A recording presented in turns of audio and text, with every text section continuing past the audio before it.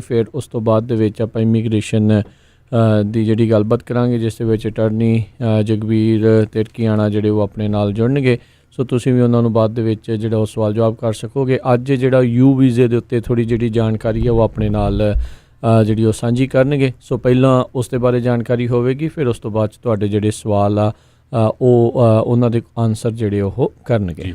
ਸੋ ਅੱਜ ਦੇ ਪ੍ਰੋਗਰਾਮ ਨੂੰ ਸਪੋਂਸਰ ਕਰ ਰਹੇ ਆ ਬਲਵਿੰਦਰ ਕੌਰ ਜੀ ਫਰੀਮੌਂਟ ਤੋਂ। ਉਹਨਾਂ ਦਾ ਜਿਹੜੇ ਉਹ ਦਾਦੀ ਜੀ ਹੈਗੇ ਆ ਡਾਕਟਰ ਅਜਮੇਰ ਸਿੰਘ ਸੰਧੂ, ਜਿਹੜੇ ਕਿ ਅੰਮ੍ਰਿਤਸਰ 'ਚ ਆ। ਸਾਡਾ ਪ੍ਰੋਗਰਾਮ ਹਰ ਰੋਜ਼ ਸੁਣਦੇ ਆ। ਅੱਜ ਉਹਨਾਂ ਦਾ ਜਨਮ ਦਿਨ ਆ ਅਤੇ ਉਹਨਾਂ ਦੇ ਜਨਮ ਦਿਨ ਦੇ ਉੱਤੇ ਪੰਜਾਬੀ ਰੇਡੀਓ USA ਦੀ ਟੀਮ ਵੱਲੋਂ ਬਹੁਤ ਬਹੁਤ ਵਧਾਈਆਂ ਜੀ। ਪਰਮਾਤਮਾ ਉਹਨਾਂ ਨੂੰ ਚੜ੍ਹਦੀ ਕਲਾ ਦੇ ਵਿੱਚ ਰੱਖੇ, ਤੰਦਰੁਸਤੀ ਬਖਸ਼ੇ, ਪਰਿਵਾਰ 'ਤੇ ਮਿਹਰ ਭਰਿਆ ਹੱਥ ਜਿਹੜਾ ਉਹ ਬਣਾ ਕੇ ਰੱਖੇ। ਸੋ ਬਹੁਤ ਬਹੁਤ ਮਿਹਰਬਾਨੀ। ਇਸ ਪ੍ਰੋਗਰਾਮ ਨੂੰ ਦੇ ਵਿੱਚ ਤੁਸੀਂ ਇਸ ਤਰੀਕੇ ਦੇ ਨਾਲ ਆਪਣੇ ਪਰਿਵਾਰ ਦੀਆਂ ਖੁਸ਼ੀਆਂ ਸਾਂਝੀਆਂ ਕੀਤੀਆਂ ਆ। ਅਤੇ ਆਪਣਾ ਜਿਹੜਾ ਹਰਜੋਤ ਸਿੰਘ ਜੀ ਨਾਲ ਹੀ ਦੱਸਦੇ ਜਾਈਏ, ਜਿਹੜਾ ਇੱਕ ਦਾਣਾ ਪਾਣੀ ਹੈਗਾ ਆ ਸੈਂਟਰਲ ਐਵੀਨਿਊ ਫਰੈਜ਼ਨੋ ਦੇ ਵਿੱਚ ਰੈਸਟੋਰੈਂਟ ਆ, ਉਹ ਓਪਨ ਹੋਣ ਜਾ ਰਿਹਾ ਆ। ਸੋ ਉਹ ਮੰਡੇ ਤੋਂ ਓਪਨ ਹੈਗਾ ਆ। ਸੋ ਉਸ ਦੇ ਵਿੱਚ ਵੀ ਜਿਹੜਾ ਉਹ ਗ੍ਰੈਂਡ ਓਪਨਿੰਗ ਉਹਨਾਂ ਦੀ ਉੱਥੇ ਉਸ ਦਿਨ ਹੋਣ ਜਾਣੀ ਆ। ਦਾਣਾ ਪਾਣੀ ਰੈਸਟੋਰੈਂਟ, ਪੰਜਾਬੀ ਫੂਡ, ਹਰ ਤਰ੍ਹਾਂ ਦਾ ਜਿਹੜਾ ਫੂਡ ਆ ਉੱਥੇ ਤੁਹਾਨੂੰ ਇੰਡੀਅਨ ਫੂਡ ਜਿਹੜਾ ਉੱਥੋਂ ਮਿਲੇਗਾ। ਸੋ 3135 ਈਸਟ ਸੈਂਟਰਲ ਐਵੀਨਿਊ ਫਰੈਜ਼ਨੋ ਇਹ ਜਿਹੜਾ ਓਪਨ ਹੋਣ ਜਾ ਰਿਹਾ ਆ। ਸੋ ਤਰ੍ਹਾਂ ਤਰ੍ਹਾਂ ਦੇ ਵੈੱਜ ਨੋਨ ਵੈੱਜ ਹਰ ਤਰ੍ਹਾਂ ਦਾ ਜਿਹੜਾ ਫੂਡ ਆ ਤੁਹਾਨੂੰ ਉੱਥੋਂ ਮਿਲੇਗਾ। ਸੋ ਜ਼ਰੂਰ ਇਹਨਾਂ ਦੇ ਜਿਹੜੇ ਰੈਸਟੋਰੈਂਟ ਦੇ ਵਿੱਚ ਜਾ ਕੇ ਤੁਸੀਂ ਸਵਾਦਾਂ ਦਾ ਲੁਤਫ ਉਡਾਓ। ਅਤੇ ਨਾਲ ਦੇ ਨਾਲ ਸਾਡੇ ਅੱਜ ਦੇ ਪ੍ਰੋਗਰਾਮ ਦੇ ਸਪੋਂਸਰਸ ਦਾ ਵੀ ਧੰਨਵਾਦ ਕਰਦੇ ਜਾਈਏ। ਖਾਲਸਾ ਇੰਸ਼ੋਰੈਂਸ ਏਜੰਸੀ ਵਾਲੇ, ਜਿਨ੍ਹਾਂ ਦੇ ਕੋਲੋਂ ਤੁਸੀਂ ਹਰ ਇੱਕ ਤਰੀਕੇ ਦੀ ਇੰਸ਼ੋਰੈਂਸ ਕਰਵਾ ਸਕਦੇ ਹੋ। ਇੰਸ਼ੋਰੈਂਸ ਬਾਰੇ ਪਤਾ ਕਰਨ ਲਈ ਕਾਲ ਕਰੋ 408 272 2500।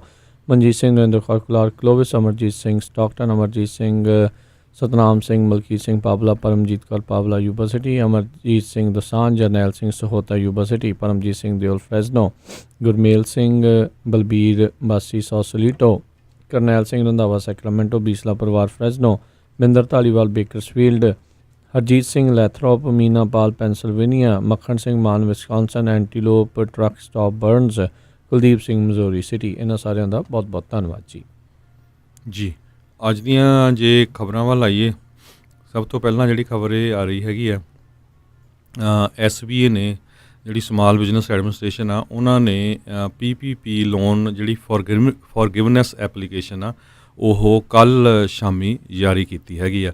ਸਰੋਤਿਆਂ ਨੂੰ ਯਾਦ ਹੋਊਗਾ ਵੀ ਬਹੁਤ ਤਰ੍ਹਾਂ ਦੀ ਜਿਹੜੀ ਆ ਫਾਈਨੈਂਸ਼ੀਅਲ ਹੈਲਪ SBA ਵੱਲੋਂ ਦਿੱਤੀ ਗਈ ਹੈਗੀ ਆ। ਕੁਛ ਗ੍ਰਾਂਟ ਸੀਗੀਆਂ $10,000 ਤਾਈਂ ਜਿਹੜੀਆਂ ਵਾਪਸ ਨਹੀਂ ਕਰਨੀਆਂ। ਕੁਛ ਪੇ ਚੈੱਕ ਪ੍ਰੋਟੈਕਸ਼ਨ ਪ੍ਰੋਗਰਾਮ ਸੀਗਾ, ਜਿਹਦੇ ਅਧੀਨ 2 ਮਹੀਨਿਆਂ ਤੱਕ ਤੁਹਾਡੇ ਐਮਪਲਾਈਆਂ ਨੂੰ ਪੇ ਦੇਣ ਦੇ ਲਈ ਜਿਹੜੀ ਆ ਉਹ ਹੈਲਪ ਦਿੱਤੀ ਗਈ ਸੀ। ਕਿਸੇ ਨੂੰ 20, 30, 40, 50, ਕਈ 10 ਮਿਲੀਅਨ ਤੱਕ ਵੀ ਲੈ ਗਿਆ ਸੀ। ਸੋ ਉਹਨੂੰ ਕਿਸ ਤਰ੍ਹਾਂ ਮਾफ़ ਕਰਨਾ ਹੈ, ਕਿਉਂਕਿ ਤੁਹਾਨੂੰ ਉਹ 8 ਵੀਕਾਂ ਦੇ ਵਿੱਚ ਯੂਜ਼ ਕਰਨੀ ਸੀ। 8 ਵੀਕਾਂ ਤੋਂ ਬਾਅਦ ਫਿਰ ਤੁਹਾਨੂੰ ਉਹ ਪੂਰੀ ਡਿਟੇਲ ਇਨਫੋਰਮੇਸ਼ਨ ਦੇਣੀ ਪੈਣੀ ਆ ਵੀ ਕਿਹੜੇ ਐਮਪਲਾਈ ਆ, ਕਿੱਥੇ ਕਿੱਦਾਂ ਯੂਜ਼ ਕੀਤੀ ਆ। ਉਹਦੇ 'ਚ ਕੁਛ ਯੂਟਿਲਿਟੀ ਬਿਲਸ ਵੀ ਸੀਗੇ, ਮੌਰਗੇਜ ਦਾ ਇੰਟਰਸਟ, ਅਤੇ ਜਾਂ ਤੁਹਾਡਾ ਰੈਂਟ ਹੈਗਾ ਆਫਿਸ ਦਾ ਜਾਂ ਕਿਸੇ ਤਰ੍ਹਾਂ ਦੀ ਬਿਲਡਿੰਗ ਦਾ, ਉਹ ਜਿਹੜੇ ਆ ਉਹਦੇ ਲਈ ਐਪਲੀਕੇਸ਼ਨ ਜਾਰੀ ਕੀਤੀ ਆ। ਸੋ ਉਹਨਾਂ ਨੇ ਐਪਲੀਕੇਸ਼ਨ ਉਹ ਭਰ ਕੇ ਜਦੋਂ 8 ਵੀਕ ਹੋ ਗਿਆ, ਜਿੱਦਣ ਤੋਂ ਤੁਹਾਨੂੰ ਉਹ ਲੋਨ ਮਿਲਿਆ 8 ਵੀਕਾਂ ਬਾਅਦ ਉਹ ਸਬਮਿਟ ਕਰਨੀ ਆ ਜਿਹੜੀ ਬੈਂਕ ਦੇ ਰਾਹੀਂ ਲੋਨ ਮਿਲਿਆ, ਤਾਂ ਕਿ ਤੁਹਾਡਾ ਜਿਹੜਾ ਲੋਨ ਆ ਉਹ ਮਾਫ, ਉਹ ਜਿਹੜਾ ਪੇ ਚੈੱਕ ਪ੍ਰੋਟੈਕਸ਼ਨ ਪ੍ਰੋਗਰਾਮ ਵਾਲਾ ਮਾਫ ਹੋ ਸਕੇ। ਸੋ ਉਹਦੇ ਲਈ ਤੁਸੀਂ ਇਹ ਆ ਵੀ ਆਪਣੇ ਜਿਹੜੇ ਕੋਈ ਵੀ ਪ੍ਰੋਫੈਸ਼ਨਲ ਹੈਗੇ ਆ, ਅਕਾਊਂਟੈਂਟ ਹੈਗੇ ਆ, CPA ਤੁਹਾਡੇ ਟੈਕਸ ਭਰਦੇ ਆ, ਉਹਨਾਂ ਦੀ ਹੈਲਪ ਜ਼ਰੂਰ ਲੈ ਲਿਓ, ਤਾਂ ਕਿ ਜਿਹੜਾ ਆ ਸਹੀ ਤਰੀਕੇ ਨਾਲ ਤੁਹਾਡੀ ਐਪਲੀਕੇਸ਼ਨ ਜਾ ਸਕੇ। ਜੀ ਬਿਲਕੁਲ। ਅਤੇ ਨਾਲ ਹੀ ਜਿਹੜੇ ਆਪਾਂ ਹਰਜੋਤ ਸਿੰਘ ਜੀ ਅਗਲੀਆਂ ਗੱਲਾਂ ਕਰਦੇ ਜਾਈਏ, ਬੀਤੇ ਦਿਨਾਂ ਦੇ ਵਿੱਚ ਸੈਨੇਟ ਨੇ ਇੱਕ ਵੋਟ ਕੀਤੀ ਆ, ਬਿੱਲ ਪਾਸ ਕੀਤਾ ਆ, ਜਿਸ ਦੇ ਵਿੱਚ FBI ਨੂੰ ਹੁਣ ਐਕਸੈਸ ਹੋਊਗਾ ਤੁਹਾਡੀ ਬਰਾਊਜ਼ਿੰਗ ਹਿਸਟਰੀ ਦਾ। ਤੁਸੀਂ ਕੀ ਦੇਖਦੇ ਰਹੇ ਆ, ਤੁਸੀਂ ਆਪਣੇ ਇੰਟਰਨੈਟ ਦੇ ਉੱਤੇ ਕੀ ਦੇਖਿਆ ਆ, ਕਿਹੜੀਆਂ ਵੈਬਸਾਈਟਸ ਦੇ ਉੱਤੇ ਗਏ ਆ, ਵਿਦਾਊਟ ਐਨੀ ਵਾਰੰਟ FBI ਨੂੰ ਹੁਣ ਇਹ ਤੁਹਾਡੀ ਬਰਾਊਜ਼ਿੰਗ ਹਿਸਟਰੀ ਦਾ ਐਕਸੈਸ ਹੋ ਜਾਊਗਾ। ਇਹ ਕੁਛ ਦਿਨ ਪਹਿਲਾਂ ਹੀ US ਸੈਨੇਟ ਦੇ ਵਿੱਚ ਇਸ ਨੂੰ ਪਾਸ ਹੋਇਆ, ਜਿਸ ਦੇ ਵਿੱਚ FBI, CIA ਇਹ ਗਵਰਨਮੈਂਟ ਏਜੰਸੀਜ਼ ਤੁਹਾਡੀਆਂ ਬਰਾਊਜ਼ਿੰਗ ਹਿਸਟਰੀ ਵਿਦਾਊਟ ਵਾਰੰਟ ਦੇਖ ਸਕਦੀਆਂ। ਹਾਲ ਦੀ ਘੜੀ ਜਦੋਂ ਵੀ ਕਿਸੇ ਦੀ ਬਰਾਊਜ਼ਿੰਗ ਹਿਸਟਰੀ ਉਹ ਹੁੰਦੀ ਆ ਜਿਹੜੀ ਤੁਸੀਂ ਇੰਟਰਨੈਟ ਦੇ ਉੱਤੇ ਆਪਣੇ ਫੋਨ ਦੇ ਉੱਤੇ ਜਾਂ ਆਪਣੇ ਤੁਸੀਂ ਲੈਪਟਾਪ ਕੰਪਿਊਟਰ ਦੇ ਉੱਤੇ ਜੋ ਕੁਛ ਵੀ ਦੇਖਦੇ ਆ, ਉਹ ਜਿਹਦੇ ਥਰੂ ਤੁਹਾਡਾ ਇੰਟਰਨੈਟ ਤੁਸੀਂ ਲੈ ਕੇ ਲੈਂਦੇ ਆ, ਉਹਨਾਂ ਦੇ ਕੋਲ ਉਹ ਸਾਰਾ ਡਾਟਾ ਜਿਹੜਾ ਉਹ ਪਿਆ ਰਹਿੰਦਾ ਆ, ਅਤੇ ਅੱਗੇ ਵਾਰੰਟ ਦੇ ਨਾਲ ਉਹ ਚੀਜ਼ ਜਿਹੜੀ ਉਹ ਲਈ ਜਾ ਸਕਦੀ ਸੀ, ਹੁਣ ਵਿਦਆਊਟ ਵਾਰੰਟ ਆ ਇਹ ਹੋ ਸਕੇਗੀ। ਸੋ ਸੈਨੇਟ ਨੇ ਇਹ ਵੀ ਆਖਿਆ ਵੀ ਜਿਹੜਾ ਪੇਟਰਾਇਟ ਐਕਟ ਆ ਉਸ ਨੂੰ ਰੀਆਥੋਰਾਈਜ਼ ਜਿਹੜਾ ਉਹ ਕੀਤਾ ਜਾਵੇ। ਸੋ 19 ਦੇ ਮੁਕਾਬਲੇ 77 ਸੈਨੇਟਰਸ ਨੇ ਇਸ ਦੇ ਹੱਕ ਦੇ ਵਿੱਚ ਜਿਹੜੀ ਉਹ ਵੋਟ ਪਾਈ ਆ। ਸੋ ਦੋਨੋਂ ਹੀ ਪਾਸਿਓਂ ਰਿਪਬਲਿਕਨ ਅਤੇ ਡੈਮੋਕ੍ਰੇਟਸ ਪਾਰਟੀ ਦੇ ਜਿਹੜੇ ਸੈਨੇਟਰਸ ਆ ਉਹਨਾਂ ਨੇ ਇਸ ਦੇ ਵਿੱਚ ਕੀਤਾ ਹੈ। ਇਸ ਨੂੰ ਲੈ ਕੇ ਆਲਰੇਡੀ ਹਰਜੋਤ ਸਿੰਘ ਦੀ ਨਿੱਜਤਾ ਨੂੰ ਲੈ ਕੇ ਬਹੁਤ ਜ਼ਿਆਦਾ ਵਿਵਾਦ ਰੌਲੇ ਆ ਉਹ ਰਹਿੰਦੇ ਨੇ। ਸੋ ਇਹ ਇੱਕ ਉਹਨਾਂ ਨੂੰ ਹੁਣ FBI ਅਤੇ CIA ਨੂੰ ਇੱਕ ਖੁੱਲ੍ਹਾ ਹੱਥ ਮਿਲ ਚੁੱਕਾ ਆ ਜੀ। ਅਗਲੀ ਖਬਰ ਬਾਅਦ ਚੱਲੀ ਹੈ ਜਿਹੜੀ ਨਿਊਯਾਰਕ ਤੋਂ ਆ ਰਹੀ ਹੈ। ਕਹਿੰਦੇ ਵੀ ਨਿਊਯਾਰਕ ਦਾ ਇੱਕ ਟੂਰਿਸਟ ਜਿਹੜਾ ਆ ਉਹ ਹਵਾਈ ਦੇ ਵਿੱਚ ਅਰੈਸਟ ਕੀਤਾ ਗਿਆ, ਕਿਉਂਕਿ ਉਸ ਨੇ ਹਵਾਈ ਦੇ ਵਿੱਚ ਬੀਚ ਦੇ ਉੱਤੇ ਘੁੰਮਦਿਆਂ ਨੇ ਆਪਣੀ ਜਿਹੜੀ ਪਿਕਚਰ ਆ ਉਹ ਇੰਸਟਾਗ੍ਰਾਮ ਦੇ ਉੱਤੇ ਪਾ ਦਿੱਤੀ ਸੀ। 23 ਸਾਲਾਂ ਦਾ ਜਿਹੜਾ ਆ ਇਹ ਨੌਜਵਾਨ ਇਸ ਨੂੰ ਅਰੈਸਟ ਕੀਤਾ ਗਿਆ, ਕਿਉਂਕਿ ਜਿਹੜਾ ਵੀ ਹਵਾਈ ਵਾਲਿਆਂ ਨੇ ਰੂਲ ਬਣਾਇਆ ਵੀ ਜਿਹੜਾ ਵੀ ਉੱਥੇ ਹਵਾਈ 'ਚ ਜਾਂਦਾ ਉਹਨੂੰ 14 ਦਿਨ ਕੁਆਰੰਟੀਨ ਕਰਨਾ ਪੈਣਾ ਹੈਗਾ ਆ, ਪਰ ਉਸ ਨੂੰ ਵਾਇਲੇਟ ਕਰਦੇ ਹੋਏ ਉਸ ਆਰਡੀਨੈਂਸ ਨੂੰ ਇਹ ਬੀਚ 'ਤੇ ਘੁੰਮ ਕੇ ਅਤੇ ਆਪਣੀਆਂ ਪਿਕਚਰਾਂ ਪਾ ਰਿਹਾ ਸੀ, ਅਤੇ ਕਿਸੇ ਨੇ ਰਿਪੋਰਟ ਕਰਤਾ ਅਤੇ ਹੁਣ ਉਸ ਨੂੰ ਜਿਹੜਾ ਆ ਅਰੈਸਟ ਕਰ ਲਿਆ ਗਿਆ ਹੈਗਾ ਆ, ਅਤੇ ਉਹਨੂੰ ਕਹਿੰਦੇ ਵੀ $5000 ਫਾਈਨ ਅਤੇ 1 ਸਾਲ ਦੀ ਜਿਹੜੀ ਸਜ਼ਾ ਹੋ ਸਕਦੀ ਹੈ। ਜੀ। ਉੱਧਰ ਅੱਜ ਸਟੇਟ ਡਿਪਾਰਟਮੈਂਟ ਦੇ ਇੰਸਪੈਕਟਰ ਜਨਰਲ ਆ ਉਹਨਾਂ ਨੂੰ ਰਾਸ਼ਟਰਪਤੀ ਟਰੰਪ ਆ ਉਹਨਾਂ ਨੇ ਫਾਇਰ ਜਿਹੜਾ ਆ ਉਹ ਕਰ ਦਿੱਤਾ। ਸਟੀਵ ਲਿਨਿਕ ਨਾਮ ਦੇ ਸੀਗੇ, ਇਹ ਰਾਸ਼ਟਰਪਤੀ ਓਬਾਮਾ ਦੇ ਦੁਆਰਾ ਇਹਨਾਂ ਨੂੰ ਜਿਹੜਾ ਉਹ ਨਿਯੁਕਤ ਕੀਤਾ ਗਿਆ ਸੀਗਾ, ਅਤੇ ਪਰ ਅੱਜ ਜਿਹੜੇ ਆ ਰਾਸ਼ਟਰਪਤੀ ਟਰੰਪ ਉਹਨਾਂ ਨੇ ਇਹ ਕਹਿ ਦਿੱਤਾ ਵੀ ਇਸ ਦੇ ਉੱਤੇ ਉਹਨਾਂ ਨੂੰ ਪੂਰਾ ਭਰੋਸਾ ਨਹੀਂ ਹੈਗਾ, ਇਸ ਕਰਕੇ ਇਹਨਾਂ ਨੂੰ ਅਗਲੇ 30 ਦਿਨਾਂ ਦੇ ਵਿੱਚ ਜਿਹੜੇ ਇੰਸਪੈਕਟਰ ਜਨਰਲ ਆ ਉਹਨਾਂ ਨੂੰ ਫਾਇਰ ਕਰ ਦਿੱਤਾ ਜਾਊਗਾ, ਅਹੁਦੇ ਤੋਂ ਹਟਾ ਦਿੱਤਾ ਜਾਊਗਾ। ਅਗਲੀ ਖਬਰ ਆ ਰਹੀ ਹੈ ਜਿਹੜੀ ਨਿਊਯਾਰਕ, ਨਿਊ ਜਰਸੀ, ਕਨੈਟੀਕਟ ਅਤੇ ਡੈਲਵੇਅਰ ਸਟੇਟ ਜਿਹੜੀਆਂ ਆ ਉਹ ਆਪਣੇ ਬੀਚਜ਼ ਨੂੰ ਮੈਮੋਰੀਅਲ ਡੇ ਦੇ ਉੱਤੇ ਖੋਲ੍ਹਣ ਜਾ ਰਹੇ ਆ, ਪਰ ਕੁਛ ਕੁ ਰੀਸਟ੍ਰਿਕਸ਼ਨਸ ਜ਼ਰੂਰ ਹੋਣਗੀਆਂ। ਇਹ ਜਿਹੜੇ ਆ ਐਂਡਰਿਊ ਕੁਓਮੋ ਜਿਹੜੇ ਗਵਰਨਰ ਆ ਉਹਨਾਂ ਨੇ ਇਹ ਦੱਸਿਆ ਹੈਗਾ, ਕਹਿੰਦੇ ਪਈ ਜਿਹੜੇ ਆ ਗਰੁੱਪਾਂ ਦੇ ਵਿੱਚ ਇਕੱਠੇ ਨਹੀਂ ਹੋ ਸਕਦੇ, 50% ਤੋਂ ਵੱਧ ਜਿਹੜੀ ਆ ਕਪੈਸਿਟੀ ਨਹੀਂ ਹੋ ਸਕਦੀ, ਉੱਥੇ ਪਾਰਟੀਆਂ ਵਗੈਰਾ ਨਹੀਂ ਹੋ ਸਕਦੀਆਂ। ਸੋ ਮੈਮੋਰੀਅਲ ਡੇ ਵੀਕਐਂਡ ਦੇ ਉੱਤੇ ਕਹਿੰਦੇ ਵੀ ਇਹ ਖੋਲ੍ਹਣ ਜਾ ਰਹੇ ਹੈਗੇ ਬੀਚਸ ਜੀ। ਅਗਲੀ ਜਿਹੜੀ ਹਰਜੋਤ ਸਿੰਘ ਦੀ ਗੱਲ ਕਰੀਏ, ਕੱਲ੍ਹ ਹਾਊਸ ਨੇ $3 ਟ੍ਰਿਲੀਅਨ ਦਾ ਜਿਹੜਾ ਦੂਜਾ ਰਿਲੀਫ ਪੈਕੇਜ ਸੀਗਾ ਉਸ ਨੂੰ ਪਾਸ ਕਰ ਦਿੱਤਾ ਸੀਗਾ। ਉੱਧਰ ਹੁਣ ਇਹ ਦੇਖਣਾ ਹੋਊਗਾ ਵੀ ਸੈਨੇਟ ਦੇ ਵਿੱਚ ਇਸ ਨੂੰ ਕਿੰਨੀ ਕੁ ਮਨਜ਼ੂਰੀ ਜਿਹੜੀ ਉਹ ਮਿਲੇਗੀ। ਉੱਧਰ ਨਿਊਜ਼ੀਲੈਂਡ ਦੀ ਪ੍ਰਾਈਮ ਮਿਨਿਸਟਰ ਜਸਿੰਡਾ ਆਰਡਨ ਜਿਸ ਨੂੰ ਕਿ ਪਹਿਲਾਂ ਇੱਕ ਰੈਸਟੋਰੈਂਟ ਵਾਲਿਆਂ ਨੇ ਮੋੜ ਦਿੱਤਾ, ਬੇਰੰਗ ਹੀ ਜਿਹੜਾ ਮੋੜ ਦਿੱਤਾ, ਕਹਿੰਦੇ ਵੀ ਲਿਮਿਟਿਡ ਸੀਟਿੰਗ ਹੈਗੀ ਹੈ ਕਰੋਨਾ ਵਾਇਰਸ ਰਿਸਟ੍ਰਿਕਸ਼ਨਸ ਜਿਹੜੀ ਉਹ ਕਰਕੇ। ਤੁਸੀਂ ਦੇਖੋ ਵੀ ਉੱਥੋਂ ਦੇ ਲੋਕ ਕਿੰਨੇ ਜਿਹੜੇ ਆ ਅਵੇਅਰ ਨੇ ਅਤੇ ਕਿੰਨੇ ਧਿਆਨ ਦੇ ਨਾਲ ਉਹਨਾਂ ਰਿਸਟ੍ਰਿਕਸ਼ਨਸ ਨੂੰ ਜਿਹੜਾ ਫੋਲੋ ਕਰ ਰਿਹਾ, ਵੀ ਉੱਥੋਂ ਦੀ ਪ੍ਰਾਈਮ ਮਿਨਿਸਟਰ ਨੂੰ ਵੀ ਜਿਹੜਾ ਉਹਨਾਂ ਨੇ ਮੋੜ ਦਿੱਤਾ, ਜਦ ਕਿ ਪ੍ਰਾਈਮ ਮਿਨਿਸਟਰ ਦਾ ਰੋਲ ਉੱਥੇ ਬਹੁਤ ਹੀ ਵਧੀਆ ਜਿਹੜਾ ਆ ਉਹ ਰਿਹਾ ਆ। ਅਤੇ ਇਸ ਮੌਕੇ ਨਿਊਜ਼ੀਲੈਂਡ ਦੇ ਵਿੱਚ ਪਿਛਲੇ ਕਈ ਦਿਨਾਂ ਤੋਂ ਕੋਈ ਵੀ ਨਵਾਂ ਕੇਸ ਜਿਹੜਾ ਆ ਉਹ ਉੱਥੇ ਨਹੀਂ ਆਇਆ ਸੀ, ਅਤੇ ਉਹਨਾਂ ਨੇ ਉੱਥੇ ਕਰੋਨਾ ਵਾਇਰਸ ਦੇ ਉੱਤੇ ਜਿੱਤ ਦਾ ਐਲਾਨ ਕੀਤਾ ਸੀਗਾ। ਅਗਲੀ ਖਬਰ ਜਿਹੜੀ ਆ ਵਾਸ਼ਿੰਗਟਨ ਬਾਰਡਰ ਤੋਂ ਆ ਰਹੀ ਹੈ। ਰਾਜਕਨਵੀਰ ਸਿੰਘ ਜੀ, ਬਹੁਤ ਵਾਰ ਆਪਾਂ ਜਿਹੜੀ ਸਾਡੀ ਕਮਿਊਨਿਟੀ ਆ ਬਹੁਤ ਵਧੀਆ ਕੰਮ ਕਰਦੀ ਆ। ਦੇਖੋ ਕਰੋਨਾ ਵਾਇਰਸ ਨੂੰ ਲੈ ਕੇ ਪੂਰੀ ਦੁਨੀਆ ਦੇ ਵਿੱਚ ਜਿਹੜੇ ਸਿੱਖਾਂ ਨੇ ਆਪਣਾ ਨਾਂ ਚਮਕਾਇਆ ਹੈਗਾ, ਚਾਹੇ ਉਹ ਕਿਸੇ ਵੀ ਸ਼ਹਿਰ ਦੇ ਵਿੱਚ, ਕਿਸੇ ਵੀ ਮੁਲਕ ਦੇ ਵਿੱਚ ਰਹਿੰਦੇ ਆ, ਪਰ ਕਈ ਜਿਹੜੇ ਬਦਨਾਮ ਕਰਨ ਵਾਲੇ ਵੀ ਬੰਦੇ ਹੁੰਦੇ ਆ ਕੌਮ ਦੇ ਵਿੱਚ, ਅਤੇ ਉਹਦੇ ਨਾਲ ਫਿਰ ਪੂਰੀ ਕੌਮ ਦੀ ਜਿਹੜੀ ਬਦਨਾਮੀ ਹੁੰਦੀ ਆ। ਕੱਲ੍ਹ ਜਿਹੜਾ ਹੈਗਾ ਆ ਕਹਿੰਦੇ ਪਈ ਕੈਨੇਡਾ ਦੇ ਬਾਰਡਰ ਦੇ ਉੱਤੇ US ਕਸਟਮ ਅਤੇ ਬਾਰਡਰ ਪ੍ਰੋਟੈਕਸ਼ਨ ਵਾਲਿਆਂ ਨੇ ਇੱਕ ਟਰੱਕ ਡਰਾਈਵਰ ਨੂੰ ਜਿਹੜਾ ਅਰੈਸਟ ਕੀਤਾ ਹੈਗਾ, ਜਿਹੜਾ ਕਿ $3 ਮਿਲੀਅਨ ਦੀ ਜਿਹੜੀ ਕੋਕੀਨ ਆ ਉਹ ਲੈ ਕੇ ਕੈਨੇਡਾ ਨੂੰ ਜਾ ਰਿਹਾ ਸੀ। ਅਜੀਤਪਾਲ ਸਿੰਘ ਸੰਘੇੜਾ 41 ਸਾਲਾਂ ਦਾ ਜਿਹੜਾ ਆ ਇਸ ਨੂੰ ਵਟਕੌਮ ਕਾਉਂਟੀ ਜੇਲ੍ਹ ਜਿਹੜੀ ਆ ਉਹਦੇ ਵਿੱਚ ਰੱਖਿਆ ਗਿਆ ਹੈਗਾ ਆ। $1 ਲੱਖ ਦੀ ਉਹਦੀ ਬੇਲ ਰੱਖੀ ਗਈ ਆ। ਕਹਿੰਦੇ ਲਾ ਇਨਫੋਰਸਮੈਂਟ ਏਜੰਸੀਜ਼ ਕਹਿੰਦੀਆਂ ਵੀ ਸਾਨੂੰ ਇੱਕ ਅਨੋਨੀਮਸ ਟਿਪ ਮਿਲੀ ਸੀਗੀ, ਅਤੇ ਉਸ ਤੋਂ ਬਾਅਦ ਉਹਨਾਂ ਨੇ ਜਿਹੜੇ ਆ ਜਿੰਨੇ ਵੀ ਟਰੱਕ ਜਾਂਦੇ ਸੀ ਇੱਕ ਕਹਿੰਦੇ ਸਪੈਸੀਫਿਕ ਕੰਪਨੀ ਦੇ ਉਹ ਚੈੱਕ ਕਰਨੇ ਸ਼ੁਰੂ ਕਰ ਦਿੱਤੇ। ਇੱਕ ਬਲੂ ਰੰਗ ਦਾ 2000 ਫਰੇਟ ਲਾਈਨਰ ਸੀ, ਜਿਹਦੇ ਵਿੱਚ ਬ੍ਰਿਟਿਸ਼ ਕੋਲੰਬੀਆ ਦੀਆਂ ਜਿਹੜੀਆਂ ਪਲੇਟਸ ਸੀਗੀਆਂ, ਅਤੇ ਟੋਇੰਗ ਟ੍ਰੇਲਰ ਓਕਲਾਹੋਮਾ ਪਲੇਟਸ ਦੀਆਂ ਸੀਗੀਆਂ। ਪਤਾ ਨਹੀਂ ਕਿੱਦਾਂ ਇਹ ਚੱਕਰ ਆ। ਅਤੇ ਕਹਿੰਦੇ ਵੀ ਜਦੋਂ ਉਹਨਾਂ ਨੇ ਟੈਸਟ ਕੀਤਾ ਅਤੇ ਉੱਥੇ ਇਸ ਬੰਦੇ ਨੂੰ ਜਿਹੜਾ ਫੜ ਲਿਆ, ਜਿਹੜਾ ਇੰਨੀ ਵੱਡੀ ਮਾਤਰਾ ਦੇ ਵਿੱਚ ਕੋਕੀਨ ਲੈ ਕੇ ਕੈਨੇਡਾ ਨੂੰ ਜਾ ਰਿਹਾ ਸੀ। ਜੀ ਦੇਖੋ ਜੀ, ਪੂਰਾ ਨਾਮ ਜਿਹੜਾ ਉਹ ਬਦਨਾਮ ਕਰਦੇ ਨੇ, ਕਿੰਨੀ ਜਿਹੜੀ ਮਾੜੀ ਗੱਲ ਆ। ਸਿੱਖਾਂ ਦਾ ਨਾਮ ਬਦਨਾਮ ਕਰਦੇ, ਪੰਜਾਬੀਆਂ ਦਾ, ਪੂਰੀ ਕਮਿਊਨਿਟੀ ਦਾ ਜਿਹੜਾ ਨਾਮ ਬਦਨਾਮ ਹੁੰਦਾ ਆ। ਪਰ ਅਜਿਹੇ ਅਨਸਰ ਸਾਰੀਆਂ ਕਮਿਊਨਿਟੀਆਂ ਦੇ ਵਿੱਚ ਜਿਹੜੇ ਉਹ ਪਾਏ ਜਾਂਦੇ ਨੇ। ਗੱਲ ਆ ਵੀ ਇਹਨਾਂ ਨੂੰ ਜਦੋਂ ਪਹਿਲਾਂ ਹੀ ਸਮਾਂ ਰਹਿੰਦੇ ਹੋਏ ਐਕਸਪੋਜ਼ ਕਰ ਦਿੱਤਾ ਜਾਵੇ ਤਾਂ ਚੰਗਾ ਆ, ਕਮਿਊਨਿਟੀ ਜਿਹੜੀ ਉਹ ਬਚੀ ਰਹਿੰਦੀ ਆ। ਨਹੀਂ ਤਾਂ ਫਿਰ ਇੱਕ ਹਿਸਾਬ ਦੇ ਨਾਲ ਇੱਦਾਂ ਹੀ ਆ ਹਰਜੋਤ ਸਿੰਘ ਜੀ ਵੀ ਨਾਮ ਬਹੁਤ ਹੀ ਜ਼ਿਆਦਾ ਬਦਨਾਮ ਹੋਣ ਲੱਗ ਤੁਸੀਂ ਦੇਖੋ ਵੀ ਜਿਹੜੇ US ਇਮੀਗ੍ਰੇਸ਼ਨ ਵਾਲੇ ਆ ਉਹ ਕਹਿੰਦੇ ਵੀ ਇਹ ਜਿਹੜਾ ਸੰਘੇੜਾ ਸਾਹਿਬ ਆ 40 ਵਾਰੀ ਨਹੀਂ ਬਾਰਡਰ ਕ੍ਰਾਸ ਕੀਤਾ ਪਿਛਲੇ ਮਹੀਨਿਆਂ 'ਚ, ਫੜਿਆ ਇੱਕ ਪਹਿਲੀ ਵਾਰੀ ਗਿਆ। ਸੋ ਹੁਣ ਇਹ ਦੇਖੋ ਵੀ ਲੋਕਾਂ ਦੇ ਜਿਹੜੇ ਬੱਚੇ ਮਾਰਨ ਨੂੰ ਇਹ ਕਿੱਥੇ ਜਿਹੜਾ ਜ਼ੁਲਮ ਇਹ ਜਿਹੜਾ ਹੋਣਾ ਹੈਗਾ ਆ ਪੂਰਾ ਇਹਦਾ। ਸੋ ਪੂਰੀ ਬਦਨਾਮੀ ਜਿਹੜੀ ਆ ਇਹ ਕੌਮ ਦੀ ਇਹਦੇ ਨਾਲ ਹੁੰਦੀ ਹੈਗੀ ਆ।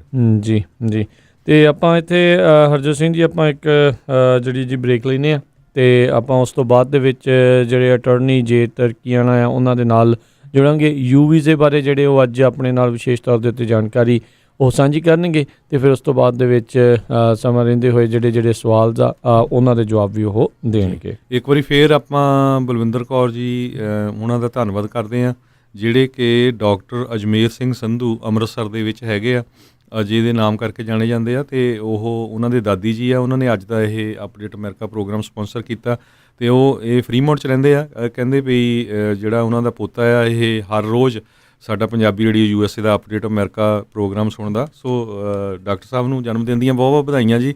ਹੋਰ ਆਪਣੇ ਮਰੀਜ਼ਾਂ ਨੂੰ, ਹੋਰ ਵੀ ਜਿਹੜੇ ਦੋਸਤ ਮਿੱਤਰ ਉਹਨਾਂ ਨੂੰ ਦੱਸਿਆ ਕਰੋ ਪੰਜਾਬੀ ਰੇਡੀਓ USA ਸੁਣਨ ਦੇ ਲਈ ਜੀ। ਥੈਂਕ ਯੂ ਜੀ, ਬਹੁਤ ਬਹੁਤ। ਇੰਨੀ ਦੂਰੋਂ ਤੁਸੀਂ ਬੈਠੇ ਜਿਹੜਾ ਉਹ ਸਾਥ ਦਿੰਦੇ ਹੋ ਪੰਜਾਬੀ ਰੇਡੀਓ USA ਦਾ, ਇਸ ਦੇ ਲਈ ਬਹੁਤ ਬਹੁਤ ਧੰਨਵਾਦ। ਬਾਕੀ ਜਿਹੜੇ ਵੀ ਦੂਰੋਂ ਨੇੜੋਂ ਬੈਠੇ ਇਸ ਟਾਈਮ ਸੁਣ ਰਹੇ ਸਾਰਿਆਂ ਦਾ ਹੀ ਬਹੁਤ ਬਹੁਤ ਧੰਨਵਾਦ। ਅਤੇ ਬ੍ਰੇਕ ਤੋਂ ਬਾਅਦ ਅਸੀਂ ਫਿਰ ਹਾਜ਼ਰ ਹੁੰਦੇ ਹਾਂ ਜੀ।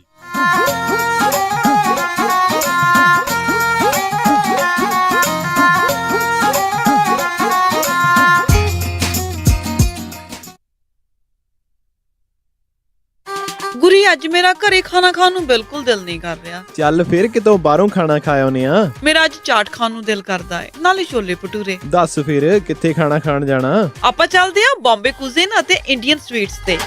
ਬੰਬੇ ਕੁਜ਼ੀਨ ਅਤੇ ਇੰਡੀਅਨ ਸਵੀਟਸ, ਜਿੱਥੇ ਕਿ ਤੁਸੀਂ ਵੈਜ ਨਾਨ ਵੈਜ ਖਾਣਾ ਵੀ ਖਾ ਸਕਦੇ ਹੋ, ਛੋਲੇ ਭਟੂਰੇ ਵੀ ਖਾ ਸਕਦੇ ਹੋ ਤੇ ਖਾ ਸਕਦੇ ਹੋ ਹਰ ਇੱਕ ਤਰ੍ਹਾਂ ਦੀ ਚਾਟ। ਅਤੇ ਵਿਆਹ ਸ਼ਾਦੀ ਵਾਸਤੇ ਭਾਜੀ ਵੀ ਬਣਾਉਂਦੇ ਹਨ। 50 ਬੰਦਿਆਂ ਦੇ ਬੈਠ ਕੇ ਖਾਣ ਦੀ ਜਗ੍ਹਾ ਵੀ ਹੈ ਅਤੇ ਫੂਡ ਨੂੰ ਟੂ ਗੋ ਵੀ ਕਰ ਸਕਦੇ ਹੋ। ਤੇ ਆਉਂਦੇ ਆਉਂਦੇ ਆਪਾਂ ਮੰਮੀ ਹੁਣਾਂ ਵਾਸਤੇ ਮਠਿਆਈਆਂ ਵੀ ਲੈ ਆਵਾਂਗੇ। ਬੰਬੇ ਕੁਜ਼ੀਨ ਅਤੇ ਇੰਡੀਅਨ ਸਵੀਟਸ 7452 ਫੁੱਟਹਿਲਸ ਬੁਲੇਵਾਰਡ ਰੋਜ਼ਵਿਲ। ਇਹਨਾਂ ਦੀ ਦੂਜੀ ਲੋਕੇਸ਼ਨ 1013 ਰੈਲਡ ਸਟਰੀਟ ਫਾਲਸਮ ਵਿੱਚ ਹੈ, ਜਿੱਥੋਂ ਤੁਸੀਂ ਬਫੇ ਵੀ ਲੈ ਸਕਦੇ ਹੋ। ਹੋਰ ਜਾਣਕਾਰੀ ਲਈ ਕਾਲ 2482284580 248 228 4580। ਇਸ ਮੌਕੇ ਇਹਨਾਂ ਨੂੰ ਵੇਟਰ, ਹੈਲਪਰ ਅਤੇ ਮਠਿਆਈ ਬਣਾਉਣ ਵਾਲੇ ਦੀ ਜ਼ਰੂਰਤ ਹੈ। ਕਾਲ 2482284580। ਭਾਗਵਾਨ ਨੇ ਅੱਜ ਮੈਂ ਬਹੁਤ ਖੁਸ਼ ਹਾਂ, ਮੇਰੀ ਹੋਈ ਆ ਪ੍ਰਮੋਸ਼ਨ ਤੇ ਅੱਜ ਆਪਾਂ ਚੱਲਾਂਗੇ ਬਹੁਤ ਹੀ ਸਵਾਦ ਤੇ ਵਧੀਆ ਜਿਹਾ ਪੀਜ਼ਾ ਖਾਣ ਦਾ ਓਰੀਜਨਲ ਸ਼ਿਕਾਗੋਜ਼ ਪੀਜ਼ਾ ਐਂਡ ਕਰੀ ਐਲਗਰੋ ਵਾਲਿਆਂ ਦੇ, ਜਿੱਥੇ ਜਾ ਕੇ ਖਾਵਾਂਗੇ ਵੈਜ ਨਾਨ ਵੈਜ ਪੀਜ਼ਾ, ਨਾਲੇ ਤੇਰੇ ਪਸੰਦ ਦੇ ਪਨੀਰ ਪਕੌੜੇ, ਟਿੱਕੀਆਂ ਤੇ ਛੋਲੇ ਭਟੂਰੇ ਵੀ ਮਿਲਦੇ ਆ। The original Chicago's Pizza and Curry, 9308 Elk Grove Boulevard, Suite 100 Elk Grove। Pizza ਬੈਠ ਕੇ ਵੀ ਖਾ ਸਕਦੇ ਹੋ ਅਤੇ ਟੇਕ ਆਊਟ ਵੀ ਕਰਵਾ ਸਕਦੇ ਹੋ ਅਤੇ ਇਹ ਪੀਜ਼ਾਸ ਡਿਲੀਵਰ ਵੀ ਕਰਦੇ ਹਨ, ਜਿੱਥੋਂ ਲੈ ਸਕਦੇ ਹੋ ਹਰ ਇੱਕ ਤਰ੍ਹਾਂ ਦਾ chicken pizza, desi style meat pizza, paneer pizza, veggie pizza ਤੇ ਨਾਨ ਪੀਜ਼ਾ। ਇਸ ਤੋਂ ਇਲਾਵਾ ਬ੍ਰੈਡ ਸਟਿਕਸ, ਵਿੰਗਸ, ਸੈਲਡ ਅਤੇ ਪਾਸਤਾ ਵੀ ਖਾ ਸਕਦੇ ਹੋ ਅਤੇ ਇਹ ਖੁੱਲੇ ਰਹਿੰਦੇ ਹਨ ਸੱਤੋ ਦਿਨ ਸਵੇਰੇ 11 ਵਜੇ ਤੋਂ ਰਾਤੀ 10 ਵਜੇ ਤੱਕ। ਵਧੇਰੇ ਜਾਣਕਾਰੀ ਲਈ ਗੱਲ ਕਰ ਸਕਦੇ ਹੋ 916 478 44 44 916 478 4444 ਅਤੇ ਇਹ ਸਾਰੇ ਇਵੈਂਟਸ ਦੇ ਲਈ ਕੇਟਰਿੰਗ ਵੀ ਕਰਦੇ ਹਨ। The original Chicago's Pizza and Curry, Elk Grove। Indian saver wholesale printing ਵਾਲਿਆਂ ਤੋਂ ਬਣਵਾ ਸਕਦੇ ਹੋ 1000 ਬਿਜ਼ਨਸ ਕਾਰਡ ਸਿਰਫ ਹੀ $45 ਵਿੱਚ। Outdoor banner $699 per square feet. Banner with stand ਸਿਰਫ $135 ਵਿੱਚ। 10 ਬਾਈ 10 ਦਾ event tent with hardware and fabric ਤੁਹਾਡੇ ਲੋਗੋ ਅਤੇ ਐਡ ਦੇ ਨਾਲ ਸਿਰਫ ਹੀ $1399 ਵਿੱਚ। Flyer, brochure, post card, poster, presentation folder, hang tags, envelopes, roll label, sticker ਅਤੇ ਇਹ ਐਵਰੀ ਡੋਰ ਡਾਇਰੈਕਟ ਮੇਲ ਦੀ ਸਰਵਿਸ ਵੀ ਦਿੰਦੇ ਹਨ। 9165255476 916 525 5476।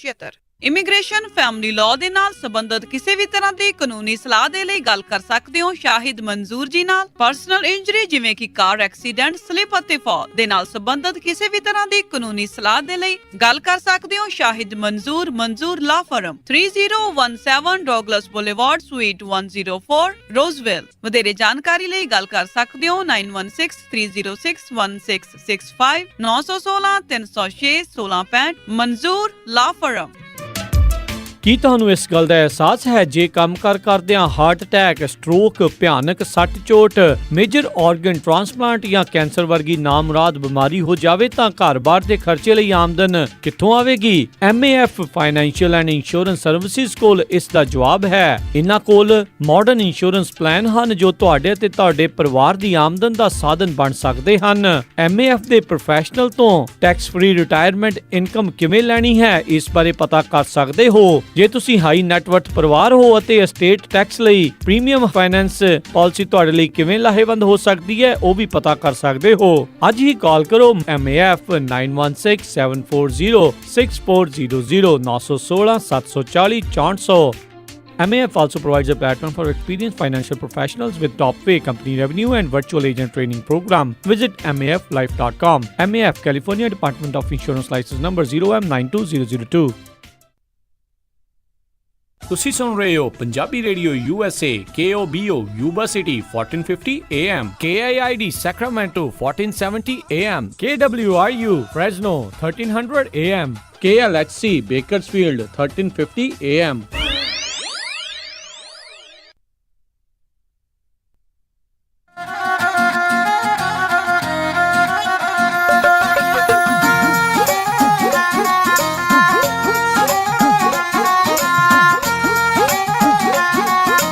ਪੰਜਾਬੀ ਰੇਡੀਓ USA ਸੁਣ ਰਹੇ ਸਾਰੇ ਹੀ ਮਾਣਯੋਗ ਅਤੇ ਸਤਿਕਾਰਤ ਸਰੋਤਿਆਂ ਨੂੰ ਪਿਆਰ ਸਤਿਕਾਰ ਸੈਨਿਕੀ ਜਿਹੀ ਸਤਿ ਸ੍ਰੀ ਅਕਾਲ। ਸਭ ਨੂੰ ਜੀਆਂ ਨੂੰ ਆਖਦੇ ਹਾਂ।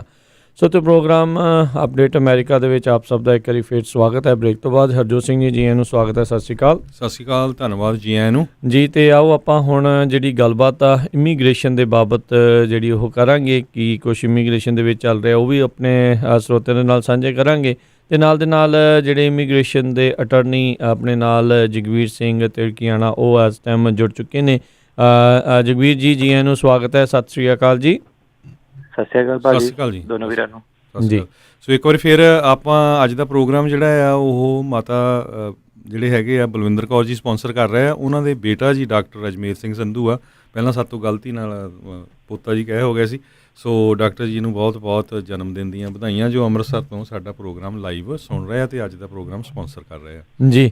ਅਤੇ ਜਗਵੀਰ ਜੀ ਅੱਜ ਆਪਾਂ ਗੱਲਬਾਤ ਕਰਾਂਗੇ ਯੂ ਵੀਜ਼ੇ ਨੂੰ ਲੈ ਕੇ। ਸੋ ਕਈ ਕੁਛ ਇਸ ਦੇ ਵਿੱਚ ਹੈਗਾ ਆ। ਇਸ ਦੇ ਵਿੱਚ ਕੀ ਕੁਛ ਹੈਗਾ ਆ, ਕਿੱਦਾਂ ਕਿਸੇ ਨੇ ਅਪਲਾਈ ਕਰਨਾ ਹੈ, ਕੀ ਡੇਟਸ ਵਗੈਰਾ ਇਸ ਦੀਆਂ ਚੱਲ ਰਹੀਆਂ ਆ, ਕਿੱਦਾਂ ਬੈਨੀਫਿਟਸ ਇਸ ਦੇ ਜਿਹੜੇ ਹੈਗੇ ਆ ਉਸ ਦੇ ਬਾਰੇ ਜਾਣਕਾਰੀ ਦੇਣਗੇ। ਅਤੇ ਇਸ ਤੋਂ ਪਹਿਲਾਂ ਜਿਹੜੇ ਜਗਵੀਰ ਜੀ ਕਹਿੰਦੇ ਵੀ ਮੈਂ ਸਭ ਤੋਂ ਪਹਿਲਾਂ ਮਾफ़ੀ ਮੰਗਣਾ ਚਾਹੁੰਦਾ ਹਾਂ ਵੀ ਸ਼ਾਰਟ ਸਟਾਫ ਹੋਣ ਕਰਕੇ ਉਹ ਜਿਹੜੀਆਂ ਕਾਲਸ ਅਤੇ ਮੈਸੇਜਸ ਜਿਹੜੇ ਆ ਰਹੇ ਆ ਉਹਨਾਂ ਦਾ ਸਮੇਂ ਸਿਰ ਜਿਹੜਾ ਉਹ ਜਵਾਬ ਜਿਹੜਾ ਉਹ ਨਹੀਂ ਦੇ ਪਾ ਰਹੇ। ਕਹਿੰਦੇ ਵੀ ਜਿੱਦਾਂ ਹੀ ਹੁਣ ਸਾਰਾ ਲੋਕਡਾਊਨ ਖੁੱਲ੍ਹੂਗਾ, ਸਟਾਫ ਉਹਨਾਂ ਦਾ ਪੂਰਾ ਹੋਊਗਾ, ਫਿਰ ਹੌਲੀ ਹੌਲੀ ਸਾਰਿਆਂ ਦੇ ਵਾਰੀ ਸਿਰ ਜਿਹੜੇ ਕਾਲਸ ਅਤੇ ਉਹਨਾਂ ਦੇ ਮੈਸੇਜਸ ਦਾ ਜਵਾਬ ਜਿਹੜਾ ਉਹ ਦੇ ਸਕਣਗੇ।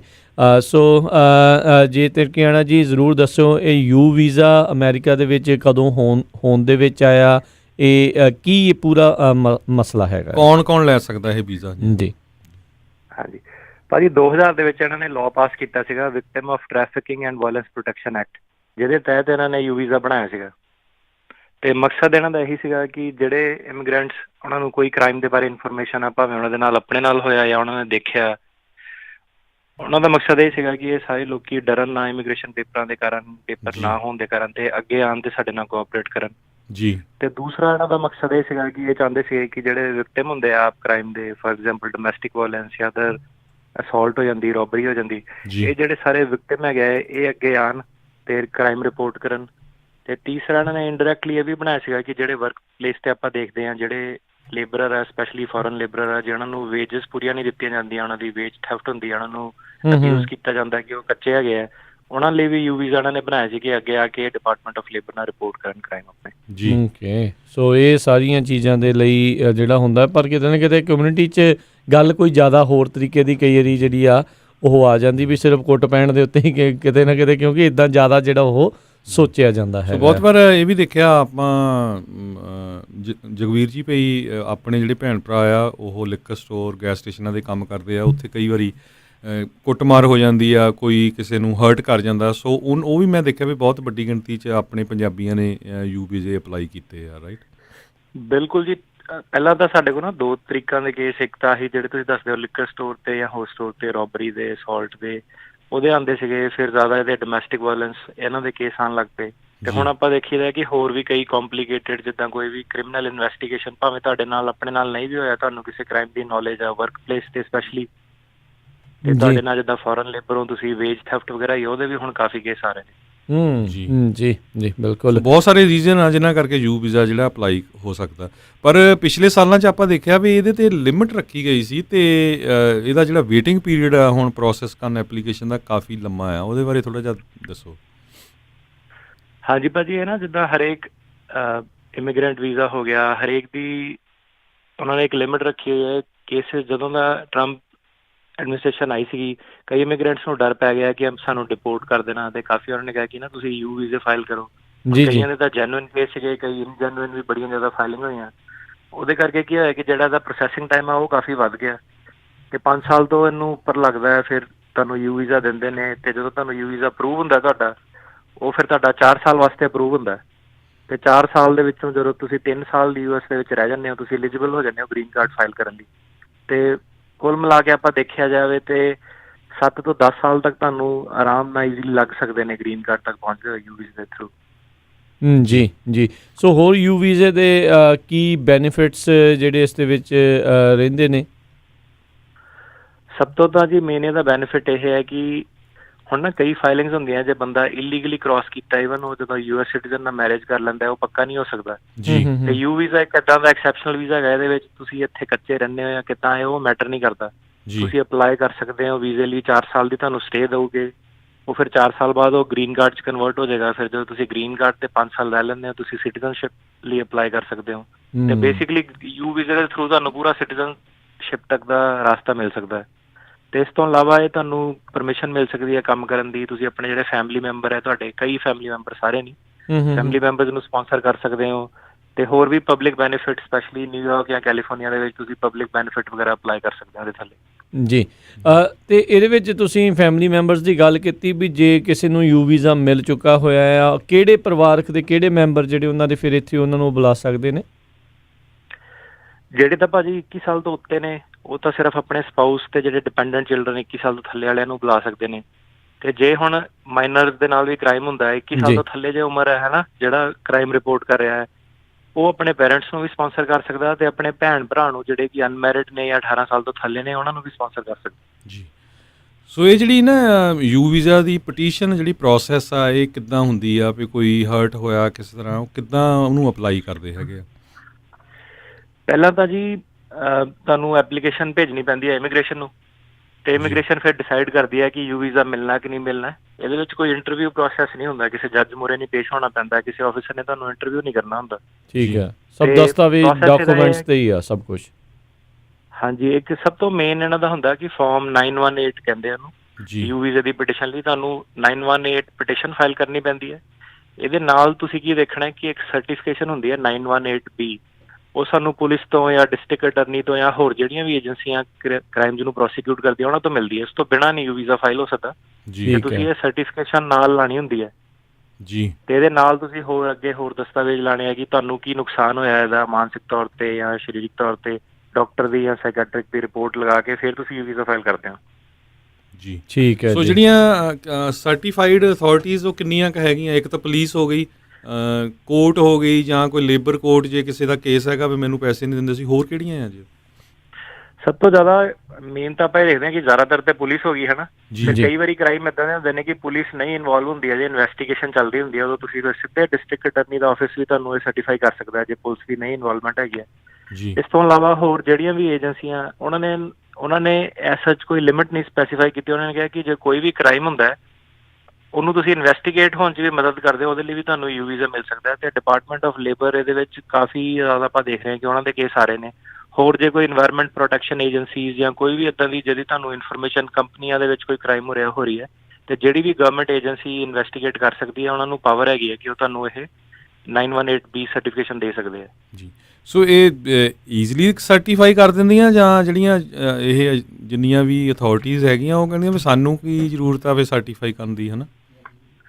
ਆਪਾਂ ਭਾਜੀ ਦੇਖਦੇ ਸੀ ਕਿ ਪਹਿਲਾਂ ਤਾਂ 4-5 ਸਾਲ ਪਹਿਲਾਂ ਜੇ ਗੱਲ ਕਰੀਏ, ਉਦੋਂ ਪੁਲਿਸ ਨੂੰ ਵੀ ਨਹੀਂ ਇੰਨਾ ਪਤਾ ਸੀਗਾ, ਤੇ ਜਿਹੜਾ ਵੀ ਜਾਂਦਾ ਸੀਗਾ, ਈਵਨ ਆਪਾਂ ਕਈ ਕੇਸ ਦੇਖੇ ਸੀਗੇ ਕਿ ਰੂਮਮੇਟਸ ਦੀ ਲੜਾਈ ਹੋ ਗਈ ਆਪਸ 'ਚ, ਹੈ ਨਾ, ਨਾਲ ਇੱਕ ਤੀਜਾ ਬੰਦਾ ਘਰ 'ਚ ਰਹਿ ਰਿਹਾ ਸੀਗਾ, ਉਹਨੇ ਰਿਪੋਰਟ ਕੀਤਾ ਪੁਲਿਸ ਨੂੰ, ਉਹਨੇ ਵੀ ਯੂ ਵੀਜ਼ਾ ਲੈ ਲਿਆ, ਤੇ ਪੁਲਿਸ ਬੜੇ ਈਜ਼ੀਲੀ ਦੇ ਦਿੰਦੀ ਸੀਗੀ।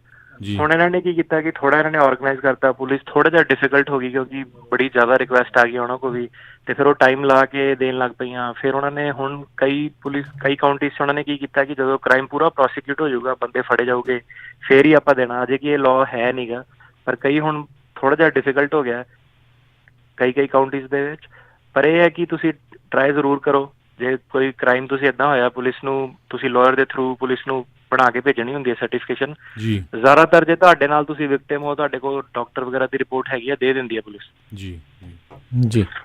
ਸੋ ਜਿਹੜਾ ਕੁਆਲੀਫਾਈਂਗ ਕ੍ਰਿਮੀਨਲ ਐਕਟੀਵਿਟੀ ਕੀ ਹੁੰਦੀ ਹੈ ਇਹਦੇ ਵਿੱਚ, ਜਿੱਦਾਂ ਯੂ ਵੀਜ਼ੇ ਦੇ ਲਈ? ਇੱਕ ਤੇ ਜੀ ਜਿਹੜੇ ਬੜੇ ਸੰਗੀਨ ਅਪਰਾਧ ਨੇ, ਜਿੱਦਾਂ ਰੇਪ, ਸੈਕਸ਼ੂਅਲ ਅਸੌਲਟ, ਜੀ, ਫਾਲਸ ਇੰਪ੍ਰਿਜ਼ਨਮੈਂਟ, ਕਿਸੇ ਨੂੰ ਬਲੈਕਮੇਲ ਕਰਨਾ, ਕੋਈ ਤੁਹਾਡੇ ਤੇ ਡੋਮੈਸਟਿਕ ਵਾਇਲੈਂਸ ਕਿਸੇ ਨੇ ਕੀਤੀ ਹੈ, ਕਿਡਨੈਪਿੰਗ, ਅਬਡਕਸ਼ਨ, ਇਹ ਸਾਰੇ ਜਿਹੜੇ ਸੀਰੀਅਸ ਵਾਲੇ ਕ੍ਰਾਈਮ ਨੇ, ਇਹ ਤਾਂ ਸਾਰੇ ਹੈਗੇ ਹੈ। ਤੇ ਇਹਦੇ ਨਾਲ ਜ਼ਿਆਦਾਤਰ ਮੇਨਲੀ ਜਿਹੜੇ ਯੂ ਵੀਜ਼ੇ ਫਾਈਲਿੰਗ ਕਰਦੇ ਨੇ ਉਹ ਜਿਹੜੇ ਆਹੀ ਅਸੌਲਟ, ਜਿੱਦਾਂ ਤੁਸੀਂ ਦੱਸਿਆ, ਆਪਣੇ ਲਿਕਰ ਸਟੇਸ਼ਨਾਂ ਤੇ, 7-11 ਵਗੈਰਾ ਤੇ ਕਿਸੇ ਨੂੰ ਹੋਸਟੇਜ ਬਣਾ ਕੇ ਰੱਖਿਆ ਹੋਇਆ ਜਾਂ ਪੈਸੇ ਨਹੀਂ ਉਹਨਾਂ ਨੂੰ ਦਿੱਤੇ ਜਾ ਰਹੇ ਕੰਮ ਦੇ, ਇਹ ਮੇਨ ਕ੍ਰਾਈਮ ਇਹਨਾਂ ਦੇ ਇਹ ਹੁੰਦੇ ਨੇ। ਜੀ। ਸੋ ਕਿਹੜਾ ਬੰਦਾ ਜਿਹੜਾ ਆ ਯੂ ਵੀਜ਼ਾ ਅਪਲਾਈ ਕਰ ਸਕਦਾ ਹੈਗਾ? ਯੂ ਵੀਜ਼ਾ ਜਿੱਦਾਂ ਮੈਂ ਦੱਸਿਆ ਸੀਗਾ ਪਹਿਲਾਂ ਕਿ ਇਹਦੇ ਵਿੱਚ ਕੋਈ ਰਿਕੁਆਇਰਮੈਂਟ ਨਹੀਂ ਹੈਗੀ ਕਿ ਤੁਸੀਂ ਪੱਕੇ ਹੋ ਜਾਂ ਪੱਕੇ ਤੌਰ ਤੇ ਆਏ ਹੋ। ਇਹਦੇ ਵਿੱਚ ਕੋਈ ਮੈਟਰ ਨਹੀਂ ਕਰਦਾ ਕਿ ਤੁਹਾਡਾ ਇਮੀਗ੍ਰੇਸ਼ਨ ਸਟੇਟਸ ਕੀ ਹੈਗਾ। ਬਸ ਇਹ ਹੈ ਕਿ ਜਿਹੜਾ ਕ੍ਰਾਈਮ ਹੈ ਉਹ ਯੂਐਸ ਦੇ ਵਿੱਚ ਹੋਣਾ ਚਾਹੀਦਾ ਹੈ। ਤੁਹਾਡਾ ਯੂਐਸ ਵਿੱਚ, ਤੁਸੀਂ ਭਾਵੇਂ ਬਾਹਰੋਂ ਵੀ ਅਪਲਾਈ ਕਰ ਸਕਦੇ ਹੋ, ਪਰ ਕ੍ਰਾਈਮ ਜਿਹੜਾ ਹੈ ਉਹ ਯੂਐਸ ਦੇ ਵਿੱਚ ਹੋਣਾ ਚਾਹੀਦਾ, ਐਜ਼ ਲੌਂਗ ਐਜ਼ ਉਹ ਤੁਹਾਡਾ ਟਰੂ ਹੈਗਾ, ਤੁਹਾਡਾ ਇਮੀਗ੍ਰੇਸ਼ਨ ਸਟੇਟਸ ਨਹੀਂ ਮੈਟਰ ਕਰਦਾ। ਤੇ ਜਿਹੜਾ ਇਹ ਜਦੋਂ ਮੰਨ ਲਓ ਵੀ ਤੁਹਾਡਾ ਯੂ ਵੀਜ਼ਾ ਅਪਰੂਵ ਹੋ ਜਾਂਦਾ, ਬਹੁਤ ਸਾਰੇ ਮੈਂ ਪੰਜਾਬੀਆਂ ਦੇ ਵੀ ਦੇਖੇ ਆ ਜਿਨ੍ਹਾਂ ਦੇ ਕਹਿੰਦੇ ਭਾਜੀ ਸਾਡਾ ਯੂ ਵੀਜ਼ਾ ਅਪਰੂਵ ਹੋ ਗਿਆ, ਤੇ ਉਹ ਫਿਰ ਬਾਹਰ ਜਾ ਸਕਦੇ ਆ, ਜਿੱਦਾਂ ਜੇ ਉਹਨਾਂ ਨੇ ਇੰਡੀਆ ਜਾਣਾ ਜਾਂ ਕੈਨੇਡਾ ਜਾਂ ਹੋਰ ਕਿਤੇ ਜਾ ਸਕਦੇ ਕਿ ਨਹੀਂ? ਹਾਂਜੀ ਭਾਜੀ, ਬਿਲਕੁਲ ਜਾ ਸਕਦੇ ਨੇ, ਪਰ ਉਹਨਾਂ ਨੂੰ ਹੁਣ ਜਦੋਂ ਕੋਈ ਵੀ ਬਾਹਰੋਂ ਦੀ ਅਮਰੀਕਾ ਆਉਂਦਾ, ਉਹਨਾਂ ਨੂੰ 2 ਚੀਜ਼ਾਂ ਚਾਹੀਦੀਆਂ ਹੁੰਦੀਆਂ, ਹੈ ਨਾ। ਇੱਕ ਤਾਂ ਉਹਨਾਂ ਨੂੰ ਵੀਜ਼ਾ ਚਾਹੀਦਾ ਆਉਣ ਲਈ, ਤੇ ਤੁਸੀਂ ਯੂ ਵੀਜ਼ਾ, ਤੁਹਾਨੂੰ ਜੇ ਤੁਸੀਂ ਬਾਹਰ ਜਾਂਦੇ ਹੋ, ਤੁਹਾਨੂੰ ਅੰਬੈਸੀ ਤੇ ਜਾ ਕੇ ਯੂ ਵੀਜ਼ਾ ਲਗਵਾਉਣਾ ਪਏਗਾ, ਫਿਰ ਯੂ ਵੀਜ਼ਾ ਦੇ ਤਹਿਤ ਹੀ ਤੁਸੀਂ ਆ ਸਕਦੇ ਹੋ। ਠੀਕ ਹੈ ਜੀ। ਦੂਸਰੀ ਇਹ ਹੈ ਜੀ, ਆਪਾਂ ਨਾ ਸਿੱਧੇ ਨਹੀਂ ਕਹਿ ਸਕਦੇ ਕਿ ਤੁਸੀਂ ਜਾ ਕੇ ਵੀਜ਼ਾ ਲਗਵਾ ਲਓ, ਕਿਉਂਕਿ ਕੇਸ ਦੇ ਵਿੱਚ ਹੋਰ ਕਈ ਚੀਜ਼ਾਂ ਹੁੰਦੀਆਂ ਕਿ ਤੁਸੀਂ ਆਏ ਕਿੱਦਾਂ ਸੀਗੇ, ਤੁਸੀਂ ਕੱਚੇ ਕਿੰਨੀ ਦੇਰ ਰਹੇ ਸੀਗੇ, ਤੁਹਾਡੇ ਤੇ ਕੋਈ ਹੋਰ ਮਿਸਰੈਪ੍ਰੈਜ਼ੈਂਟੇਸ਼ਨ ਜਾਂ ਕੋਈ ਹੋਰ ਚਾਰਜ ਤਾਂ ਨਹੀਂ ਹੈਗਾ। ਤੇ ਕਈ ਵਾਰੀ ਕੀ ਹੁੰਦਾ ਹੈ ਕਿ ਜਿਹੜੇ ਵੀ ਲੋਕੀ, ਜ਼ਿਆਦਾਤਰ ਜਿਹੜੇ ਯੂ ਵੀਜ਼ਾ ਦੇ ਐਪਲੀਕੈਂਟ ਨੇ, ਜੇ ਉਹਨਾਂ ਦੀ ਕੋਈ ਇਮੀਗ੍ਰੇਸ਼ਨ ਵਾਇਲੇਸ਼ਨ ਵਗੈਰਾ ਹੈਗੀਆਂ, ਉਹਨਾਂ ਨੂੰ ਹੋਰ ਵੇਵਰ ਵਗੈਰਾ ਵੀ ਅਪਲਾਈ ਨਾਲ ਕਰਨੇ ਪੈ ਸਕਦੇ ਨੇ, ਜਿਹੜੇ ਕਿ ਕਈ ਵਾਰੀ ਕੇਸ ਨੂੰ ਕੰਪਲੀਕੇਟ ਕਰ ਦਿੰਦੇ ਨੇ। ਤੇ ਇਸ ਕਰਕੇ ਰਿਕਮੈਂਡੇਸ਼ਨ ਇਹੀ ਹੁੰਦੀ ਹੈ ਕਿ ਜੇ ਤੁਹਾਨੂੰ ਮਿਲ ਗਿਆ ਯੂ ਵੀਜ਼ਾ, ਤੁਸੀਂ 3 ਸਾਲ ਹੋਰ ਰੁਕ ਜਾਓ, ਹੈ ਨਾ, ਤੇ ਫਿਰ ਤੁਸੀਂ ਸਿੱਧੇ ਗ੍ਰੀਨ ਕਾਰਡ ਅਪਲਾਈ ਕਰ ਸਕਦੇ ਹੋ। ਤੇ ਇੱਕ ਵਾਰੀ ਤੁਸੀਂ ਅਪਲਾਈ ਕਰਤਾ, ਤੁਹਾਨੂੰ ਫਿਰ ਉੱਥੋਂ ਆਪਸ਼ਨ ਮਿਲ ਜਾਂਦੀਆਂ ਟਰੈਵਲ ਡਾਕੂਮੈਂਟ ਵਗੈਰਾ ਦੀ। ਜੀ। ਸੋ ਜਿਹੜੇ ਵਰਕਰਸ ਆ, ਜਿਹੜੇ ਕੰਮ ਕਰਦੇ ਆ, ਉਹ ਕਿਸ ਤਰ੍ਹਾਂ ਜਿਹੜਾ ਯੂ ਵੀਜ਼ਾ ਅਪਲਾਈ ਕਰ ਸਕਦੇ, ਕਿਹੜੇ ਕਾਰਨਾਂ ਕਰਕੇ, ਕਿਹੜੇ ਰੀਜ਼ਨਸ ਕਰਕੇ? ਇੱਕ ਤਾਂ ਜੀ ਜੇ ਉਹ ਕੋਆਪਰੇਟ ਕਰਨ ਡਿਪਾਰਟਮੈਂਟ ਆਫ ਲੇਬਰ ਨਾਲ, ਉਹਨਾਂ ਨੂੰ ਕੰਪਲੇਂਟ ਕਰਨ ਕਿ ਇੱਥੇ ਫੋਰਨ ਵਰਕਰ ਲੇਬਰ ਜਿਹੜੀ ਉਹਨੂੰ ਐਕਸਪਲੋਇਟ ਕੀਤਾ ਜਾ ਰਿਹਾ, ਉੱਥੇ ਉਹ ਕਰ ਸਕਦੇ ਨੇ। ਜੇ ਉਹਨਾਂ ਨੂੰ ਕੋਈ ਸਰੀਰਕ ਤੌਰ ਤੇ ਜਾਂ ਮਾਨਸਿਕ ਤੌਰ ਤੇ ਉਹਨੂੰ ਕੋਈ ਇੰਜਰੀ ਕੀਤੀ ਹੈ, ਉਹਨਾਂ ਦੇ ਇੰਪਲੋਇਰ ਨੇ ਧੱਕੇ ਨਾਲ ਜ਼ਬਰਨ ਕੰਮ ਕਰਾ ਰਹੇ ਨੇ, ਜਾਂ ਉਹਨਾਂ ਨੇ ਕੋਈ ਲੋਨ ਦੇਣਾ ਸੀਗਾ ਤੇ ਉਹਨਾਂ ਕੋਲ ਲੋਨ ਚੁੱਕਤਾ ਨਹੀਂ ਹੋ ਰਿਹਾ, ਉਹ ਕਹਿ ਰਿਹਾ ਕਿ ਹੁਣ ਤੂੰ ਕੰਮ ਕਰ ਮੇਰੇ ਲਈ, ਇੱਦਾਂ ਦੇ ਕਈ ਕਾਰਨ ਆ ਜਿਹਦੇ ਕਰਕੇ ਕਿਸੇ ਨੂੰ ਮਜਬੂਰ ਕਰਕੇ ਕੰਮ ਕਰਾਇਆ ਜਾ ਰਿਹਾ, ਉਹਨੂੰ ਉਹਦੀ ਸਹੀ ਤਨਖਾਹ ਨਹੀਂ ਦਿੱਤੀ ਜਾ ਰਹੀ, ਤੇ ਤੁਸੀਂ ਉਹਨਾਂ ਨੂੰ ਜੇ ਡਿਪਾਰਟਮੈਂਟ ਆਫ ਲੇਬਰ ਨਾਲ ਕੋਆਪਰੇਟ ਕਰਦੇ ਹੋ ਇਨਵੈਸਟੀਗੇਸ਼ਨ ਤੇ ਫਿਰ ਤੁਸੀਂ ਵੀ ਯੂ ਵੀਜ਼ੇ ਲਈ ਅਪਲਾਈ ਕਰ ਸਕਦੇ ਹੋ। ਜੀ। ਤੇ ਇਸ ਮਾਮਲੇ ਦੇ ਵਿੱਚ ਫਿਰ ਉਸ ਨੂੰ ਅਨੋਨਿਮਸ ਰੱਖਿਆ ਜਾਂਦਾ ਆ, ਤੇ ਕੰਟੈਕਟ ਡਿਪਾਰਟਮੈਂਟ ਆਫ ਲੇਬਰ ਨੂੰ ਜਿੱਦਾਂ ਫੋਨ ਕਰਕੇ ਕਰਨਾ ਹੈ, ਕਿੱਦਾਂ ਕਰ ਸਕਦੇ ਨੇ ਉਹ? ਇਹਦੀ ਵੇਜ ਐਂਡ ਆਵਰ ਡਿਵੀਜ਼ਨ ਹੁੰਦੀ ਹੈ ਆਨਲਾਈਨ, ਤੇ ਆਨਲਾਈਨ ਰਿਪੋਰਟ ਕੀਤੀ ਜਾ ਸਕਦੀ ਹੈ, ਕੰਟੈਕਟ ਵੀ ਕੀਤਾ ਜਾ ਸਕਦਾ ਹੈ, ਇਹਨਾਂ ਦੇ ਨੰਬਰ ਮਿਲ ਜਾਂਦੇ ਨੇ ਇੰਟਰਨੈਟ ਤੋਂ ਕਾਫੀ ਈਜ਼ੀਲੀ। ਜੀ, ਠੀਕ ਹੈ। ਸੋ ਮੇਨਲੀ ਇਹ ਆ ਵੀ ਜਿਹਨੇ ਵੀ ਯੂ ਵੀਜ਼ਾ ਅਪਲਾਈ ਕਰਨਾ, ਉਹਨੂੰ ਪੁਲਿਸ ਦੇ ਜਾਂ ਕੋਰਟ ਰੈਕਰਡਸ ਚਾਹੀਦੇ ਹੈਗੇ ਆ, ਲੈਟਰਸ ਚਾਹੀਦੇ ਡਾਕਟਰ ਜਾਂ ਹੈਲਥ ਪ੍ਰੋਫੈਸ਼ਨਲਸ ਤੋਂ, ਫਰੈਂਡਸ ਵਗੈਰਾ ਤੋਂ, ਫੈਮਿਲੀ ਤੋਂ। ਅਤੇ ਕਿੰਨੇ ਯੂ ਵੀਜ਼ਾ ਹਰ ਸਾਲ ਜਿਹੜਾ US ਦਿੰਦਾ ਹੈ, ਅਤੇ ਅੱਜ ਕੱਲ੍ਹ ਕਿਹੜੀ ਡੇਟ ਚੱਲ ਰਹੀ ਹੈਗੀ ਆ, ਜੇ ਤੁਹਾਨੂੰ ਥੋੜ੍ਹਾ ਉਹਦੇ ਬਾਰੇ ਜਿੱਦਾਂ ਹੈਗਾ ਆ ਜਾਣਕਾਰੀ ਜੀ। ਭਾਜੀ ਟੋਟਲ 10,000 ਵੀਜ਼ੇ ਇਹ ਦਿੰਦੇ ਨੇ। ਅੱਜ ਜਿਹੜਾ ਹੁਣ ਮੈਂ ਹੁਣੇ ਦੇਖ ਰਿਹਾ ਕਿ ਜਿਹੜਾ 2 ਸੈਂਟਰ ਨੇ, ਜਿਹੜਾ ਨਿਬਰਾਸਕਾ ਵਾਲਾ ਹੈਗਾ ਉਹਦੀ ਵੇਟਿੰਗ ਜਿਹੜੀ ਅਪਰੂਵਲ ਉਹ ਕਰ ਰਿਹਾ ਹੈਗਾ, ਉਹ ਹੈਗਾ ਅਕਤੂਬਰ 2015 ਵਾਲੇ ਜੀ। ਅਤੇ ਤਕਰੀਬਨ ਇਹ ਮਤਲਬ 55 ਮਹੀਨੇ ਦਾ ਪ੍ਰੋਸੈਸਿੰਗ ਟਾਈਮ ਹੈ। ਅਤੇ ਫਿਰ ਦੂਸਰਾ ਜਿਹੜਾ ਦਾ ਸੈਂਟਰ ਹੈ ਵਰਮੌਂਟ ਦਾ, ਉਹਦਾ ਵੀ ਸੇਮ ਹੀ ਅਕਤੂਬਰ 2015 ਚੱਲ ਰਿਹਾ। ਜੀ ਜੀ ਬਿਲਕੁਲ। ਸੋ ਕਨਕਲੂਜਨ ਦੇ ਵਿੱਚ ਦੱਸ ਦਿਓ ਵੀ ਜੀ ਆਲਮੋਸਟ 5 ਸਾਲ ਦਾ ਟਾਈਮ ਹੋ ਗਿਆ ਜੀ। ਕਿਉਂਕਿ ਕਈ ਸਾਨੂੰ ਫੇਸਬੁੱਕ 'ਤੇ ਸਰੋਤੇ ਕਹਿ ਰਹੇ ਵੀ 8 ਤੋਂ 10 ਸਾਲ ਹੋ ਰਹੇ। ਇੱਕ ਕਹਿੰਦੇ ਵੀ ਮੈਂ 2016 'ਚ ਅਪਲਾਈ ਕੀਤਾ ਸੀ। ਸੋ ਜੇ ਕਿਸੇ ਦੀ ਇੱਦਾਂ ਮੰਨ ਲਓ ਜਿੱਦਾਂ ਇਹ ਡੇਟ ਪ੍ਰਾਇਓਰਟੀ ਡੇਟ ਵਗੈਰਾ ਜਿਹੜੀ ਉਹ ਆ ਜਾਂਦੀ ਆ, ਜੇ ਉਹਨਾਂ ਨੂੰ ਅਜੇ ਕੋਈ ਦਸਤਾਵੇਜ਼ ਨਹੀਂ ਆਇਆ ਜਾਂ ਕੋਈ ਕਾਰਨ ਆ ਜਿਸ ਕਰਕੇ ਉਹ ਕੰਟੈਕਟ ਨਹੀਂ ਹੋ ਸਕਿਆ, ਉਹ ਉਹਨਾਂ ਕੇਸਿਸ ਦੇ ਵਿੱਚ ਕੀ ਕਰ ਸਕਦੇ ਆ ਜਿਨ੍ਹਾਂ ਨੂੰ ਇਸ ਤੋਂ ਵੀ 55 ਮਹੀਨੇ ਤੋਂ ਵੀ ਜ਼ਿਆਦਾ ਸਮਾਂ ਹੋ ਚੁੱਕਾ ਹੋਵੇ? ਹੁਣ ਜੀ ਉਹਨਾਂ ਨੇ ਨਾ ਜਿੱਦਾਂ ਆਪਣੀ, ਜੇ ਤੁਸੀਂ uscis.gov ਵੈਬਸਾਈਟ 'ਤੇ ਜਾਂਦੇ ਹੋ, ਉਹਨਾਂ ਨੇ ਇਹ ਸਾਰੀਆਂ ਡੇਟਸ ਲਿਖੀਆਂ ਹੋਈਆਂ। ਅਤੇ ਹੁਣ ਜਿੱਦਾਂ ਉਹਨਾਂ ਨੇ ਲਿਖਿਆ ਕਿ ਇਨਕੁਆਇਰੀ ਦੀ ਡੇਟ ਸਾਡੀ ਚੱਲ ਰਹੀ ਹੈ ਅਕਤੂਬਰ 1 2015, ਅਤੇ ਜਿੰਨੇ ਵੀ ਅਕਤੂਬਰ 1 2015 ਤੋਂ ਪਹਿਲਾਂ ਫਾਈਲ ਕੀਤਾ ਸੀਗਾ, ਉਹ ਇਮੀਗ੍ਰੇਸ਼ਨ ਨੂੰ ਕਾਲ ਕਰਕੇ ਉਹਨਾਂ ਨੂੰ ਐਕਸਪੀਡਾਈਟ ਕਰਾ ਸਕਦਾ ਆਪਣਾ ਕੇਸ ਜੀ। ਸੋ ਜਿਹੜੇ ਤੁਸੀਂ 2016 ਵਾਲੇ ਦੱਸੇ ਉਹਨਾਂ ਨੂੰ ਵੇਟ ਕਰਨੀ ਪੈਣੀ ਹੈ ਜੀ। ਅੱਛਾ ਜੀ, ਠੀਕ ਹੈ ਜੀ। ਸੋ ਬਿਲਕੁਲ ਸਰੋਤਿਆਂ ਨੂੰ ਇੱਕ ਵਾਰ ਦੱਸਦੇ ਜਾਈਏ, ਜੇ ਹੁਣ ਤੁਹਾਡਾ ਕੋਈ ਵੀ ਕੁਐਸਚਨ ਹੈਗਾ ਇਮੀਗ੍ਰੇਸ਼ਨ ਦੀ ਬਾਬਤ, ਅਤੇ ਤੁਸੀਂ ਸਾਡੇ ਨਾਲ ਇਮੀਗ੍ਰੇਸ਼ਨ ਅਟਾਰਨੀ ਜੇ ਤਿਰਕੀਆਨਾ ਜੀ ਜੁੜੇ ਹੋਏ ਹੈਗੇ ਆ। ਇਹ ਜਿਹੜੀ ਆ ਇਹਨਾਂ ਦਾ ਆਫਿਸ ਸੈਨ ਹੋਜ਼ੇ ਕੈਲੀਫੋਰਨੀਆ ਦੇ ਵਿੱਚ ਹੈਗਾ, ਅਤੇ ਤੁਸੀਂ ਕਾਲ ਕਰ ਸਕਦੇ ਹੋ ਰਾਈਟ ਨਾਓ ਸਾਡੇ ਪੰਜਾਬੀ ਰੇਡੀਓ USA ਦੇ ਸਟੂਡੀਓ ਵਿੱਚ। ਟੈਲੀਫੋਨ ਨੰਬਰ ਹੈਗਾ 408 272 5200। ਤੁਹਾਨੂੰ ਥੋੜ੍ਹੀ ਟਰਾਈ ਕਰਨੀ ਪੈਣੀ ਹੈ ਕਿਉਂਕਿ ਸਾਡੀਆਂ 8 ਦੀਆਂ 8 ਹੀ ਕਾਲ ਜਿਹੜੀਆਂ ਬਿਜ਼ੀ ਚੱਲ ਰਹੀਆਂ ਹੈਗੀਆਂ ਜੀ।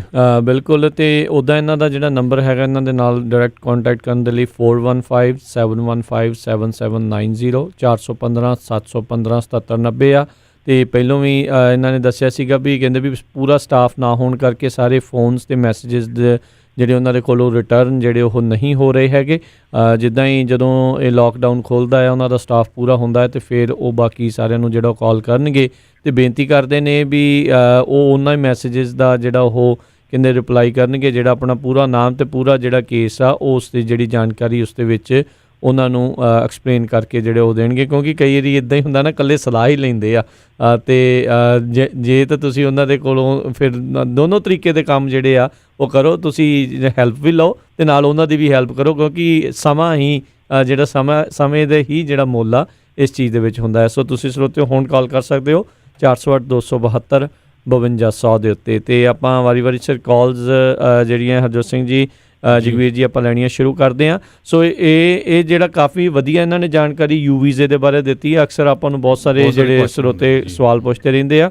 ਸੋ ਜੇ ਕਿਸੇ ਨੂੰ ਹੁਣ ਬਾਅਦ ਦੇ ਵਿੱਚ ਕੋਈ ਹੋਰ ਇਸ ਦੇ ਵਿੱਚ ਜਾਣਕਾਰੀ ਚਾਹੀਦੀ ਹੈ, ਜਿਵੇਂ ਆਪਣੇ ਯੂ ਵੀਜ਼ੇ ਦਾ ਕੇਸ ਜੇ ਕਿਸੇ ਨੇ ਅਪਲਾਈ ਕਰਨਾ ਆ ਜਾਂ ਉਸ ਦੇ ਬਾਰੇ ਕੋਈ ਹੋਰ ਜਾਣਕਾਰੀ ਲੈਣੀ, ਤੁਸੀਂ ਇਹਨਾਂ ਦਾ ਕੰਟੈਕਟ ਵੀ ਜਿਹੜਾ ਬਾਅਦ 'ਚ ਕਰ ਸਕਦੇ ਹੈਗੇ ਆ। ਅਤੇ ਇਸ ਨੂੰ YouTube Facebook ਦੇ ਉੱਤੇ ਅਸੀਂ ਪਾ ਕੇ ਰੱਖਣਾ ਹੈ, ਤੁਸੀਂ ਉਦੋਂ ਇਹਨੂੰ ਮੁੜ ਕੇ ਜਦੋਂ ਮਰਜ਼ੀ ਦੁਬਾਰਾ ਚੈੱਕ ਕਰਕੇ ਸੁਣ ਸਕਦੇ ਹੈਗੇ ਆ ਜੀ। ਅਤੇ ਅਗਲੀ ਆਪਣੇ ਜਿਹੜੇ ਕਾਲਰਸ ਉਹਨਾਂ ਨਾਲ ਗੱਲ ਕਰਦੇ ਆ। ਜਸਬੀਰ ਜੀ, ਸਤਿ ਸ਼੍ਰੀ ਅਕਾਲ ਜੀ। ਸਤਿ ਸ਼੍ਰੀ ਅਕਾਲ ਵੀਰ ਜੀ, ਤਿੰਨਾਂ ਵੀਰਾਂ ਨੂੰ ਸਤਿ ਸ਼੍ਰੀ ਅਕਾਲ। ਸਤਿ ਸ਼੍ਰੀ ਅਕਾਲ ਜੀ। ਸਵਾਲ ਜੀ ਵੀਰ ਜੀ, ਬਹੁਤ ਵਧੀਆ ਤੁਹਾਡਾ ਪ੍ਰੋਗਰਾਮ ਹੈ ਜੀ। ਮੈਂ ਅਡੋਪਟ ਵੀ ਕਰੂੰਗਾ, ਲੇਕਿਨ ਇਸ ਵੇਲੇ ਮੈਂ ਟਰੱਕ ਤੇ ਆ ਜੀ, ਟਾਈਮ ਸਮਾਂ ਆ, ਤੇ ਮੈਂ ਪ੍ਰੋਗਰਾਮ ਜ਼ਰੂਰ ਸੁਣਨਾ। ਮੈਂ ਰੋਟੀ ਖਾਣੀ ਫੇਰ ਪਹਿਲਾਂ ਤੁਹਾਡਾ ਪ੍ਰੋਗਰਾਮ ਸੁਣਨਾ ਜੀ। ਮੇਰਾ ਕੁਐਸਚਨ ਇਹ ਹੈ ਜੀ, ਬਈ ਬੇਟੇ ਮੇਰੇ ਨੂੰ 13 ਸਾਲ ਹੋ ਗਏ ਜੀ ਅਪਲਾਈ ਕੀਤੇ ਨੂੰ, ਬਲੱਡ ਡੋਨੇਸ਼ਨ ਆ, ਉਹਦੀ ਸਿਸਟਰ ਲਾ ਨੇ ਅਪਲਾਈ ਕੀਤਾ ਜੀ, ਤੇ ਉਹਨਾਂ ਦਾ ਕੇਸ ਜਿਹੜਾ ਵਾਸ਼ਿੰਗਟਨ ਸਟੇਟ ਤੋਂ ਆ। ਕੀ ਮੈਂ ਇਹੀ ਪੁੱਛਣਾ ਚਾਹੁੰਦਾ ਵੀ ਵਾਸ਼ਿੰਗਟਨ ਸਟੇਟ ਨੂੰ ਕੁਝ ਟਾਈਮ ਵਿੱਚ ਰਿਵਾਇਤ ਹੈਗੀ ਆ ਜਾਂ ਨਹੀਂ? ਜੀ ਨਹੀਂ, ਏਦਾਂ ਕੁਝ ਨਹੀਂ ਹੈਗਾ ਜੀ। ਇਹਦੀ ਜਿਹੜੀ ਵੇਟਿੰਗ ਹੈ ਉਹ ਤੁਹਾਡੀ ਕੰਟਰੀ ਆਫ ਬਰਥ ਦੇ ਹਿਸਾਬ ਨਾਲ ਚੱਲਦੀ ਹੈ। ਜਿਹੜੀ ਕੰਟਰੀ 'ਚ ਤੁਸੀਂ ਬੋਰਨ ਹੋਏ ਹੋ ਤੇ ਇੰਡੀਆ ਦੀ ਲਾਈਨ ਦੇ ਹਿਸਾਬ ਨਾਲ ਚੱਲੇਗਾ ਜੀ। ਇਹ ਜਿਹੜੇ ਰਿਆਇਤਾਂ ਵੈਸੇ ਜਿਹੜੇ ਆ ਜਗਵੀਰ ਜੀ ਹੁੰਦਾ ਵੀ ਜਿਹੜੇ ਕੇਸਿਸ ਇੰਟਰਨਲੀ ਇੱਥੋਂ ਅਪਲਾਈ ਕੀਤੇ ਹੁੰਦੇ ਆ, ਕੁਛ ਨਾਟ ਦਿਸ ਕੇਸ, ਇਹਦੇ ਬਾਬਤ ਨਹੀਂ, ਹੋਰ ਜਿਹੜੇ ਕੇਸਿਸ ਆ ਉਹਦੇ ਹਿਸਾਬ ਦੇ ਨਾਲ ਟਾਈਮ ਪੀਰੀਅਡ ਚੇਂਜ ਹੁੰਦਾ ਆ ਵੈਸੇ ਉੱਦਾਂ ਜਦੋਂ ਕੋਈ ਇਹਨਾਂ ਨੇ ਭਾਜੀ ਹੁਣ ਕੀ ਕਰ ਦਿੱਤਾ ਹੈ ਕਿ ਜ਼ਿਆਦਾਤਰ ਜਿਹੜੇ ਕੇਸ ਹੈਗੇ ਨੇ ਉਹਨਾਂ ਨੂੰ ਨਾ ਇਹਨਾਂ ਨੇ ਲੌਕ ਬਾਕਸ ਫੈਸਿਲਿਟੀ 'ਚ ਕਿਹਾ ਤੁਸੀਂ ਫਾਈਲ ਕਰੋ। ਠੀਕ ਹੈ। ਫੈਮਿਲੀ ਬੇਸ ਵਾਲੇ ਤੁਸੀਂ ਸ਼ਿਕਾਗੋ ਜਾਂ ਟੈਕਸਸ ਵਿੱਚ ਫਾਈਲ ਕਰਦੇ ਹੋ ਜੀ, ਅੱਗੋਂ ਲੌਕ ਬਾਕਸ ਫੈਸਿਲਿਟੀ ਵਾਲੇ ਕੀ ਕਰਦੇ ਨੇ ਕਿ ਉਹ ਆਪਣੀ ਮਰਜ਼ੀ ਦੇ ਸਰਵਿਸ ਸੈਂਟਰ ਭੇਜ ਦਿੰਦੇ ਨੇ। ਕਈ ਵਾਰੀ ਤਾਂ ਇਦਾਂ ਹੁੰਦਾ ਸੀ ਕਿ ਵੈਸਟ ਕੋਸਟ ਵਾਲਿਆਂ ਨੂੰ ਵੈਸਟ ਕੋਸਟ ਰੱਖੂਗੇ ਹੈ ਨਾ, ਨੇਬਰਾਸਕਾ, ਦੂਜਿਆਂ ਨੂੰ ਵਰਮੌਂਟ ਭੇਜੂਗੇ। ਪਰ ਹੁਣ ਆਪਾਂ ਕੀ ਦੇਖ ਰਹੇ ਹਾਂ ਕਿ ਆਪਣੇ ਕਨਵੀਨੀਅੰਸ ਦੇ ਅਕੋਰਡਿੰਗ ਫਾਈਲਸ ਇੱਕ ਸੈਂਟਰ ਤੋਂ ਦੂਜੇ ਸੈਂਟਰ ਮੂਵ ਕਰਦੇ ਆ ਜੀ। ਤੇ ਇੱਦਾਂ ਕੋਈ ਨਹੀਂ ਹੈਗਾ ਕਿ ਇੱਕ ਸਟੇਟ ਦੇ ਵਿੱਚ ਰਹਿ ਕੇ ਇਹਨਾਂ ਨੂੰ ਜ਼ਿਆਦਾ ਜਲਦੀ ਹੋਊਗਾ। ਬਸ ਇਹ ਹੈ ਕਿ ਇੱਕ ਸੈਂਟਰ ਦਾ ਪ੍ਰੋਸੈਸਿੰਗ ਟਾਈਮ ਦੂਜੇ ਤੋਂ ਜ਼ਿਆਦਾ ਹੋ ਸਕਦਾ। ਜੀ ਜੀ ਜੀ ਉਹ ਚੇਂਜ ਹੁੰਦੇ ਰਹਿੰਦੇ ਨੇ। ਫਿਰ ਉਹ ਆਪਣਾ ਜਿਹੜਾ ਹੁਣ ਜਿਹੜੀ ਫੈਮਿਲੀ ਬੇਸ ਪਟੀਸ਼ਨ ਹੈ ਇਹ ਲੰਬੀ ਹੈ ਨਾ 10 ਤੋਂ 15 ਸਾਲ ਦਾ ਪ੍ਰੋਸੈਸ ਹੈ ਤੇ ਇਹਦੇ ਵਿੱਚ ਵੇਟ ਹੀ ਕਰਨੀ ਪੈਣੀ ਹੈ। ਕਦੀ ਕਿਸੇ ਦਾ ਜ਼ਿਆਦਾ ਜਲਦੀ ਪ੍ਰੋਸੈਸਿੰਗ ਸੈਂਟਰ ਹੁੰਦਾ ਹੈ, ਕਦੀ ਕੋਈ ਦੂਸਰਾ ਵਾਲਾ ਛੇਤੀ ਕਰਨਾ ਸ਼ੁਰੂ ਕਰ ਦਿੰਦਾ ਹੈ। ਜੀ ਜੀ ਤੇ ਅਗਲੇ ਕਾਲਰ ਆਪਣੇ ਨਾਲ ਜੁੜੇ ਨੇ ਜਗਦੀਪ। ਸਤਿ ਸ਼੍ਰੀ ਅਕਾਲ। ਸਤਿ ਸ਼੍ਰੀ ਅਕਾਲ ਭਾਜੀ। ਸਤਿ ਸ਼੍ਰੀ ਅਕਾਲ ਜੀ। ਸਤਿ ਸ਼੍ਰੀ ਅਕਾਲ ਜੀ। ਭਾਜੀ ਮੇਰਾ ਕੁਐਸਚਨ ਹੈਗਾ ਸਿਟੀਜ਼ਨਸ਼ਿਪ ਦੇ ਰਿਗਾਰਡਿੰਗ। ਜਦੋਂ ਆਪਣੇ ਤੇ ਕਿਸੇ ਵੀ ਤਰ੍ਹਾਂ ਦੀ ਕੋਈ ਪ੍ਰੋਬੇਸ਼ਨ ਲੱਗਦੀ ਆ, ਉਹ ਜਿਹੜਾ 5 ਈਅਰ ਗੁੱਡ ਮੋਰਲ ਕਰੈਕਟਰ ਵਾਲਾ ਟਾਈਮ ਆ, ਉਹ ਪ੍ਰੋਬੇਸ਼ਨ ਵਾਲਾ ਟਾਈਮ ਉਹ ਵਿੱਚ ਗਿਣਦੇ ਆ ਜਾਂ ਜਿੱਦਣ ਤੋਂ ਪ੍ਰੋਬੇਸ਼ਨ ਖਤਮ ਹੋ ਜਾਂਦੀ ਆ ਉਦਣ ਤੋਂ ਉਹ 5 ਈਅਰ ਗਿਣਦੇ ਆ? ਜਿਹੜਾ ਭਾਜੀ ਜਦੋਂ ਤੁਸੀਂ ਸਿਟੀਜ਼ਨ ਕਰਦੇ ਹੋ ਨਾ ਫਾਈਲ 5 ਸਾਲੋਂ ਪਿੱਛੇ ਦੇਖਦੇ ਨੇ ਕਿ ਗੁੱਡ ਮੋਰਲ ਕਰੈਕਟਰ ਹੈਗਾ ਕਿ ਨਹੀਂ ਬੰਦੇ ਦਾ। ਤੇ ਇਹਦੇ ਵਿੱਚ ਕੋਈ ਇੱਦਾਂ ਨਹੀਂ ਹੈਗਾ ਕਿ ਜੇ ਤੁਸੀਂ 5 ਸਾਲਾਂ ਦੇ ਵਿੱਚ ਕ੍ਰਾਈਮ ਕਮਿਟ ਕੀਤਾ ਤੁਹਾਨੂੰ ਸਿਟੀਜ਼ਨਸ਼ਿਪ ਨਹੀਂ ਮਿਲਣੀ ਹੈ। ਡਿਪੈਂਡ ਕਰਦਾ ਹੈ ਕਿ ਕਿਹੜਾ ਕ੍ਰਾਈਮ ਹੈ, ਕਿਸ ਗੱਲ ਦੀ ਪ੍ਰੋਬੇਸ਼ਨ ਹੈ, ਕਿਸ ਗੱਲ ਦੀ ਕਨਵਿਕਸ਼ਨ ਸੀਗੀ ਹੈ ਨਾ। ਜਿਹੜੇ ਤਾਂ ਹੁਣ ਕਈ ਕਹਿ ਲਓ ਕਿ ਮਿਸਡਿਮੀਨਰ ਅਫੈਂਸ ਹੋ ਗਏ ਕਿ ਸੋ DUI ਦਾ ਪੁੱਛਦੇ ਨੇ ਜੀ। DUI ਦਾ ਇਫੈਕਟ ਨਹੀਂ ਕਰੇਗਾ। ਜੇ ਤੁਹਾਡਾ ਇਕੱਲਾ ਸਿੰਗਲ ਅਫੈਂਸ ਹੈਗਾ DUI ਦਾ, ਤੁਸੀਂ ਅਪਲਾਈ ਕਰ ਸਕਦੇ ਹੋ ਸਿਟੀਜ਼ਨਸ਼ਿਪ। ਤੇ ਜੇ ਮਲਟੀਪਲ ਆ ਫਿਰ ਇਫੈਕਟ ਕਰ ਸਕਦਾ, ਰਾਈਟ? ਫਿਰ ਇਫੈਕਟ ਕਰ ਸਕਦਾ, ਹਾਂਜੀ। ਲੇਟੈਸਟ ਉਹਨਾਂ ਨੇ ਕੇਸ ਲਾਅ ਕੀਤਾ ਸੀਗਾ 2 ਜੇ ਕਨਵਿਕਸ਼ਨਸ ਹੈਗੀਆਂ DUI ਦੀਆਂ, ਇਹ ਨਹੀਂ ਕਿ ਬਾਕੀ ਵੈਟਰ ਐਕਸ, DUI ਦੀਆਂ 2 ਕਨਵਿਕਸ਼ਨਸ ਹੈਗੀਆਂ ਉਹ ਤੁਹਾਡੀ ਸਿਟੀਜ਼ਨਸ਼ਿਪ ਨੂੰ ਇਫੈਕਟ ਕਰ ਸਕਦੀਆਂ। ਜੀ ਜੀ ਧੰਨਵਾਦ ਜੀ। ਥੈਂਕ ਯੂ ਜੀ। ਜੀ ਤੇ ਅਗਲੇ ਕਾਲਰ ਨੇ ਗਿਆਨ ਕੌਰ ਜੀ। ਸਤਿ ਸ਼੍ਰੀ ਅਕਾਲ। ਜੀ ਤੇ ਅਗਲੇ ਕਾਲਰ ਨੇ ਗਿਆਨ ਕੌਰ ਜੀ। ਸਤਿ ਸ਼੍ਰੀ ਅਕਾਲ। ਸਤਿ ਸ਼੍ਰੀ ਅਕਾਲ। ਹਾਂਜੀ ਜੀ, ਕੀ ਸਵਾਲ ਹੈ ਤੁਹਾਡਾ? ਇਹ ਸਵਾਲ ਮੇਰਾ ਇਹੋ ਹੀ ਆ ਵੀ ਮੇਰੇ ਕਾਕੇ ਦੀ ਪਟੀਸ਼ਨ ਨੂੰ 10 ਸਾਲ ਹੋ ਗਏ ਆ, ਵੀ ਮੈਂ ਉਹਦਾ ਕੁਝ ਕਰ ਸਕਦੀ ਆ? ਹਾਂਜੀ, ਤੁਸੀਂ ਉਹਨਾਂ ਨੂੰ ਨਾ ਕਾਲ ਕਰੋ ਇਮੀਗ੍ਰੇਸ਼ਨ ਵਾਲਿਆਂ ਨੂੰ ਤੇ ਫੋਲੋ ਅਪ ਕਰੋ, ਉਹ ਤੁਹਾਨੂੰ ਜਵਾਬ ਦੇਣਗੇ ਕਿ ਕਿੰਨੀ ਕਿੱਥੇ ਪ੍ਰੋਸੈਸਿੰਗ ਪਹੁੰਚੀ ਹੈ ਤੁਹਾਡੀ। ਜੀ ਧੰਨਵਾਦ ਜੀ। ਉਹਨਾਂ ਨੂੰ ਕਾਲ ਕਰਨੀ ਪੈਣੀ ਹੈ। ਜਿਹੜੇ ਵਕੀਲ ਦੇ ਥਰੂ ਤੁਸੀਂ ਅਪਲਾਈ ਕੀਤਾ ਹੈ ਉਸ ਨੂੰ ਕਾਲ ਕਰੋ ਤੇ ਉਹਨੂੰ ਕਹੋ ਵੀ ਭਾਈ ਸਾਡੇ ਇਸ ਦੇ ਬਾਰੇ ਹੋਰ ਜਾਣਕਾਰੀ ਲੈ ਕੇ ਦਿਓ ਉੱਥੋਂ। ਬਲਜੀਤ ਕੌਰ ਜੀ। ਸਤਿ ਸ਼੍ਰੀ ਅਕਾਲ। ਹੈਲੋ ਹਾਂਜੀ, ਸਤਿ ਸ਼੍ਰੀ ਅਕਾਲ ਜੀ। ਸਤਿ ਸ਼੍ਰੀ ਅਕਾਲ ਜੀ। ਸਤਿ ਸ਼੍ਰੀ ਅਕਾਲ ਜੀ। ਹਾਂਜੀ ਭਾਜੀ, ਮੇਰਾ ਕੁਐਸਚਨ ਇਹ ਹੈਗਾ ਕਿ ਲਾਸਟ ਮੇਰਾ ਸਟੇਟਸ ਸਿਟੀਜ਼ਨਸ਼ਿਪ ਹੈ ਤੇ ਮੈਂ ਆਪਣੇ ਲਾਸਟ ਹੀ ਆਪਣੇ ਪਾਪਾ ਨੂੰ ਅਪਲਾਈ ਕੀਤਾ ਸੀ ਲਾਈਕ ਜੁਲਾਈ ਦੇ ਵਿੱਚ। ਅਜੇ ਤੱਕ ਕੋਈ ਉਹਨਾਂ ਦੀ ਅਪਰੂਵਲ ਵਗੈਰਾ ਨਹੀਂ ਆਈ ਹੈਗੀ। ਉਹਨਾਂ ਕੀ ਪ੍ਰੋਸੈਸ ਚੱਲ ਰਿਹਾ ਹੈ? ਇਹਨਾਂ ਦਾ ਜੀ 1.5 ਸਾਲ ਦਾ ਪ੍ਰੋਸੈਸ ਹੈਗਾ ਜਦੋਂ ਸਿਟੀਜ਼ਨ ਆਪਣੇ ਪੇਰੈਂਟਸ ਨੂੰ ਫਾਈਲ ਕਰਦਾ। ਤੁਸੀਂ ਵੇਟ ਕਰੋ। ਹਾਂਜੀ। ਤੇ ਅੱਛਾ 1.5 ਸਾਲ? ਹਾਂ ਠੀਕ ਹੈ। 1.5 ਸਾਲ ਲੱਗ ਹੀ ਜਾਂਦਾ ਆਰਾਮ ਨਾਲ। ਧੰਨਵਾਦ ਜੀ। ਸੋ ਇੱਕ ਸਾਡੇ ਸਰੋਤੇ ਫੇਸਬੁੱਕ ਤੋਂ ਪੁੱਛਦੇ ਆ ਜਗਵੀਰ ਜੀ ਭਈ ਉਹਨਾਂ ਨੇ J1 ਵੀਜ਼ਾ ਡਾਇਵਰਟ ਕਰਨਾ, ਉਹ ਕਿੱਦਾਂ ਹੁੰਦਾ ਆ? J1 ਇਹ ਡਿਪੈਂਡ ਕਰਦਾ ਹੈ। J1 2 ਤਰ੍ਹਾਂ ਦੇ ਹੁੰਦੇ ਨੇ। ਇੱਕ ਤਾਂ J1 ਹੁੰਦਾ ਹੈ ਕਿ ਸਿੰਪਲੀ ਉੱਤੇ ਕੋਈ ਰਿਸਟ੍ਰਿਕਸ਼ਨ ਨਹੀਂ ਹੁੰਦੀ, ਪਰ ਜੇ ਤੁਹਾਨੂੰ ਫੰਡਿੰਗ ਮਿਲੀ ਹੈ, ਕੋਈ ਤੁਹਾਡੀ ਜਿੱਦਾਂ ਫੀਸ ਦਿੱਤੀ ਹੈ US ਸਰਕਾਰ ਨੇ ਜਾਂ ਤੁਹਾਡੀ ਸਰਕਾਰ ਨੇ, ਤੇ ਉਹ ਕਈ ਵਾਰੀ ਨਾ ਲਿਮਿਟੇਸ਼ਨ ਲਾ ਦਿੰਦੇ ਨੇ ਉੱਤੇ ਕਿ 2 ਸਾਲ ਤੁਹਾਨੂੰ ਆਪਣੀ ਹੋਮ ਕੰਟਰੀ 'ਚ ਜਾਣਾ ਪੈਂਦਾ ਹੈ ਫਿਰ ਤੁਹਾਡੀ, ਕਿਉਂਕਿ ਤੁਹਾਨੂੰ ਆਪਾਂ ਫ੍ਰੀ ਫੰਡਿੰਗ ਦਿੱਤੀ ਸੀਗੀ ਤੇ ਰਿਕੁਆਇਰਮੈਂਟ ਇਹੀ ਹੈ ਕਿ ਤੁਸੀਂ 2 ਸਾਲ ਵਾਪਸ ਆਪਣੀ ਕੰਟਰੀ ਜਾ ਕੇ ਕੰਮ ਕਰੋ ਜੀ। ਤੇ ਡਿਵਰਟ ਮੇਰੇ ਖਿਆਲ ਇਹ ਪੁੱਛ ਰਹੇ ਨੇ ਕਿ ਇਹਨੂੰ 2 ਸਾਲ ਨੂੰ ਮਾਫ ਕੀਤਾ ਜਾ ਸਕਦਾ ਕਿ ਨਹੀਂ। ਉਹਨੂੰ ਕੀਤਾ ਜਾ ਸਕਦਾ ਹੈ। ਉਹਦੇ 2-3 ਤਰੀਕੇ ਹੁੰਦੇ ਨੇ। ਸਭ ਤੋਂ ਜਿਹੜਾ ਸਿੰਪਲ ਤਰੀਕਾ ਉਹ ਹੈਗਾ ਕਿ ਤੁਸੀਂ ਜਿਹੜੀ ਵੀ ਇੰਟਰਸਟਿਡ ਗਵਰਨਮੈਂਟ ਏਜੰਸੀ ਹੈ ਤੁਹਾਡੇ ਕੇਸ ਦੇ ਵਿੱਚ, ਉਹਨਾਂ ਤੋਂ ਨੋ ਆਬਜੈਕਸ਼ਨ ਦਾ ਸਰਟੀਫਿਕੇਟ ਲਾ ਕੇ ਇੱਕ ਵੇਵਰ ਲੈ ਸਕਦੇ ਹੋ। ਇੱਕ ਤਰੀਕਾ ਇਹ ਹੈ। ਦੂਸਰਾ ਤਰੀਕਾ ਇਹ ਹੈ ਕਿ ਜੇ ਤੁਹਾਡਾ ਇੱਥੇ ਵਿਆਹ ਹੋਇਆ ਜਾਂ ਤੁਹਾਡੇ US ਬੋਰਨਸ ਬੱਚੇ ਹੈਗੇ ਨੇ, ਤੁਸੀਂ ਉਹਨਾਂ ਦੇ ਬੇਸ ਤੇ ਐਕਸਟ੍ਰੀਮ ਹਾਰਡਸ਼ਿਪ ਦਾ ਵੇਵਰ ਲੈ ਸਕਦੇ ਹੋ। ਜੀ ਧੰਨਵਾਦ ਜੀ। ਥੈਂਕ ਯੂ ਜੀ। ਤੇ ਅਗਲੇ ਕਾਲਰ ਨੇ ਤਜਿੰਦਰ ਜੀ ਕੈਲਗਰੀ ਤੋਂ। ਸਤਿ ਸ਼੍ਰੀ ਅਕਾਲ। ਸਤਿ ਸ਼੍ਰੀ ਅਕਾਲ ਵੀਰੇ ਜੀ ਸਾਰਿਆਂ ਨੂੰ। ਸਤਿ ਸ਼੍ਰੀ ਅਕਾਲ ਜੀ। ਸਤਿ ਸ਼੍ਰੀ ਅਕਾਲ ਜੀ। ਹਾਂਜੀ ਵੀਰੇ, ਮੈਂ ਕੈਨੇਡਾ ਤੋਂ ਬੋਲਦਾ, ਕੈਲਗਰੀ ਤੋਂ, ਤੇ ਮੈਂ ਇੱਥੇ ਸਿਟੀਜ਼ਨ ਹਾਂ ਤੇ ਮੈਂ ਮੂਵ ਹੋਣਾ ਚਾਹੁੰਦਾ ਅਮਰੀਕਾ 'ਚ। ਇਹ ਪੋਸੀਬਲ ਹੈ ਕਿ ਵਰਕ ਪਰਮਿਟ ਮਿਲ ਸਕਦਾ ਮੈਨੂੰ? ਭਾਜੀ ਤੁਹਾਡੇ ਕੋਲ ਇੱਕ ਜਿਹੜਾ ਸਭ ਤੋਂ ਸੌਖਾ ਤਰੀਕਾ ਉਹ ਹੈਗਾ E2 ਵੀਜ਼ਾ। ਇਹ ਜਿਹੜਾ E2 ਵੀਜ਼ਾ ਕੀ ਹੁੰਦਾ ਹੈ ਕਿ ਇਹਦੀ ਬਾਅਦ 'ਚ ਆਪਾਂ ਕਿਸੇ ਹੋਰ ਦਿਨ ਡਿਟੇਲ 'ਚ ਡਿਸਕਸ਼ਨ ਕਰਾਂਗੇ, ਪਰ ਇਹ ਬਿਜ਼ਨਸ ਵੀਜ਼ਾ ਹੁੰਦਾ ਹੈ। ਜੇ ਤੁਸੀਂ $2 ਲੱਖ ਦੇ ਕਰੀਬ ਇਨਵੈਸਟ ਕਰਦੇ ਹੋ US ਦੇ ਵਿੱਚ, ਆਪਣਾ ਬਿਜ਼ਨਸ ਪਾਉਂਦੇ ਹੋ ਤੇ ਅਮਰੀਕੀ ਸਰਕਾਰ ਨੂੰ ਦੱਸਦੇ ਹੋ ਕਿ ਤੁਸੀਂ ਜੌਬਸ ਵਗੈਰਾ ਕ੍ਰੀਏਟ ਕਰੋਗੇ, ਤੇ ਐਜ਼ ਅ ਕੈਨੇਡੀਅਨ ਸਿਟੀਜ਼ਨ ਤੁਸੀਂ ਆ ਕੇ ਇੱਥੇ ਆਪਣਾ ਬਿਜ਼ਨਸ ਖੋਲ ਸਕਦੇ ਹੋ ਤੇ ਤੁਹਾਨੂੰ ਵਰਕ ਪਰਮਿਟ ਵਗੈਰਾ ਰਾਈਟ ਵੇ ਮਿਲ ਜਾਏਗਾ। ਤੁਸੀਂ ਕੈਨੇਡਾ 'ਚ ਕੀ ਕਰਦੇ ਭਾਜੀ? ਵੀਰੇ ਮੈਂ ਟਰੱਕ ਡਰਾਈਵਰ ਹਾਂ। ਸੋ ਇਹ ਜਗਵੀਰ ਜੀ ਇੱਥੇ ਮੇਰੇ ਖਿਆਲ ਨਾਲ ਜੇ ਇਹਨਾਂ ਨੂੰ ਇੱਥੇ ਜੌਬ ਲੈਟਰ ਮਿਲ ਜਾਏ ਤਾਂ ਉਹ T1 ਵੀਜ਼ਾ ਵੀ ਮਿਲ ਸਕਦਾ ਕਿ ਨਹੀਂ? ਹਾਂਜੀ, ਜੇ ਟਰਕਿੰਗ ਦੇ ਬੇਸ ਤੇ ਹੈ, ਟਰਕਿੰਗ ਦੇ ਬੇਸ ਤੇ B ਵੀਜ਼ਾ ਤੇ ਵਿਜ਼ਟਰ ਵੀਜ਼ਾ ਤੇ ਆ ਕੇ ਜੇ ਉਹਨਾਂ ਕੁ ਕੰਮ ਕਰਨਾ ਹੈ, ਬੇਸ ਇਹਨਾਂ ਨੇ ਆਪਣਾ ਕੈਨੇਡਾ ਰੱਖਣਾ, ਉਹ ਕਰ ਸਕਦੇ ਨੇ। ਕਾਫੀ ਟਰੱਕਰਸ ਕਰਦੇ ਵੀ ਨੇ ਉੱਥੋਂ, ਹੈ ਨਾ। ਪਰ ਉਹ ਮੇਰੇ ਖਿਆਲ ਇਹ ਪੁੱਛ ਰਹੇ ਨੇ ਕਿ ਕਿਤੇ ਪੱਕਾ ਹੀ ਮੂਵ ਹੋਣਾ ਚਾਹੁੰਦੇ ਨੇ ਉਹ। ਹਾਂਜੀ, ਜੇ ਪੱਕਾ ਹੀ ਮੂਵ ਹੋਣਾ ਤੇ ਜੇ ਤਾਂ ਪਹਿਲਾਂ 2 ਇਹਨਾਂ ਦੇ ਵੀਜ਼ਾ ਪ੍ਰੋਗਰਾਮ ਸੀਗੇ। ਇੱਕ ਸੀਗਾ EB5 investment base green card ਸੀਗਾ ਡਾਇਰੈਕਟਲੀ। ਉਹਦੀ ਹੁਣ ਇਹਨਾਂ ਨੇ ਇਨਵੈਸਟਮੈਂਟ ਰਿਕੁਆਇਰਮੈਂਟ ਜਿਹੜੀ $1 ਮਿਲੀਅਨ ਕਰਤੀ ਹੈ, ਤੇ ਉਹ ਹੁਣ ਕਈਆਂ ਲਈ ਫੀਜ਼ੀਬਲ ਨਹੀਂ ਹੈ। ਤੇ ਫਿਰ ਤਾਂ ਕਰਕੇ ਨਾ E2 ਜਿਹੜਾ ਹੈਗਾ ਉਹ ਤੁਸੀਂ ਇਨਡੈਫੀਨਿਟਲੀ ਉਹਨੂੰ ਰੀਨਿਊ ਕਰ ਸਕਦੇ ਹੋ, ਕੰਮ ਆਪਣੇ ਕਰ ਸਕਦੇ ਹੋ। ਤੇ ਉਹਦੇ ਵਿੱਚ ਇਨਵੈਸਟਮੈਂਟ ਥੋੜੀ ਕੋਈ ਰਿਕੁਆਇਰਮੈਂਟ ਇਹਨਾਂ ਦਾ ਸੀ, ਤੇ $2 ਤੋਂ 3 ਲੱਖ ਜੇ ਇਨਵੈਸਟ ਕੋਈ ਕਰਦਾ ਹੈ ਉਹਨੂੰ E2 ਮਿਲ ਜਾਂਦਾ। ਜੀ ਚਲੋ ਜੀ, ਧੰਨਵਾਦ ਜੀ, ਥੈਂਕ ਯੂ ਜੀ। ਤੇ ਇੱਕ ਜਗਵੀਰ ਜੀ, ਆਪਾਂ ਤੁਹਾਨੂੰ ਪੁੱਛਣਾ ਚਾਹੁੰਦੇ H1 H4 ਨੂੰ ਲੈ ਕੇ ਕਾਫੀ ਰੌਲਾ ਰੱਪਾ ਜਿਹੜਾ ਉਹ ਅਕਸਰ ਜਿਹੜਾ ਉਹ ਪੈ ਰਿਹਾ ਆ। ਜਿਹੜੇ H4 ਵਾਲੇ ਸੀਗੇ ਉਹਨਾਂ ਦੇ ਡਿਪੈਂਡੈਂਟ H1 ਵਾਲਿਆਂ ਦੇ ਉੱਤੇ ਉਹਨਾਂ ਦਾ ਵਰਕ ਪਰਮਿਟ ਰੱਦ ਕਰਨ ਦੀ ਸੀਗੀ। ਫਿਰ ਅਦਾਲਤਾਂ ਦੇ ਵਿੱਚ ਇਹ ਗਿਆ, ਉਹਨਾਂ ਨੇ ਕਿਹਾ ਵੀ ਇੱਦਾਂ ਦੀ ਕੋਈ ਸਾਨੂੰ ਸੰਭਾਵਨਾ ਜਿਹੜੀ ਬਣੀ ਨਹੀਂ ਵੀ ਅਮਰੀਕੀ ਜਿਹੜੀਆਂ ਜੋਬਾਂ ਦੇ ਉੱਤੇ ਕੋਈ ਨੁਕਸਾਨ ਹੋਇਆ। ਸੋ ਕੀ ਅਪਡੇਟ ਹੈਗੀ ਲੇਟੈਸਟ ਇਸ ਦੇ ਉੱਤੇ? OPT ਦਾ ਵੀ ਨਾਲੇ ਦੱਸਿਓ ਜੀ। ਹਾਂਜੀ ਭਾਜੀ, ਇੱਕ ਤਾਂ ਇਹ ਹੈ ਕਿ ਆਪਾਂ ਨਾ ਕਿਸੇ ਦਿਨ ਇਸੇ ਟੌਪਿਕ ਤੇ ਕਰਾਂਗੇ, ਕਿਉਂਕਿ ਇਹਦੀ ਵੀ ਤੁਹਾਡੀ ਕਾਫੀ ਆਡੀਅנס ਹੋਣੀ ਹੈ ਨਾ। ਜੀ ਜੀ। ਸੋ ਜਿਹੜਾ H4EAD ਕੀ ਹੁੰਦਾ ਕਿ H1B ਦੇ ਜਿਹੜੇ ਵਰਕਰ ਆਉਂਦੇ ਨੇ ਉਹ ਕਾਫੀ ਲੰਬੇ ਸਮੇਂ ਉਹਨਾਂ ਨੂੰ ਰਹਿਣਾ ਪੈਂਦਾ ਗ੍ਰੀਨ ਕਾਰਡ ਤੱਕ। ਉਹਨਾਂ ਦੀ ਜਰਨੀ 15 ਤੋਂ 20 ਸਾਲ ਹੁੰਦੀ ਹੈ ਨੋਰਮਲੀ। ਤੇ ਇਹਦੇ ਵਿੱਚ ਕੀ ਸੀਗਾ ਕਿ ਜਿਹੜੇ ਹੁਣ H1B ਆਉਂਦਾ ਹੈ ਨਾ, ਡਿਗਰੀ ਕਰਦੇ ਆ, ਉਹਨਾਂ ਦੇ ਸਪਾਊਸ ਵੀ ਓਬਵੀਅਸਲੀ ਗੁੱਡ ਚਾਂਸ ਹੈ ਕਿ ਉਹਨਾਂ ਕੋਲ ਵੀ ਡਿਗਰੀ ਜਾਂ ਐਜੂਕੇਸ਼ਨ ਕੁਆਲੀਫਿਕੇਸ਼ਨ ਹੈ, ਤੇ ਕਾਫੀ ਲੰਬੇ ਸਮੇਂ ਤੱਕ ਉਹ ਕੰਮ ਨਹੀਂ ਕਰ ਪਾ ਰਹੇ ਸੀਗੇ। ਤੇ ਫਿਰ ਇਹਨਾਂ ਨੇ ਇੱਕ ਕਾਨੂੰਨ ਪਾਸ ਕੀਤਾ H4EAD ਕਿ ਜਿਹੜੇ H1B ਹੋਲਡਰ ਹੈਗੇ ਨੇ ਜਿਨ੍ਹਾਂ ਦਾ ਗ੍ਰੀਨ ਕਾਰਡ ਫਾਈਲ ਹੋ ਗਿਆ, ਉਹਨਾਂ ਦੇ ਸਪਾਊਸ ਨੂੰ ਆਪਾਂ ਵਰਕ ਆਥੋਰਾਈਜੇਸ਼ਨ ਦੇਵਾਂਗੇ, ਕੰਮ ਕਰ ਸਕਦੇ ਆ ਉਹ। ਇਹ ਕਾਫੀ ਵਿਵਾਦ 'ਚ ਰਹੀ, ਇਹਨੂੰ 2 ਤੋਂ 3 ਸਾਲ ਹੋ ਗਏ ਨੇ ਆਪਾਂ ਸੁਣਦੇ ਨੇ। ਸਰਕਾਰ ਖੁਸ਼ ਨਹੀਂ ਹੈਗੀ, ਉਹ ਕਹਿੰਦੇ ਕਿ ਆਪਾਂ ਇਹਨੂੰ ਕੈਂਸਲ ਕਰਨਾ ਹੈ ਕਿਉਂਕਿ ਇਹ ਅਮਰੀਕਨ ਜੌਬਸ 'ਤੇ ਇਫੈਕਟ ਕਰਦੀ ਹੈ। ਤੇ ਹੁਣ ਰੀਸੈਂਟਲੀ ਫਿਰ ਉਹਦੀ ਹੀਅਰਿੰਗ ਵਗੈਰਾ ਹੋਈਆਂ, ਉਹਨਾਂ ਨੇ DHS ਨੇ ਆਪ ਐਡਮਿਟ ਕੀਤਾ ਕਿ ਨਹੀਂ, ਇਹ ਇੰਨਾ ਜ਼ਿਆਦਾ ਫਰਕ ਨਹੀਂ ਪੈਂਦੀਆਂ। ਤੇ ਫਿਲਹਾਲ ਇਹ ਪ੍ਰੋਗਰਾਮ ਕਿਤੇ ਜਾ ਨਹੀਂ ਰਿਹਾ, ਫਿਲਹਾਲ H4EAD ਚੱਲਦਾ ਰਹੇਗਾ।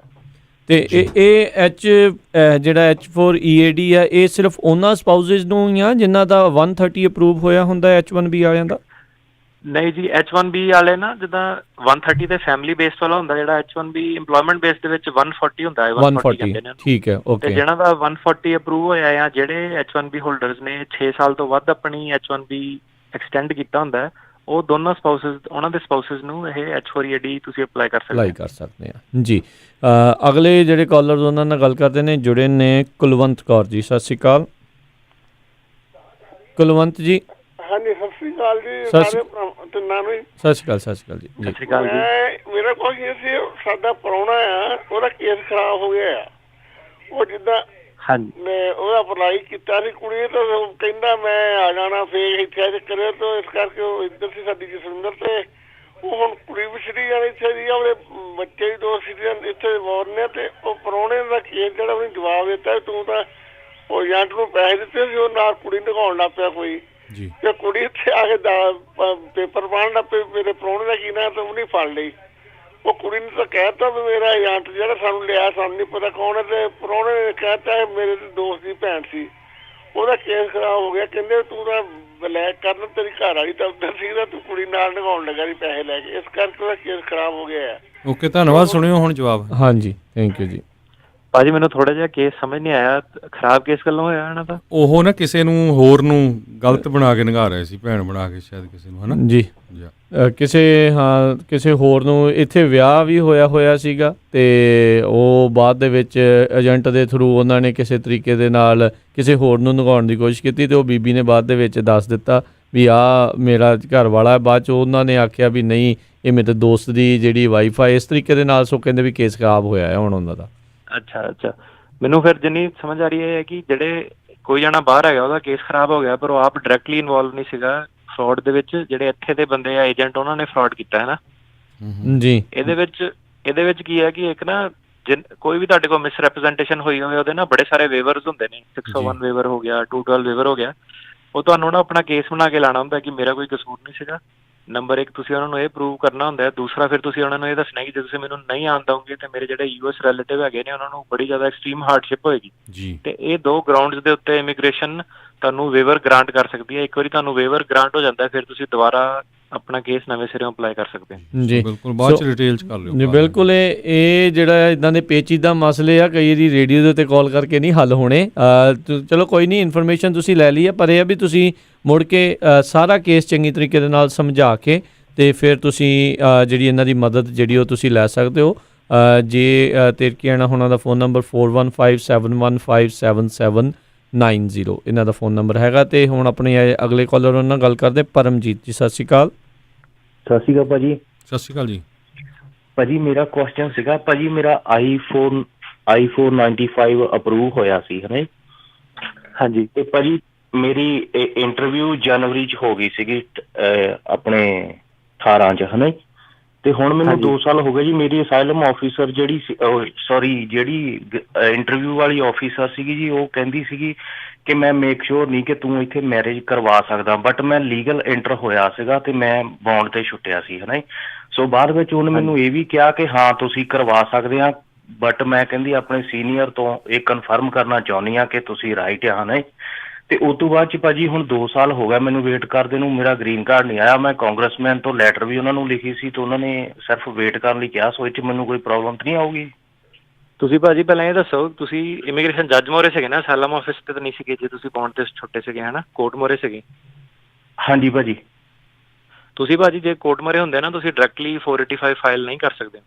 ਤੁਹਾਨੂੰ ਜੱਜ ਦੇ ਕੋਲ ਜਾਂ ਤਾਂ ਤੁਹਾਨੂੰ ਆਪਣਾ ਕੇਸ ਟਰਮੀਨੇਟ ਕਰਾਉਣਾ ਪੈਂਦਾ ਹੈ ਜਾਂ ਐਡਮਿਟ ਕਲੋਜ਼ ਕਰਾਉਣਾ ਪੈਂਦਾ ਹੈ। ਫਿਰ ਤੁਸੀਂ ਨਾ ਭਾਜੀ 495 ਸੀ। ਅੱਛਾ ਜੀ। i495। ਭਾਜੀ ਤੁਸੀਂ ਨਾ ਮੈਨੂੰ ਸੈਪਰੇਟਲੀ ਕਰੋ, ਥੋੜੀ ਡਿਟੇਲ ਹੈਗੀ ਹੈ ਤੁਹਾਡੀ, ਤੁਸੀਂ ਰੇਡੀਓ ਤੋਂ ਬਾਅਦ ਮੈਨੂੰ ਕਾਲ ਕਰਨਾ। ਇਹ ਮੈਂ ਥੋੜੀ ਜਿਹੀ ਡਿਸਕਸ਼ਨ ਸਾਡੀ ਲੰਬੀ ਹੋਣੀ ਹੈ, ਇੱਥੇ ਨਹੀਂ ਡਿਸਕਸ ਹੋ ਸਕਦਾ। ਓਕੇ ਭਾਜੀ, ਮੈਂ ਬਹੁਤ ਟਰਾਈ ਕੀਤੀ ਬਟ ਤੁਹਾਡਾ ਕੋਈ ਜਵਾਬ ਨਹੀਂ ਆਇਆ, ਸੋ ਤਾਂ ਮੈਂ ਕੀਤਾ। ਓਕੇ, ਮੈਂ ਫੇਰ ਕਰ ਲੂੰਗਾ। ਤੁਸੀਂ ਮੈਨੂੰ ਇੱਕ ਮੈਸੇਜ ਪਾ ਦਿਓ, ਮੈਂ ਤੁਹਾਨੂੰ ਅੱਜ ਸ਼ਾਮ ਨੂੰ ਕਰ ਲੂੰਗਾ ਜੀ। ਓਕੇ ਭਾਈ। ਉਹ 'ਚ ਲਿਖ ਦਿਓ ਵੀ ਬਹੁਤ ਟਰਾਈ ਕੀਤੀ, ਫਿਰ ਹੋਪਫੁਲੀ ਤੁਹਾਨੂੰ ਛੇਤੀ ਜਿਹੜਾ ਜਗਵੀਰ ਜੀ ਭੇਜਦਾ। ਹਾਂਜੀ ਜੀ ਬਿਲਕੁਲ। ਅਗਲੇ ਕਾਲਰ ਆਪਣੇ ਨਾਲ ਜੁੜੇ ਨੇ ਸੁਖਦੀਪ ਜੀ, ਸਤਿ ਸ਼੍ਰੀ ਅਕਾਲ ਜੀ। ਹਾਂਜੀ ਸਤਿ ਸ਼੍ਰੀ ਅਕਾਲ। ਸਤਿ ਸ਼੍ਰੀ ਅਕਾਲ ਜੀ। ਸਤਿ ਸ਼੍ਰੀ ਅਕਾਲ। ਮੈਂ ਪੁੱਛਣਾ ਜਿੱਦਾਂ ਮੈਂ ਇੱਥੇ ਅਮਰੀਕਨ ਸਿਟੀਜ਼ਨ ਆ ਤੇ ਜਿੱਦਾਂ ਮੈਂ ਆਪਣੇ ਬ੍ਰਦਰਾਂ ਦਾ ਵੀ ਤੇ ਸਿਸਟਰ ਦਾ ਕੀਤਾ ਹੋਇਆ ਅਪਲਾਈ, ਪਰ ਹੁਣ ਮੇਰਾ ਬ੍ਰਦਰ ਮੂਵ ਹੋ ਗਿਆ ਸੀਗਾ ਇਟਲੀ ਦੇ ਵਿੱਚ, ਉਹ ਉੱਥੇ ਪੱਕਾ ਆ ਤੇ ਮੈਂ ਉਹਨੂੰ ਇੱਥੇ ਆਪਣੀ ਬੇਟੀ ਦੇ ਜਿੱਦਾਂ ਬਰਥਡੇ ਤੇ ਪਾਰਟੀ ਦੇ ਵਿੱਚ ਇਨਵਾਈਟ ਕਰਨਾ ਚਾਹੁੰਦੀ ਆ, ਤੇ ਉਹਨੂੰ ਉਹਦਾ ਵੀਜ਼ਾ ਲੱਗ ਜਾਊਗਾ? ਜਿਹੜਾ ਤੁਸੀਂ ਇਟਲੀ ਤੇ ਪੱਕਾ, ਹਾਂਜੀ, ਉਹ ਤੁਸੀਂ ਨਾ ਇੱਕ ਵੀਜ਼ਾ ਵੇਵਰ ਵਗੈਰਾ ਇਸ ਤਰ੍ਹਾਂ ਕਾਫੀ ਆਪਸ਼ਨਸ ਹੁੰਦੀਆਂ, ਉਹ ਬਰਥਡੇ ਤੇ ਵੀ ਆਪਣੇ ਤੌਰ ਤੇ ਵੀ ਲਗਵਾ ਸਕਦੇ ਨੇ, ਕੋਈ ਪ੍ਰੋਬਲਮ ਹੋਣੀ ਨਹੀਂ ਚਾਹੀਦੀ ਹੈ। ਜਿਹੜਾ ਫੈਮਿਲੀ ਬੇਸ ਵਾਲਾ ਤੁਸੀਂ ਗ੍ਰੀਨ ਕਾਰਡ ਕੀਤਾ ਹੈ, ਇਹ ਕਾਫੀ ਟਾਈਮ ਲੱਗਦਾ, ਇਹਨੂੰ ਲੰਬਾ ਸਮਾਂ ਹੈ ਨਾ, 10 ਤੋਂ 15 ਸਾਲ। ਤੇ ਇਹ ਐਸ ਸੱਚ, ਹਾਂਜੀ, ਇਹ ਨਾ ਇਹਦੇ ਕਰਕੇ ਨਹੀਂ ਉਹ ਕੇਸ ਡਿਨਾਈ ਕਰਦੇ ਆ ਕਿ ਤੁਸੀਂ ਇਹ ਵਾਲੀ ਪਟੀਸ਼ਨ ਫਾਈਲ ਕੀਤੀ ਹੈ, ਤੇ ਉਹ ਟਰਾਈ ਕਰ ਸਕਦੇ ਨੇ ਜ਼ਰੂਰ। ਜੀ। ਅਗਲਾ ਇੱਕ ਕੁਐਸਚਨ ਸਾਡਾ ਫੇਸਬੁੱਕ ਤੋਂ ਆ ਜਗਵੀਰ ਜੀ, ਗੁਰਜੀਤ ਕੌਰ ਹੋਣਾ ਦਾ। ਅੱਜ ਕੱਲ੍ਹ ਕਿੰਨਾ ਕੁ ਟਾਈਮ ਲੱਗਦਾ ਜਿਹੜੇ US ਸਿਟੀਜ਼ਨ ਆ, ਜਿਹੜਾ ਉਹਨਾਂ ਨੇ ਆਪਣੇ ਸਪਾਊਜ਼ਸ ਲਈ ਅਪਲਾਈ ਕੀਤਾ ਆ, ਜਿਹੜੇ ਇੰਡੀਆ 'ਚ ਹੈਗੇ ਆ? ਔਨ ਐਵਰੇਜ ਤਾਂ ਭਾਜੀ 1.5 ਸਾਲ ਦੀ ਪ੍ਰੋਸੈਸਿੰਗ ਸੀਗੀ। ਹੁਣ ਕਰੋਨਾ ਕਰਕੇ ਥੋੜਾ ਜਿਹਾ ਐਕਸਪੈਕਟਡ ਹੈ ਕਿ 1.5 ਸਾਲ ਤੋਂ 2 ਸਾਲ ਲੱਗ ਸਕਦੇ ਨੇ। ਤੇ ਗ੍ਰੀਨ ਕਾਰਡ ਦੀ ਵੀ ਸੇਮ ਹੀ ਆ ਜਿਹੜਾ ਗ੍ਰੀਨ ਕਾਰਡ ਵਾਲਾ ਕਰਦਾ, ਜਾਂ ਉਹਦੀ ਜ਼ਿਆਦਾ ਸਮਾਂ ਹੈ? ਗ੍ਰੀਨ ਕਾਰਡ ਦੀ ਹੁਣ ਪਿਛਲੇ ਜੁਲਾਈ ਤੋਂ ਲੈ ਕੇ ਹੁਣ ਤੱਕ ਡੇਟ ਕਰੰਟ ਸੀਗੀ, ਉਹਨੂੰ ਵੀ 1.5 ਸਾਲ 2 ਸਾਲ ਲੱਗ ਰਿਹਾ ਸੀਗਾ। ਪਰ ਜਦੋਂ ਨਾਰਮਲੀ ਆਪਾਂ ਦੇਖੀਏ ਕਿ ਜਦੋਂ ਡੇਟਸ ਇਹਨਾਂ ਦੀਆਂ ਜੇ ਬੈਕਲੌਗਡ ਹੁੰਦੀਆਂ ਨੇ, ਫਿਰ ਗ੍ਰੀਨ ਕਾਰਡ ਨੂੰ 2 ਤੋਂ 3 ਸਾਲ ਲੱਗਦੇ ਸੀਗੇ।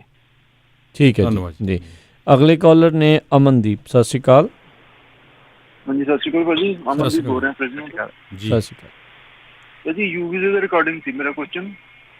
ਹਾਂਜੀ ਭਾਜੀ, ਮੇਰਾ ਯੂ ਵੀਜ਼ਾ ਨਾ ਅਕਤੂਬਰ 2019 ਚ ਅਪਰੂਵ ਹੋਇਆ ਸੀ। ਹਾਂਜੀ। ਤੇ ਮੇਰੀ ਵਾਈਫ ਦਾ ਤੇ ਮੇਰੀ ਅਪਰੂਵਲ ਲੈਟਰ ਆ ਗਈ ਸੀ। ਹਾਂਜੀ। ਪਰ ਮੇਰੀ ਡਾਟਰ ਦੀ ਅਜੇ ਤੱਕ ਨਹੀਂ ਭਾਜੀ ਆਈ ਅਪਰੂਵਲ ਲੈਟਰ। ਸਾਡੇ ਵਰਕ ਪਰਮਿਟ ਵੀ ਇਸ਼ੂ ਹੋ ਗਏ। ਹਾਂਜੀ। ਤੁਸੀਂ ਡਾਟਰ ਦਾ ਉਦੋਂ ਫਾਈਲ ਇਕੱਠੇ ਕੀਤਾ ਸੀਗਾ ਕਿ ਬਾਅਦ ਚ ਕੀਤਾ ਸੀਗਾ? ਇਕੱਠੇ ਕੀਤਾ ਸੀ ਭਾਜੀ। ਸਿਰਫ ਨਾ ਜਦੋਂ ਫਿੰਗਰਪ੍ਰਿੰਟ ਹੋਏ ਸੀ, ਉਹਦੇ ਫਿੰਗਰਪ੍ਰਿੰਟ ਉਹਨਾਂ ਨੂੰ ਮਿਲੇ ਨਹੀਂ ਸੀ। ਉਹ ਉਹਨਾਂ ਨੇ ਦੁਬਾਰਾ ਮੰਗੇ ਸੀ, ਅਸੀਂ ਦੁਬਾਰਾ ਫਿੰਗਰਪ੍ਰਿੰਟ ਭੇਜੇ ਸੀ ਉਹਨਾਂ ਨੂੰ। ਹਾਂਜੀ, ਫੋਲੋ ਅਪ ਕਰੋ। ਤੁਹਾਡੇ ਕੋਲ ਰਿਸੀਟ ਹੋਣੀ ਹੈ ਇਹਨਾਂ ਦੀ ਨਾ, ਸਪਲੀਮੈਂਟ ਇਹ ਜਿਹੜਾ ਹੁੰਦਾ ਹੈ ਡਾਟਰ ਦੀ ਰਿਸੀਟ ਹੋਣੀ ਹੈ। ਤੁਸੀਂ ਉਹ ਨੰਬਰ ਲੈ ਕੇ ਇਹਨਾਂ ਨੂੰ ਕਾਲ ਕਰੋ ਤੇ ਐਕਸਪੀਡਾਈਟਡ ਰਿਕੁਐਸਟ ਪਲੇਸ ਕਰੋ, ਇਹ ਤੁਹਾਨੂੰ ਜਵਾਬ ਜ਼ਰੂਰ ਦੇਣਗੇ। ਅੱਛਾ ਜੀ, ਠੀਕ ਹੈ ਜੀ, ਧੰਨਵਾਦ ਜੀ, ਥੈਂਕ ਯੂ ਜੀ। ਸੋ ਇੱਕ ਹੋਰ ਕੁਐਸਚਨ ਆ ਜਗਵੀਰ ਜੀ, ਪਈ ਜਿਹੜੇ ਮੈਰਿਜ ਬੇਸ ਦੇ ਉੱਤੇ ਅਪਲਾਈ ਕਰਦੇ ਉਹਨਾਂ ਦੀਆਂ ਇੰਟਰਵਿਊਜ਼ ਨੂੰ ਹੁਣ ਵੇਵਰ ਮਿਲ ਰਿਹਾ ਜਾਂ ਨਹੀਂ ਮਿਲ ਰਿਹਾ?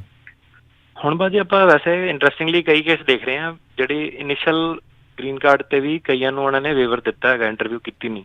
ਜਿਹੜੀ ਟੈਂਪਰੇਰੀ 2 ਸਾਲ ਵਾਲਾ ਮਿਲਦਾ ਹੈ, ਟੈਂਪਰੇਰੀ ਵਾਲਾ ਹੁੰਦਾ ਹੈ। ਹਾਂਜੀ। ਜੀ ਇੱਕ ਸਾਡੇ YouTube ਦੇ ਉੱਤੇ ਪੁੱਛ ਰਹੇ ਨੇ F2A ਕੈਟਾਗਰੀ ਦਾ ਕਿੰਨਾ ਸਮਾਂ ਜਿਹੜਾ ਕਹਿੰਦੇ ਲੱਗ ਰਿਹਾ ਅਪਰੂਵਲ ਦੇ ਲਈ? ਅਪਰੂਵਲ ਕਹਿੰਦੇ ਆ ਹੋ ਗਿਆ ਤੇ ਉੱਦਾਂ ਕਿੰਨਾ ਸਮਾਂ ਲੱਗ ਰਿਹਾ? ਮੈਂ ਭਾਜੀ 1 ਸੈਕਿੰਡ ਦਿਓ, ਮੈਂ ਜੂਨ ਵਾਲਾ ਵੀਜ਼ਾ ਬੁਲੇਟਿਨ ਹੁਣੇ ਦੇਖ ਕੇ ਦੱਸ ਦਿੰਦਾ। ਚਲੋ ਇਨ ਦਾ ਮੀਨ ਟਾਈਮ ਆਪਾਂ ਨੈਕਸਟ ਕੁਐਸਚਨ ਪੁੱਛ ਲਾਂਗੇ, ਤੁਹਾਨੂੰ ਜਵਾਬ ਬਾਅਦ ਚ ਦੱਸ ਬਾਅਦ ਚ ਜਿਹੜੇ ਉਹ ਦੱਸ ਜਿਹੜਾ ਤਾਂ US ਦੇ ਵਿੱਚ ਹੈਗੇ ਨੇ ਉਹ ਤਾਂ ਕਰੰਟ ਸੀਗਾ ਨਾ ਜੀ, ਉਹ ਐਡਜਸਟਮੈਂਟ ਫਾਈਲ ਕਰ ਸਕਦੇ ਨੇ। ਐਡਜਸਟਮੈਂਟ ਜਿਹੜੀ ਸਟੇਟਸ 485 ਸਾਡੀ ਹੁੰਦੀ ਹੈ ਉਹਨੂੰ ਟਿਪੀਕਲੀ ਜਿੱਦਾਂ ਮੈਂ ਦੱਸਿਆ ਕਿ 1.5 ਸਾਲ ਔਨ ਇਟਸ ਓਨ ਪ੍ਰੋਸੈਸ ਲੱਗਦਾ ਹੀ ਲੱਗਦਾ। ਫੋਰ ਐਗਜ਼ਾਮਪਲ ਜਿੱਦਾਂ ਸਿਟੀਜ਼ਨ ਹੁੰਦਾ ਉਹਦੀ ਕਰੰਟ ਹੁੰਦੀ ਹੈ ਉਹ ਅੱਜ ਫਾਈਲ ਕਰਦਾ, 1.5 ਸਾਲ ਪ੍ਰੋਸੈਸਿੰਗ ਟਾਈਮ ਨਾਰਮਲੀ 20 ਲੱਗਦਾ ਹੀ ਲੱਗਦਾ। ਤੇ ਹੁਣ F2A ਜਿਹੜਾ ਹੁਣ ਇਸ ਵੇਲੇ ਕਰੰਟ ਹੈ US ਦੇ ਵਿੱਚ, ਤੁਸੀਂ ਇਹਨੂੰ ਫਾਈਲ ਕਰਦੇ ਹੋ ਤੇ 1.5 ਸਾਲ ਦਾ ਤੁਹਾਡਾ 485 ਦਾ ਲੱਗ ਗਿਆ। ਪਲੱਸ ਜੇ ਉਦੋਂ ਜਦੋਂ ਤੁਹਾਨੂੰ ਇਹ ਇਹਨਾਂ ਨੇ ਦੇਣਾ ਤੇ ਜੇ ਤੁਹਾਡੇ ਨੰਬਰ ਜੇ ਡੇਟ ਵਾਪਸ ਰੈਟਰੋਗ੍ਰੈਸ ਕਰ ਜਾਂਦੀ ਹੈ ਤੇ ਫਿਰ ਇਹ ਕੀ ਕਰਦੇ ਨੇ ਕਿ ਤੁਹਾਡੀ ਇੰਟਰਵਿਊ ਕਰਕੇ ਨਾ ਫਾਈਲ ਤੁਹਾਡੀ ਵਾਪਸ ਭੇਜਦੇ ਨੇ, ਨੈਸ਼ਨਲ ਬੈਨੀਫਿਟ ਸੈਂਟਰ ਨੂੰ ਵਾਪਸ ਭੇਜ ਦਿੰਦੇ ਨੇ ਕਿ ਜਦੋਂ ਤੁਹਾਡਾ ਨੰਬਰ ਦੁਬਾਰਾ ਅਵੇਲੇਬਲ ਹੋਏਗਾ ਉਦੋਂ ਤੁਹਾਨੂੰ ਗ੍ਰੀਨ ਕਾਰਡ ਇਸ਼ੂ ਹੋਏਗਾ। ਸੋ ਘੱਟੋ ਘੱਟ ਤੁਹਾਨੂੰ 1.5 ਸਾਲ ਲੱਗਣਾ ਹੈ ਤੇ ਜੇ ਉੱਥੇ ਜਾ ਕੇ ਡੇਟ ਤੁਹਾਡੀ ਰੈਟਰੋਗ੍ਰੈਸ ਹੋ ਜਾਂਦੀ ਹੈ ਤੇ ਫਿਰ 1.5 ਸਾਲ ਤੋਂ ਜ਼ਿਆਦਾ ਵੀ ਲੱਗ ਸਕਦਾ ਹੈ। ਜੀ। ਸੋ ਬ੍ਰਦਰ ਸਿਸਟਰ ਦਾ ਕਿਹੜਾ ਡੇਟ ਚੱਲ ਰਹੀ ਹੈਗੀ ਆ ਜਿਨ੍ਹਾਂ ਨੇ ਅਪਲਾਈ ਕੀਤਾ, ਜਿੱਦਾਂ ਮੰਨ ਲਓ ਵੀ 2007 ਚ ਕੀਤਾ ਇੱਕ ਸਾਡੇ ਜਿਹੜੇ ਤਾਂ US ਦੇ ਵਿੱਚ ਹੈਗੇ ਲੀਗਲ ਤੌਰ ਤੇ ਉਹਨਾਂ ਦੀ 2005 ਹੈ ਜੀ, ਤੇ ਜਿਹੜੇ ਓਵਰਸੀਜ਼ ਹੈਗੇ ਨੇ ਉਹਨਾਂ ਦੀ ਵੀ ਐਕਚੁਅਲੀ 2005 ਚੱਲ ਰਹੀ ਹੈ। ਇਕੱਠੇ ਚੱਲ ਰਿਹਾ 2005 ਤੋਂ ਤਕਰੀਬਨ 15 ਸਾਲ ਦੀ ਵੇਟਿੰਗ ਹੈ। ਜੀ ਜੀ। ਅਗਲੇ ਕਾਲਰ ਨੇ ਆਪਣੇ ਨਾਲ ਜਿਹੜੇ ਗੋਬਿੰਦਰ ਜੀ, ਸਤਿ ਸ਼੍ਰੀ ਅਕਾਲ। ਹੈਲੋ, ਸਤਿ ਸ਼੍ਰੀ ਅਕਾਲ ਜੀ। ਸਤਿ ਸ਼੍ਰੀ ਅਕਾਲ ਜੀ। ਹਾਂਜੀ, ਇਸ ਤਰ੍ਹਾਂ ਸਾਰਿਆਂ ਨੂੰ ਸਤਿ ਸ਼੍ਰੀ ਅਕਾਲ ਭਾਜੀ। ਮੇਰਾ ਨਾਮ ਗੋਬਿੰਦਰ ਸਿੰਘ ਆ। ਮੈਂ ਨਾ 485 ਅਪਲਾਈ ਕੀਤਾ ਸੀ ਜਨਵਰੀ 15 ਨੂੰ ਤੇ ਮੇਰਾ ਵਰਕ ਪਰਮਿਟ ਨਹੀਂ ਆਇਆ, 4 ਮਹੀਨੇ ਹੋ ਗਏ। ਕਿੰਨਾ ਕੁ ਟਾਈਮ ਲੱਗੂ ਵਰਕ ਪਰਮਿਟ ਆਉਣ ਨੂੰ? ਤੇ ਮੇਰਾ I-130 ਮੇਰਾ ਅਪਰੂਵ ਆ ਜੀ। 6 ਮਹੀਨੇ ਦੀ ਐਵਰੇਜ ਪ੍ਰੋਸੈਸਿੰਗ ਟਾਈਮ ਹੈ ਵਰਕ ਪਰਮਿਟ ਦੀ। ਤੁਸੀਂ 2 ਮਹੀਨੇ ਤੁਹਾਨੂੰ ਹੋਰ ਵੇਟ ਕਰਨੀ ਪੈਣੀ ਹੈ। ਧੰਨਵਾਦ ਜੀ। ਤੇ ਅਗਲਾ ਕੁਐਸਚਨ ਰਾਜ ਜੀ। ਜੀ, ਆਪਣੇ ਨਾਲ ਅਗਲੇ ਕਾਲਰ ਜੁੜੇ ਨੇ ਹਰਪ੍ਰੀਤ ਜੀ, ਸਤਿ ਸ਼੍ਰੀ ਅਕਾਲ। ਹੈਲੋ, ਹਾਂਜੀ, ਸਤਿ ਸ਼੍ਰੀ ਅਕਾਲ ਭਾਜੀ ਸਾਰਿਆਂ ਨੂੰ। ਸਤਿ ਸ਼੍ਰੀ ਅਕਾਲ ਜੀ। ਹਾਂਜੀ ਭਾਜੀ, ਆਪਣੇ ਉਹ ਇਮੀਗ੍ਰੇਸ਼ਨ ਕੋਰਟ ਬਾਰੇ ਕੁਝ ਜਾਣਕਾਰੀ ਦਿਓ ਵੀ ਕਦੋਂ ਓਪਨ ਹੋ ਰਿਹਾ? ਜੂਨ ਭਾਜੀ 18 ਦੀ ਡੇਟ, ਜੂਨ ਤੋਂ ਮਿਡ ਜੂਨ ਤੋਂ ਬਾਅਦ ਹੀ ਹੋਣੇ ਨੇ। ਫਿਲਹਾਲ ਉਹ ਜਿਹੜੀ ਇੰਡੀਵਿਜੂਅਲ ਜਾਂ ਮਾਸਟਰ ਹੀਅਰਿੰਗਾਂ ਨਹੀਂ ਕਰ ਰਹੇ ਇਸ ਵੇਲੇ, ਤੇ ਜੂਨ ਤੋਂ ਬਾਅਦ ਅਪਡੇਟ ਆਏਗਾ। ਧੰਨਵਾਦ ਜੀ। ਸੋ ਜਿੰਨੇ ਵੀ ਸਰੋਤੇ ਸਾਨੂੰ ਪਹਿਲਾਂ ਵੀ ਬਹੁਤ ਕੁਐਸਚਨ ਪੁੱਛੇ ਵੀ ਕਦ ਕੋਰਟਸ ਖੁੱਲ੍ਹਣੀਆਂ, ਸੋ ਜੂਨ ਮਿਡ ਤੋਂ ਬਾਅਦ ਤਿਰਕਿਆਣਾ ਸਾਹਿਬ ਕਹਿ ਰਹੇ ਆ। So hopefully everything goes good. So USCIS ਦੇ ਜਿਹੜੇ ਫੀਲਡ ਆਫਿਸ ਵੀ ਉਸ ਤੋਂ ਬਾਅਦ 'ਚ ਖੁੱਲ੍ਹਣ ਦੀ ਉਮੀਦ ਆ ਭਾਜੀ। ਇੱਕ ਸਾਡਾ ਕੇਸ ਆਪਾਂ ਦੇਖਿਆ ਸੀਗਾ ਕਿ ਜੂਨ 4 ਦੀ ਇੰਟਰਵਿਊ ਉਹਨਾਂ ਨੇ ਦਿੱਤੀ ਹੈ ਰੀਸੈਂਟਲੀ। ਹੁਣ ਆਪਾਂ ਦੇਖਦੇ ਹਾਂ ਕਿ ਇਹਨੂੰ ਆਨਰ ਕਰਨਗੇ ਕਿ ਫਿਰ ਦੁਬਾਰਾ ਇਹਨੂੰ ਪੋਸਟਪੋਨ ਕਰ ਸਕਦੇ ਆ। ਜਿਹੜੇ ਹਾਂਜੀ ਕੋਰਟਸ ਜਿਹੜੇ ਆਉਂਦੇ ਨੇ ਉਹ EOIR ਕਰਕੇ ਇੱਕ ਵੈਬਸਾਈਟ ਹੁੰਦੀ ਹੈ, executive office of immigration review, ਤੇ ਇਹ ਜੇ ਕਿ ਕੋਈ ਇੰਟਰਸਟਿਡ ਉਹਨੂੰ ਸਬਸਕ੍ਰਾਈਬ ਕਰ ਸਕਦਾ ਹੈ। ਫੇਸਬੁੱਕ ਪੇਜ ਵੀ ਉਹਨਾਂ ਦਾ ਹੈਗਾ, ਉਹ ਉੱਥੇ ਨਾ ਅਪਡੇਟ ਦਿੰਦੇ ਰਹਿੰਦੇ ਨੇ ਡੇਲੀ ਕਿ ਆਪਾਂ ਕਦੋਂ ਕਰਨਾ। ਉਹ ਹੌਲੀ ਹੌਲੀ ਡੈਡਲਾਈਨ ਪੋਸਟਪੋਨ ਹੋ ਰਹੀ ਹੈ, ਪਰ ਅੱਜ ਦੀ ਡੇਟ ਦੇ ਵਿੱਚ ਜੂਨ 18 ਉਹਨਾਂ ਨੇ ਦੱਸਿਆ ਕਿ ਜਾ ਕੇ ਉਹਨੂੰ ਫੇਸਬੁੱਕ ਦੇ ਪੇਜ ਨੂੰ ਉਹਨਾਂ ਨੂੰ ਫੋਲੋ ਕਰੋ EOIR, ਤੇ ਉੱਥੇ ਤੁਹਾਨੂੰ ਇਹ ਇਨਫੋਰਮੇਸ਼ਨ ਮਿਲ ਸਕਦੀ ਹੈ ਕਿ ਕੋਰਟ ਕਦੋਂ ਖੁੱਲ੍ਹਣੇ ਨੇ। ਜੀ, ਥੈਂਕ ਯੂ ਜੀ। ਜੀ, ਅਗਲੇ ਕਾਲਰ ਆਪਣੇ ਨਾਲ ਜੁੜੇ ਨੇ ਜਸਬੀਰ ਜੀ, ਸਤਿ ਸ਼੍ਰੀ ਅਕਾਲ। ਸਤਿ ਸ਼੍ਰੀ ਅਕਾਲ ਤਿੰਨਾਂ ਵੀਰਾਂ ਨੂੰ ਵੀਰ ਜੀ। ਸਤਿ ਸ਼੍ਰੀ ਅਕਾਲ ਜੀ। ਹਾਂਜੀ, ਮੈਂ ਵੀਰ ਜੀ ਪੁੱਛਣਾ ਸੀਗਾ, ਜਿੱਦਾਂ ਸਾਡੇ ਦੋਨੇ ਬੇਟੇ ਇਟਲੀ 'ਚ ਰਹਿ ਰਹੇ ਆ, ਸਾਡੀ ਗੁੱਡੀ ਨੇ ਅਪਲਾਈ ਕੀਤਾ ਸੀਗਾ, 10 ਸਾਲ ਹੋ ਗਏ, 11ਵਾਂ ਲੱਗਾ। ਵੈਸੇ ਨਾ ਅਪਰੂਵਲ ਇੱਕ ਬੱਚੇ ਦੇ ਨੂੰ ਹੋ ਗਿਆ 3 ਸਾਲ ਹੋਏ, ਇਹਨੂੰ ਇੱਕ ਦੇ 2 ਸਾਲ ਹੋ ਗਏ ਆ।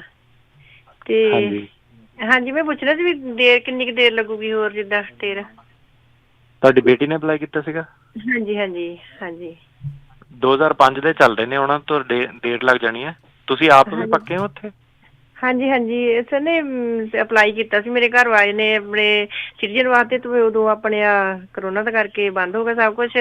ਹਾਂਜੀ, ਤੁਸੀਂ ਕੀ ਕਰਨਾ ਕਿ ਉਹ ਬੇਟੀ ਵਾਲਾ ਤਾਂ ਤੁਹਾਡਾ ਉਹਨੂੰ ਟਾਈਮ ਲੱਗ ਜਾਣਾ, 2005 ਦੀ ਡੇਟ ਚੱਲ ਰਹੀ ਹੈ। ਤੁਸੀਂ ਜਦੋਂ ਆਪ ਸਿਟੀਜ਼ਨ ਹੁੰਦੇ ਆ ਨਾ, ਤੁਸੀਂ ਵੀ ਨਾਲ ਜ਼ਰੂਰ ਫਾਈਲ ਕਰੋ ਇਹ। ਠੀਕ ਹੈ ਜੀ। ਇੱਕ ਤਾਂ ਰਿਸਕ ਸਪਰੈਡ ਹੋ ਜਾਂਦਾ। ਹਾਂਜੀ ਹਾਂਜੀ ਜੀ। ਸੋ ਜਦੋਂ ਸਿਟੀਜ਼ਨ ਹੋ ਗਏ ਉਦੋਂ ਫਿਰ ਮੁੜ ਕੇ ਕਹਿੰਦੇ ਵੀ ਫਿਰ ਅਪਲਾਈ ਜਿਹੜਾ ਉਹ ਤੁਸੀਂ ਕਰ ਦਿਓ ਜੀ। ਅਗਲੇ ਕਾਲਰ ਨੇ ਤਰੁਣ ਜੀ, ਸਤਿ ਸ਼੍ਰੀ ਅਕਾਲ। ਸਤਿ ਸ਼੍ਰੀ ਅਕਾਲ ਜੀ ਤਿੰਨੋਂ ਵੀਰਾਂ ਨੇ। ਸਤਿ ਸ਼੍ਰੀ ਅਕਾਲ ਜੀ। ਓਕੇ ਭਾਜੀ, ਐਵੇਂ ਕਿ ਮੈਂ ਹੈਗਾ H1 ਤੇ 5 ਸਾਲਾਂ ਬਾਅਦ ਸਾਡੇ 15 ਸਾਲ ਹੋ ਰਹੇ ਆ ਫਾਈਲਿੰਗ ਨੂੰ। ਮਤਲਬ ਮੇਰੀ ਮਾਸੀ ਨੇ ਮੇਰੇ ਮੰਮਾ ਲਈ ਅਪਲਾਈ ਕੀਤਾ ਸੀ, ਤੇ ਮੈਂ ਤੇ ਮੇਰਾ ਬ੍ਰਦਰ ਜਿੱਦਾਂ ਡਿਪੈਂਡੈਂਟ ਆ। ਬਟ ਇਸ ਟਾਈਮ ਜਿੱਦਾਂ ਮੈਂ H1 ਤੇ ਆ, ਤੇ ਮੇਰਾ ਕੁਐਸਚਨ ਇਹ ਹੈ ਕਿ ਜਦੋਂ ਹੁਣ 5 ਸਾਲ ਹੋ ਜਾਣਗੇ ਤੇ ਮੇਰੀ ਉਮਰ 32 ਹੋ ਜਾਏਗੀ। ਬਟ ਕੁਛ ਏਦਾਂ ਹੁੰਦਾ ਨਾ ਵੀ ਜੇ ਤੁਹਾਡੀ ਉਮਰ 21 ਅਬਵ ਹੋ ਗਈ ਫਿਰ ਤੁਹਾਨੂੰ ਨਹੀਂ ਮਿਲੇਗਾ, ਏਦਾਂ ਕੁਛ ਹੁੰਦਾ ਨਾ ਚੱਕਰ? ਭਾਜੀ ਇੱਕ ਲਾਅ ਹੈਗਾ CSPA, child status age out protection act. ਇਹ ਐਕਟ ਬੇਸਿਕਲੀ ਕੀ ਕਹਿੰਦਾ ਕਿ ਜਿਹੜਾ ਟਾਈਮ ਨਾ 130 ਜਿਹੜਾ ਤੁਹਾਡਾ ਸੀਗਾ ਪੈਂਡਿੰਗ ਸੀਗਾ ਜਦੋਂ ਉਹਨਾਂ ਨੇ ਫਾਈਲ ਕੀਤਾ ਸੀ ਤੇ 130 ਜਿਹੜਾ ਅਪਰੂਵ ਹੋਇਆ, ਉਹ ਜਿਹੜਾ ਟਾਈਮ ਹੈ ਉਹ ਮਾਈਨਸ ਹੋ ਜਾਏਗਾ ਤੁਹਾਡੀ ਏਜ ਚੋਂ। ਜਿੱਦਾਂ ਹੁਣ ਤੁਹਾਡੀ 30 ਹੈ, ਜੇ ਉਹ ਤੁਹਾਡਾ 7 ਸਾਲ ਪੈਂਡਿੰਗ ਹੈ ਤੇ 7 ਸਾਲ ਮਾਈਨਸ ਹੋ ਗਏ, ਜੇ 10 ਸਾਲ ਪੈਂਡਿੰਗ ਹੈ ਤੇ 10 ਸਾਲ ਮਾਈਨਸ ਹੋ ਗਏ। ਪੂਰੇ ਪ੍ਰੋਸੈਸ ਦੀ ਗੱਲ ਨਹੀਂ ਕਰ ਰਿਹਾ, ਸਿਰਫ ਜਿਹੜਾ 130 ਵਿੱਚ ਪ੍ਰੋਸੈਸ ਹੈਗਾ ਉਹਦਾ ਤੁਹਾਨੂੰ ਬੈਨੀਫਿਟ ਮਿਲ ਸਕਦਾ ਹੈ। ਜੇ ਉਹਨੂੰ ਲਾ ਕੇ ਕੈਲਕੂਲੇਸ਼ਨ ਨੂੰ ਲਾ ਕੇ ਤੁਹਾਡੀ ਉਮਰ 21 ਸਾਲ ਦੀ ਬਣਦੀ ਹੈ, ਤੁਸੀਂ ਫਾਈਲ ਕਰ ਸਕਦੇ ਹੋ, ਨਹੀਂ ਤਾਂ ਤੁਸੀਂ ਨਹੀਂ ਕਰ ਸਕਦੇ। ਠੀਕ ਹੈ ਜੀ, ਥੈਂਕ ਯੂ। ਧੰਨਵਾਦ ਜੀ। ਇੱਕ ਸਾਡੇ ਸਰੋਤੇ ਦਾ ਕੁਐਸਚਨ ਸੀ ਵੀ ਉਹਨਾਂ ਦਾ I-94 ਲੋਸਟ ਹੋ ਗਿਆ ਤੇ ਉਹ ਦੁਬਾਰਾ ਕਿੱਦਾਂ ਲੈ ਸਕਦੇ ਆ? ਉਹ ਤਾਂ ਆਨਲਾਈਨ ਅੱਜ ਕੱਲ੍ਹ ਈਜ਼ੀਲੀ I-94 ਹਾਂਜੀ ਬਿਲਕੁਲ ਧੰਨਵਾਦ ਜੀ। ਸੋ ਆਨਲਾਈਨ ਉਹ ਦੇਖ ਸਕਦੇ ਨੇ। ਅਗਲੇ ਜਿਹੜੇ ਕਾਲਰ ਨੇ ਸੰਦੀਪ ਜੀ, ਸਤਿ ਸ਼੍ਰੀ ਅਕਾਲ। ਹੈਲੋ, ਹਾਂਜੀ ਵੀਰ ਜੀ ਸਤਿ ਸ਼੍ਰੀ ਅਕਾਲ, ਤਿੰਨਾਂ ਵੀਰਾਂ ਨੂੰ ਸਤਿ ਸ਼੍ਰੀ ਅਕਾਲ। ਸਤਿ ਸ਼੍ਰੀ ਅਕਾਲ ਜੀ। ਸਤਿ ਸ਼੍ਰੀ ਅਕਾਲ ਜੀ। ਅੱਛਾ ਵੀਰ ਜੀ, ਮੇਰਾ ਇਹ ਸੀਗਾ, ਮੇਰੀ ਬੇਟੀ ਪੜ੍ਹਦੀ ਹੈ 2nd 'ਚ ਤੇ ਉਹਨੂੰ ਨਾ ਇੱਕ ਕਾਰਡ ਆਇਆ ਸੀ PEBT ਕਾਰਡ। ਹਾਂਜੀ। ਤੇ ਫਿਰ ਵੀ ਜੀ ਉਹ ਪੁੱਛਣਾ ਸੀ, ਜਿੱਦਾਂ ਅਸੀਂ ਵਰਕ ਪਰਮਿਟ ਤੇ ਹੈ, ਉਹ $365 ਆਏ ਆ, ਉਹ 'ਚ ਉਹ ਅਸੀਂ ਯੂਜ਼ ਕਰ ਸਕਦੇ ਜਾਂ ਕਿੱਦਾਂ? ਸਕੂਲ ਵੱਲੋਂ ਆਇਆ ਕਾਰਡ ਪਰਮਿਟ ਤੇ ਜਿੱਦਾਂ ਅਸਾਈਲਮ ਦਾ ਕੇਸ ਲਾਇਆ ਸੀ। ਅਸਾਈਲਮ ਵਾਲਿਆਂ ਨੂੰ ਉਹਨਾਂ ਨੇ ਕਿਹਾ ਹੈ ਕਿ ਇਫੈਕਟ ਨਹੀਂ ਕਰਦੇ ਪਬਲਿਕ ਬੈਨੀਫਿਟਸ, ਤੁਸੀਂ ਕਰ ਸਕਦੇ ਹੋ। ਹਾਂਜੀ, ਤੇ ਉਹ ਪਤਾ ਕੀ ਸੀਗਾ, ਉਹ ਆਪਣੇ ਆਪ ਆਇਆ ਸੀ ਤਾਂ ਅਪਲਾਈ ਵੀ ਨਹੀਂ ਕੀਤਾ ਸੀ। ਸਕੂਲ ਦਾ ਜਿਹੜਾ ਖਾਣਾ ਨਹੀਂ ਦਿੰਦੇ ਸੀ ਉਹਦਾ ਮਤਲਬ। ਤੁਸੀਂ ਮੈਡੀਕਲ ਵੀ ਰਿਹਾ ਕਾਉਂਟੀ ਤੋਂ? ਹਾਂਜੀ, ਸਾਡੀ ਫੀਸ ਜਾਂਦੀ ਹੈ $40 ਜਾਂਦੀ ਹੈ ਸਾਡੀ ਫੀਸ। ਨਹੀਂ, ਕਾਉਂਟੀ ਤੋਂ ਤੁਹਾਨੂੰ ਮੈਡੀਕਲ ਮਿਲਿਆ ਨਾ ਬੱਚਿਆਂ ਨੂੰ, ਸੋ ਜਦੋਂ ਤੁਸੀਂ ਮੈਡੀਕਲ ਅਪਲਾਈ ਕਰਦੇ ਹੋ ਆਟੋਮੈਟਿਕਲੀ ਤੁਹਾਨੂੰ ਸਨੈਪ ਪ੍ਰੋਗਰਾਮ 'ਚ ਰਜਿਸਟਰ ਕਰ ਦਿੰਦੇ ਆ ਉਹ ਜਿਹਾ। ਅੱਛਾ ਜੀ, ਮੈਡੀਕਲ ਸਾਡਾ ਪਹਿਲਾਂ ਨਹੀਂ ਫੀਸ ਸੀ ਤੇ ਉੱਦਾਂ ਸਾਡਾ ਐਮਰਜੈਂਸੀ ਹੈ, ਉੱਦਾਂ ਸਾਡੀ $40 ਫੀਸ ਜਾਂਦੀ ਹੈ ਜਦੋਂ ਅਸੀਂ ਦਿਖਾ। ਪਰ ਸਟਿਲ ਉਹ ਮੈਡੀਕਲ ਹੀ ਆ। ਹਾਂਜੀ, ਕੋਈ ਨਹੀਂ, ਉਹ ਪੋਲੀਟੀਕਲ ਅਸਾਈਲਮ ਨੂੰ ਨਹੀਂ ਕਰਦਾ, ਪਰ ਵੱਖ-ਵੱਖ ਲਾਇਰ ਦੇ ਵੱਖ-ਵੱਖ ਵਿਚਾਰ ਹੈ। ਇਹ ਤਰਕੀਆਣਾ ਸਾਹਿਬ ਦੇ ਆ, ਪਰ ਮੈਂ ਹੋਰ ਵੀ ਕਈ ਲਾਇਰਸ ਨਾਲ ਕੀਤਾ, ਉਹ ਕਈ ਵਾਰੀ ਵਾਰਨਿੰਗ ਵੀ ਦੇ ਦਿੰਦੇ ਵੀ ਜਦ ਤੱਕ ਤੁਹਾਡਾ ਗ੍ਰੀਨ ਕਾਰਡ ਨਹੀਂ ਹੁੰਦਾ ਜਾਂ ਜੇ ਤੁਸੀਂ ਆਪਣੇ ਸਪਾਊਸਸ ਨੂੰ ਅਪਲਾਈ ਕੀਤਾ, ਕੋਈ ਕੁਐਸਚਨ ਪੁੱਛ ਸਕਦਾ ਹੈਗਾ। ਸੋ ਹੁਣ ਤੁਸੀਂ ਆਪਣੇ ਲਾਇਰ ਨਾਲ ਵੀ ਗੱਲ ਕਰ ਲਿਓ।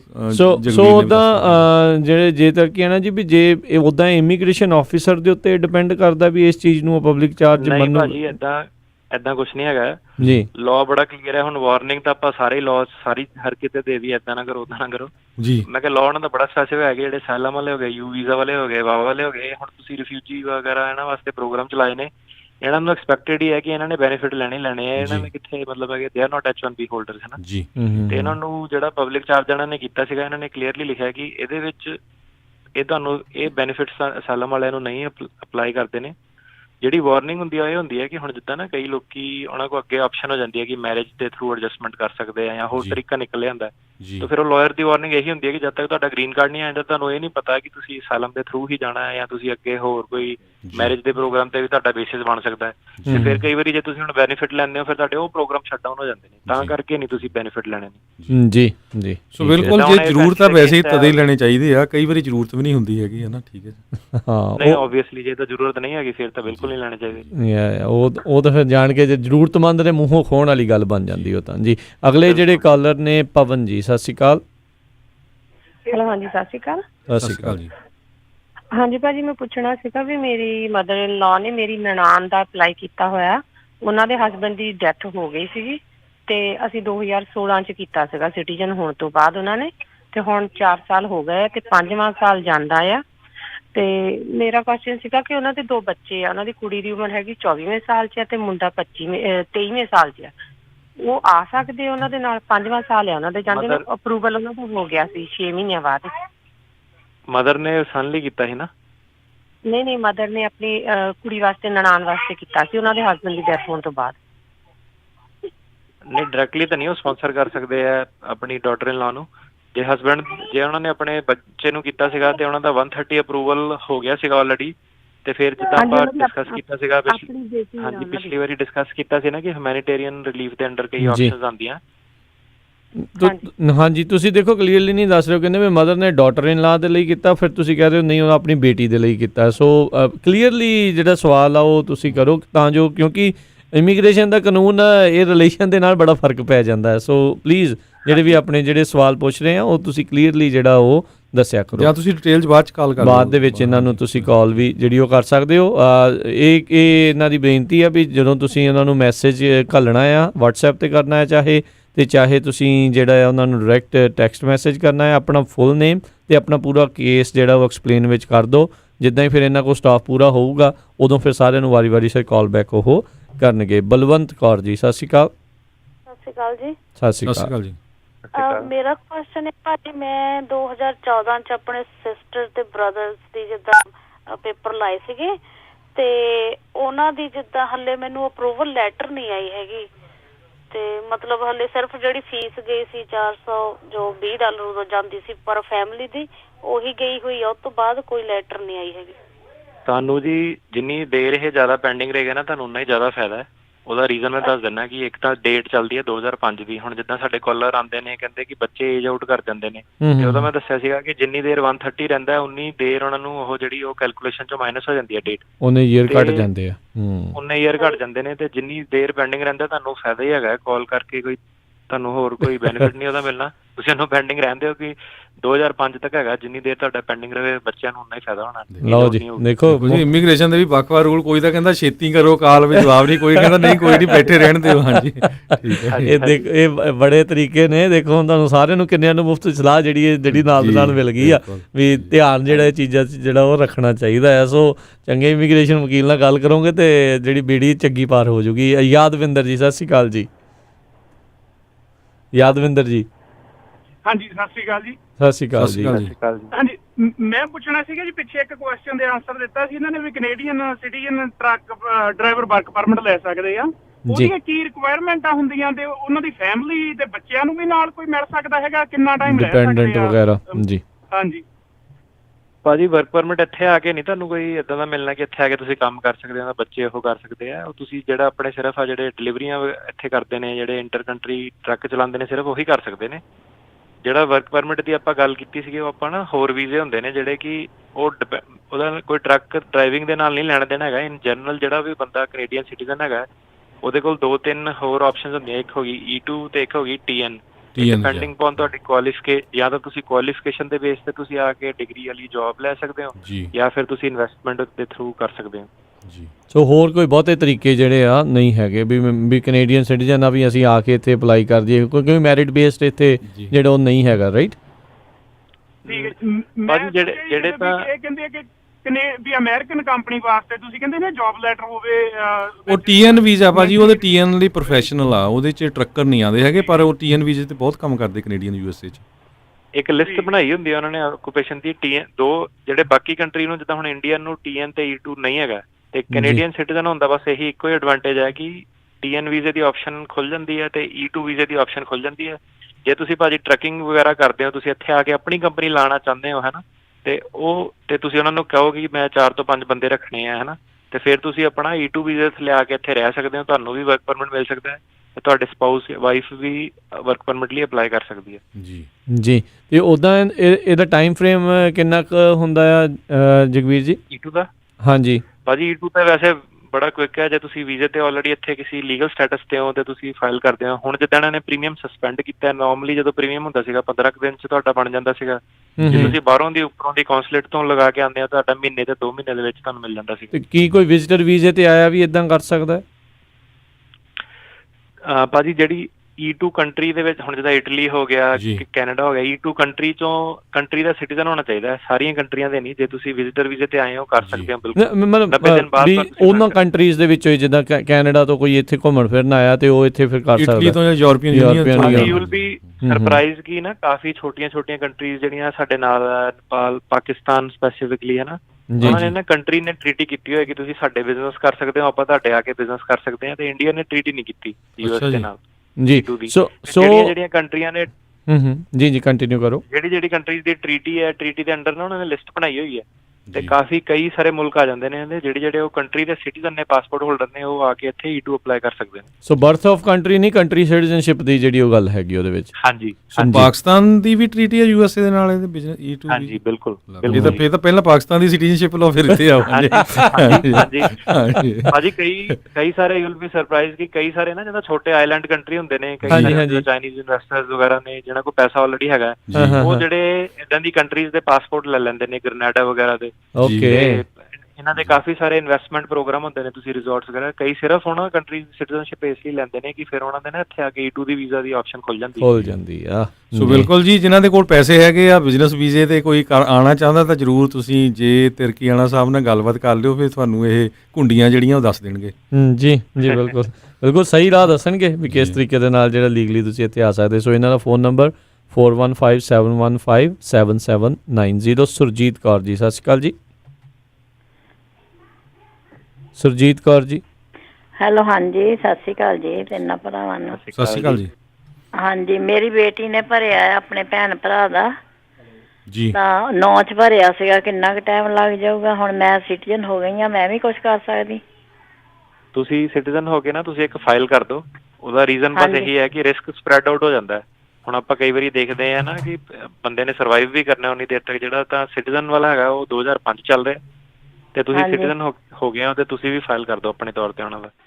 ਫੇਰ ਕਿੰਨੇ ਚਿਰ ਚ ਉਦਾਂ ਬਣ ਸਕਦਾ? ਉਹਨਾਂ ਦੇ ਥਰੂ ਤਾਂ 2005 ਦਾ ਚੱਲ ਰਿਹਾ, ਤੁਹਾਡੇ ਥਰੂ ਕਰੂਗੇ ਉਹਦੇ ਵੀ ਅਗੇਨ 10 ਸਾਲ ਲੱਗੂਗੇ, ਸਮਾਂ ਲੱਗ ਜਾਣਾ। ਫੇਰ ਇਹ ਤਾਂ ਫਿਰ 9 ਚ ਭਰਿਆ ਹੈ, 11-12ਵਾਂ ਸਾਲ ਲੱਗਾ ਹੈ। ਫਿਰ ਉਹ ਬੇਟੀ ਦਾ ਕਿੰਨੇ ਕੁ ਸਾਲ ਲੱਗੂਗੇ ਜਿੱਦਾਂ ਨਿਕਲਿਆ? 4-5 ਸਾਲ ਹੋਰ। ਭੈਣ ਜੀ ਮੈਂ ਪਤਾ ਕੀ ਗੱਲ ਕਰ ਰਿਹਾ, ਹੁਣ ਜਿੱਦਾਂ ਆਪਾਂ ਦੇਖਦੇ ਨਾ ਕੋਈ ਕਹਿੰਦਾ ਮੇਰੇ ਫੈਮਿਲੀ ਮੈਂਬਰ ਦੀ ਡੈਥ ਹੋ ਗਈ, ਏਦਾਂ ਹੋ ਗਿਆ, ਉਹ ਨਾ ਕਈ ਵਾਰੀ ਕੀ ਹੈਗਾ ਕਿ ਬੰਦਾ ਕਹਿੰਦਾ ਚੱਲ ਇੱਕ ਦਾ ਕਰਤਾ, ਦੂਜੇ ਦੀ ਕੀ ਕਰਨ ਦੀ ਲੋੜ ਹੈ ਨਾ, ਕਿ ਸਿਰਫ ਮਦਰ ਦੇ ਥਰੂ ਕੀਤਾ ਸੀਗਾ, ਫਾਦਰ ਦੇ ਥਰੂ, ਤੇ ਉਹ ਰਿਸਕ ਤੁਹਾਡਾ ਸਪਰੈਡ ਆਊਟ ਹੋ ਜਾਂਦਾ। ਤਾਂ ਕਰਕੇ ਮੈਂ ਕਹਿ ਰਿਹਾ ਸੀਗਾ ਕਿ ਤੁਸੀਂ ਫਾਈਲ ਜ਼ਰੂਰ ਕਰੋ। ਜੀ ਚਾਂਸ ਵਧੀਆ ਹੋ ਜਾਂਦੇ ਉਹਦੇ ਨਾਲ। ਚਾਂਸ ਹਾਂ, ਪ੍ਰੋਬੇਬਿਲਿਟੀ ਜਿਹੜੀ ਆ ਉਹ ਨਹੀਂ ਹੋ ਜਾਂਦੀ। ਪੈਸੇ ਤੇ ਚਲੋ ਜਿਹੜੇ ਡਾਲਰ ਲੱਗਣੇ ਉਹ ਲੱਗਣੇ ਹੀ ਆ। ਨਰਿੰਦਰ ਜੀ, ਸਤਿ ਸ਼੍ਰੀ ਅਕਾਲ। ਹਾਂਜੀ ਭਾਈ, ਸਤਿ ਸ਼੍ਰੀ ਅਕਾਲ ਜੀ। ਸਤਿ ਸ਼੍ਰੀ ਅਕਾਲ। ਹੁਣੇ ਤੁਸੀਂ ਦੱਸ ਰਹੇ ਸੀ ਆਪਣਾ E2 ਵਗੈਰਾ ਦੇ ਵਿੱਚ ਉਹ ਅਮਰੀਕਨ ਸਿਟੀਜ਼ਨ ਕੀ ਕੈਨੇਡਾ ਦੇ ਵਿੱਚ ਵੀ ਇਸੇ ਤਰ੍ਹਾਂ ਕਰ ਸਕਦਾ? ਮੈਨੂੰ ਭਾਜੀ ਟੂ ਬੀ ਆਨੈਸਟ ਪਤਾ ਨਹੀਂ ਹੈਗਾ ਕਿ ਕੈਨੇਡੀਅਨ ਲਾਜ਼ ਕੀ ਨੇ, ਪਰ ਓਬਵੀਅਸਲੀ ਕਿ E2 ਉਹਨਾਂ ਨੂੰ ਹੀ ਹੈ ਕਿ ਜਿਹਨਾਂ ਨੂੰ ਦੋਨੋਂ ਕੰਟਰੀਆਂ ਨੂੰ ਰੈਸੀਪ੍ਰੋਸਿਟੀ ਹੈਗੀ। ਇੱਧਰ ਦੇ ਸਿਟੀਜ਼ਨ ਉੱਧਰ ਕਰ ਸਕਦੇ ਨੇ, ਉੱਧਰ ਦੇ ਇੱਧਰ ਕਰ ਸਕਦੇ ਨੇ। ਅੱਛਾ, ਸੈਕੰਡਲੀ ਇਹ ਦੱਸੋ ਕਿ ਕੀ ਅਸੀਂ ਦੋਨਾਂ ਦੀ ਸਿਟੀਜ਼ਨਸ਼ਿਪ ਰੱਖ ਸਕਦੇ ਹਾਂ ਜੀ? ਬਿਲਕੁਲ, ਕੈਨੇਡਾ US ਦੀ ਰੱਖ ਸਕਦੇ ਸੀ ਜੀ। ਕੈਨੇਡਾ ਦੀ ਔਰ US ਦੀ ਵੀ? ਠੀਕ ਹੈ ਜੀ, ਥੈਂਕ ਯੂ ਸਰ ਜੀ, ਥੈਂਕ ਯੂ ਜੀ, ਥੈਂਕ ਯੂ ਜੀ। ਤੇ ਜਗਵੀਰ ਜੀ, ਇੱਕ ਸਾਡਾ ਕੁਐਸਚਨ ਸੀਗਾ, ਆਸਟ੍ਰੇਲੀਆ ਤੋਂ ਜਿਹੜੇ ਸਿਟੀਜ਼ਨ ਆ ਉਹ ਵੀ E2 ਵੀਜ਼ਾ ਆਸਟ੍ਰੇਲੀਆ ਨਾਲ ਵੀ ਟ੍ਰੀਟੀ ਹੈ USA ਦੀ? ਆਸਟ੍ਰੇਲੀਆ ਨਾਲ ਵੀ ਆ ਭਾਜੀ। ਆਸਟ੍ਰੇਲੀਆ ਨੂੰ ਇੱਕ ਹੋਰ ਬੈਨੀਫਿਟ ਹੈ, Australians in addition to E2 ਇੱਕ E3 ਵੀਜ਼ਾ ਹੁੰਦਾ। ਜਿੱਦਾਂ ਉਹ ਕੈਨੇਡਾ ਦਾ TN ਹੈ ਨਾ, ਇੱਦਾਂ ਇਹਨਾਂ ਦਾ E3 ਵੀਜ਼ਾ ਵੀ ਹੈਗਾ। ਉਹਨਾਂ ਦਾ E2 ਤੇ E3 ਵੀਜ਼ੇ ਦੇ ਥੱਲੇ ਵੀ ਆ ਸਕਦੇ ਨੇ। E3 ਵੀਜ਼ਾ ਜਿਹੜਾ ਉਹੀ ਕੀ TN ਵੀਜ਼ੇ ਤੇ ਜਿੱਦਾਂ ਤੁਸੀਂ ਦੱਸਿਆ ਸੀ ਨਾ ਕਿ ਲਿਸਟ ਦੇ ਵਿੱਚ ਕਿਹੜੀ ਆਕੂਪੇਸ਼ਨ ਹੈਗੀ, ਜਿੱਦਾਂ ਪ੍ਰੋਫੈਸ਼ਨਲ ਇੰਜੀਨੀਅਰ ਆ ਜਾਂ ਕੋਈ ਡਾਕਟਰ ਜਾਂ ਕੁਝ ਵੀ। ਹਾਂਜੀ, ਅੱਛਾ ਠੀਕ। ਹਾਂਜੀ, ਤੇ ਜਿਹੜੀ ਆਸਟ੍ਰੇਲੀਆ ਦਾ E3 ਹੈਗਾ ਉਹਦੀ ਐਸ ਸੱਚ ਕੋਈ ਲਿਸਟ ਨਹੀਂ ਹੈਗੀ, ਬਸ ਉਹਦੀ ਇਹ ਹੈ ਕਿ ਡਿਗਰੀ ਹੋਣੀ ਚਾਹੀਦੀ ਹੈ ਤੁਹਾਡੇ ਕੋਲ, ਤੇ US ਇੰਪਲੋਇਰ ਨੇ ਤੁਹਾਨੂੰ ਜੌਬ ਦਿੱਤੀ ਹੋਣੀ ਚਾਹੀਦੀ ਹੈ, ਤੁਸੀਂ E3 ਵੀ ਅਪਲਾਈ ਕਰ ਸਕਦੇ ਹੋ। ਐਨੀ ਡਿਗਰੀ, ਬੈਚਲਰ ਡਿਗਰੀ ਜਾਂ ਮਾਸਟਰਸ ਡਿਗਰੀ ਜਾਂ ਕੋਈ ਵੀ ਡਿਗਰੀ ਚੱਲਦੀ ਹੈ? ਨਹੀਂ, ਬੈਚਲਰਸ ਡਿਗਰੀ 4 ਸਾਲ ਦੀ ਇਕੁਇਵਲੈਂਟ ਡਿਗਰੀ ਚੱਲੂਗੀ। 3 ਸਾਲ ਵਾਲੀ ਜਿੱਦਾਂ BA ਦੀ ਡਿਗਰੀ ਨਹੀਂ ਚੱਲੂਗੀ, 4 ਸਾਲ ਵਾਲੀ ਡਿਗਰੀ ਚੱਲੂਗੀ। ਜੇ ਤੁਹਾਡੇ ਕੋਲ 3 ਸਾਲ ਦੀ ਡਿਗਰੀ ਹੈ ਤੇ ਫਿਰ ਤੁਹਾਨੂੰ ਥੋੜਾ ਜਿਹਾ ਐਜੂਕੇਸ਼ਨ ਐਕਸਪੀਰੀਅੰਸ, ਤੁਹਾਡਾ ਵਰਕ ਐਕਸਪੀਰੀਅੰਸ ਵਗੈਰਾ ਉਹ ਕਾਊਂਟ ਹੋ ਕੇ ਡਿਗਰੀ ਦੇ ਇਕੁਇਵਲੈਂਟ ਜੇ ਤੁਹਾਡਾ 4 ਸਾਲ ਦਾ ਬਣ ਜਾਂਦਾ ਫਿਰ ਤੁਸੀਂ E3 ਅਪਲਾਈ ਕਰ ਸਕਦੇ ਹੋ। ਸੋ ਉਹਦੇ ਵਿੱਚ ਵੀ ਟਾਈਮ ਫਰੇਮ ਕੋਈ ਬਹੁਤਾ ਨਹੀਂ ਲੱਗਦਾ? ਉਹਦੇ ਵਿੱਚ ਵੀ ਬਹੁਤਾ ਨਹੀਂ ਲੱਗਦਾ। ਜੇ ਤਾਂ US ਚੋਂ ਵੀਜ਼ੇ ਤੇ ਆਣ, B ਵੀਜ਼ੇ ਤੇ, ਵੀਜ਼ਾ ਵੇਵਰ ਤੇ ਨਹੀਂ, ਜੇ ਵੀਜ਼ੇ ਤੇ ਆਣ ਤੇ 15 ਦਿਨ, ਜੇ ਉੱਥੋਂ ਦੀ ਕੌਂਸੂਲੇਟ ਤੋਂ ਜਾ ਕੇ ਜਦੋਂ ਖੁੱਲਦੇ ਆਉਂਦੇ ਆ ਤੇ ਮਹੀਨਾ ਕੁ ਲੱਗੇਗਾ। ਓਕੇ, ਸੋ ਇਹਦੇ ਵਿੱਚ ਇੱਕ ਸਵਾਲ ਹੋਰ ਪੁੱਛਣਾ ਚਾਹੁੰਦੇ ਵੀ ਜਿਹੜਾ ਉਹਨਾਂ ਨੇ ਡਿਗਰੀ ਕੀਤੀ ਆ, ਕਿਉਂਕਿ ਆਪਣੇ ਬਹੁਤ ਸਾਰੇ ਭਾਰਤੀ ਵੀ ਉੱਥੇ ਹੈਗੇ, ਪੰਜਾਬੀ ਵੀ ਉੱਥੇ ਹੈਗੇ, ਵੀ ਡਿਗਰੀ ਉਹਨਾਂ ਨੇ ਆਸਟ੍ਰੇਲੀਅਨ ਕੀਤੀ ਹੋਣੀ ਚਾਹੀਦੀ ਆ ਕਿ ਇੰਡੀਅਨ ਡਿਗਰੀ ਵੀ ਚੱਲੂਗੀ? ਨਹੀਂ ਜੀ, ਇੰਡੀਅਨ ਡਿਗਰੀ ਵੀ ਚੱਲੂਗੀ। ਓਕੇ, ਫਿਰ ਤਾਂ ਰਾਹ ਹੀ ਬੜਾ ਹੈ। ਹਾਂਜੀ, ਬਿਲਕੁਲ। ਸਾਰੇ ਹੁਣ ਜਿਹੜੇ ਆਸਟ੍ਰੇਲੀਆ ਸਾਡੇ ਹੁਣ ਇੱਥੇ ਜਿੱਦਾਂ ਸਿਲੀਕਨ ਵੈਲੀ 'ਚ ਜੌਬ ਜ਼ਿਆਦਾ ਨਾ, ਇੰਜੀਨੀਅਰਸ ਵਗੈਰਾ ਜਿਹੜੇ ਇੱਥੇ ਸਾਡੇ ਜੌਬ ਜ਼ਿਆਦਾ। ਹੁਣ ਕਈ ਸਾਰੇ ਜਿਹੜੇ ਸੀਗੇ, ਕਈਆਂ ਨੂੰ ਨਹੀਂ ਪਤਾ ਹੁੰਦਾ, ਪਰ ਕੋਸ਼ਿਸ਼ ਕਰੀਦੀ ਆਪਾਂ ਦੱਸੀਏ ਕਿ ਜਿਹੜੇ ਉੱਥੇ ਨੇ ਤੇ ਅੱਗੇ ਉਹਨਾਂ ਨੂੰ ਹਨਾ ਇੰਡੀਆ ਤੋਂ ਇੰਜੀਨੀਅਰਿੰਗ ਵਗੈਰਾ ਕਰਕੇ ਆਏ ਸੀਗੇ, ਆਸਟ੍ਰੇਲੀਅਨ ਸਿਟੀਜ਼ਨ ਬਣ ਗਏ ਨੇ, ਉਹ E3 ਵੀਜ਼ੇ ਲਈ ਟਰਾਈ ਕਰਨ ਤੇ ਇੱਥੇ ਆ ਕੇ ਜੌਬ ਕਰ ਸਕਦੇ ਨੇ। ਜੀ ਬਿਲਕੁਲ, ਬਹੁਤ ਧੰਨਵਾਦ। ਸੋ ਸਾਡੇ ਸਰੋਤਿਆਂ ਨੂੰ ਵੀ ਮੇਰੇ ਖਿਆਲ ਨਾਲ ਜਿੰਨੀ ਕੁ ਰਾਜਕਰਮਵੀਰ ਸਿੰਘ ਜੀ ਸਾਨੂੰ ਵੀ ਨੌਲੇਜ ਮਿਲਿਆ ਹੈਗਾ ਬਹੁਤ ਜ਼ਿਆਦਾ। ਜੀ ਬਿਲਕੁਲ, ਇਮੀਗ੍ਰੇਸ਼ਨ ਦੇ ਐਡੇ ਮੋਟੇ ਕਾਗਜ਼ ਨੇ, ਇੰਨੀਆਂ ਕਿਤਾਬਾਂ ਨੇ ਇਹਨਾਂ ਦੀਆਂ। ਸੋ ਆਪਾਂ ਨੂੰ ਥੋੜਾ ਕਰਕੇ ਜਿਹੜਾ ਉਹ ਦੱਸ ਰਹੇ ਨੇ। ਬਹੁਤ ਧੰਨਵਾਦ ਜਗਵੀਰ ਤਰਕੀਆਣਾ ਜੀ, ਬੜੀ ਮਿਹਰਬਾਨੀ, ਥੈਂਕ ਯੂ ਜੀ। ਧੰਨਵਾਦ ਭਾਜੀ, ਮੈਨੂੰ ਵੀ ਬੜਾ ਮਜ਼ਾ ਆਉਂਦਾ ਜੀ ਤੁਹਾਡੇ ਸ਼ੋਅ ਤੇ ਆ ਕੇ ਤੇ ਹੈਲਪ ਕਰਕੇ ਦਰਸ਼ਕਾਂ ਦੀ। ਥੈਂਕ ਯੂ ਜੀ, ਥੈਂਕ ਯੂ ਜੀ, ਸਤਿ ਸ਼੍ਰੀ ਅਕਾਲ। ਸਤਿ ਸ਼੍ਰੀ ਅਕਾਲ ਜੀ। ਸੋ ਬਿਲਕੁਲ ਜਿੰਨੇ ਵੀ ਸਰੋਤੇ ਹੈਗੇ ਸਾਡੇ ਪੰਜਾਬੀ ਰੇਡੀਓ USA ਦੇ, ਹੋਪਫੁਲੀ ਤੁਸੀਂ ਇਹ ਪ੍ਰੋਗਰਾਮ ਪਸੰਦ ਕਰਦੇ ਹੋਵੋਗੇ। ਜ਼ਰੂਰ ਆਪਣੇ ਤੁਹਾਡੇ ਜਿਹੜੇ ਰਿਸ਼ਤੇਦਾਰ, ਦੋਸਤ ਮਿੱਤਰ ਕਿਤੇ ਵੀ ਦੁਨੀਆ 'ਚ ਰਹਿੰਦੇ ਆ, ਅਮਰੀਕਾ ਆਉਣਾ ਚਾਹੁੰਦੇ ਆ, ਉਹਨਾਂ ਨੂੰ ਕਹੋ ਪੰਜਾਬੀ ਰੇਡੀਓ USA ਸੁਣਿਆ ਕਰੋ। ਸੋ ਵੱਖ-ਵੱਖ ਤਰੀਕੇ ਲੀਗਲ ਤਰੀਕੇ ਦੇ ਨਾਲ ਸੈਟਰਡੇ ਨੂੰ 9 ਤੋਂ 10 ਕਿਸ ਤਰ੍ਹਾਂ ਆ ਸਕਦੇ ਆ। ਸੋ ਇੱਕ ਵਾਰੀ ਫੇਰ ਆਪਾਂ ਜਿਹੜਾ ਹੈਗਾ ਆ ਬੀਬੀ ਬਲਵਿੰਦਰ ਕੌਰ ਹੋਣਾ ਦਾ ਧੰਨਵਾਦ ਕਰਦੇ ਹਾਂ, ਜਿਨ੍ਹਾਂ ਦੇ ਬੇਟਾ ਡਾਕਟਰ ਅਜਮੇਰ ਸਿੰਘ ਸੰਧੂ ਅੰਮ੍ਰਿਤਸਰ ਤੋਂ, ਉਹਨਾਂ ਦਾ ਅੱਜ ਜਨਮ ਦਿਨ ਆ ਅਤੇ ਉਹਨਾਂ ਨੇ ਅੱਜ ਦਾ ਪ੍ਰੋਗਰਾਮ ਸਪੋਂਸਰ ਕੀਤਾ ਸੀ, ਅਤੇ ਉਹਨਾਂ ਦੇ ਜਨਮ ਦਿਨ ਦੀਆਂ ਬਹੁਤ ਬਹੁਤ ਵਧਾਈਆਂ। ਅਤੇ ਸਾਡਾ ਪ੍ਰੋਗਰਾਮ ਵੀ ਸੁਣਦੇ ਆ ਜੀ। ਅਤੇ ਨਾਲ ਹੀ ਜਾਂਦੇ ਜਾਂਦੇ ਇੱਕ ਵਾਰੀ ਫਿਰ ਦੱਸਦੇ ਜਾਈਏ ਵੀ ਫਰੈਜ਼ਨੋ ਦੇ ਵਿੱਚ ਨਵਾਂ ਰੈਸਟੋਰੈਂਟ ਓਪਨ ਹੋਣ ਜਾ ਰਿਹਾ ਆ, ਦਾਣਾ ਪਾਣੀ। ਸੋ ਆਉਂਦੇ ਸੋਮਵਾਰ ਤੋਂ ਇਹ ਓਪਨ ਆ। 3135 East Central Avenue Fresno. Veg, non veg, ਭਾਰਤੀ, ਇੰਡੀਅਨ, ਪੰਜਾਬੀ ਫੂਡ ਜਿਹੜਾ ਆ ਉਹ ਇੱਥੋਂ ਤੁਸੀਂ ਲੈ ਸਕਦੇ ਹੋ, ਖਾ ਸਕਦੇ ਹੋ, ਆਨੰਦ ਮਾਣ ਸਕਦੇ ਹੋ। 3135 ਈਸਟ ਸੈਂਟਰਲ ਐਵੀਨਿਊ ਫਰੈਜ਼ਨੋ। ਹੋਰ ਜਾਣਕਾਰੀ ਲਈ ਇਹਨਾਂ ਨੂੰ ਕਾਲ ਕਰ ਸਕਦੇ ਹੋ 5599000013 ਦੇ ਉੱਤੇ। ਦਾਣਾ ਪਾਣੀ ਰੈਸਟੋਰੈਂਟ, ਸੈਂਟਰਲ ਐਵੀਨਿਊ ਫਰੈਜ਼ਨੋ ਦੇ ਉੱਤੇ। ਸੋ ਇੱਥੇ ਹੀ ਸਾਡਾ ਅੱਜ ਦਾ ਪ੍ਰੋਗਰਾਮ ਸਮਾਪਤ ਹੈ। ਹੋਰ ਕਾਲਸ ਜਿਹੜੀਆਂ ਉਹ ਆਪਾਂ ਨਹੀਂ ਲੈ ਸਕਾਂਗੇ। ਸੋ ਮਿਲਦੇ ਹਾਂ ਤੁਹਾਨੂੰ ਸਾਰਿਆਂ ਨੂੰ ਜਿਹੜਾ ਜੀ ਉਹ ਅਗਲੀ ਵਾਰ। ਉਦੋਂ ਤੱਕ ਲਈ ਮੇਰੇ ਰਾਜਕਨਵੀਰ ਸਿੰਘ ਵੱਲੋਂ, ਮੇਰੇ ਹਰਜੋਤ ਸਿੰਘ ਖਾਲਸਾ ਵੱਲੋਂ ਤੁਹਾਨੂੰ ਸਾਰਿਆਂ ਨੂੰ ਪਿਆਰ ਸਤਿਕਾਰ ਸੈਨਿਕੀ ਜਿਹੀ ਸਤਿ ਸ੍ਰੀ ਅਕਾਲ। ਸੁਣਦੇ ਰਹੋ ਪੰਜਾਬੀ ਰੇਡੀਓ USA।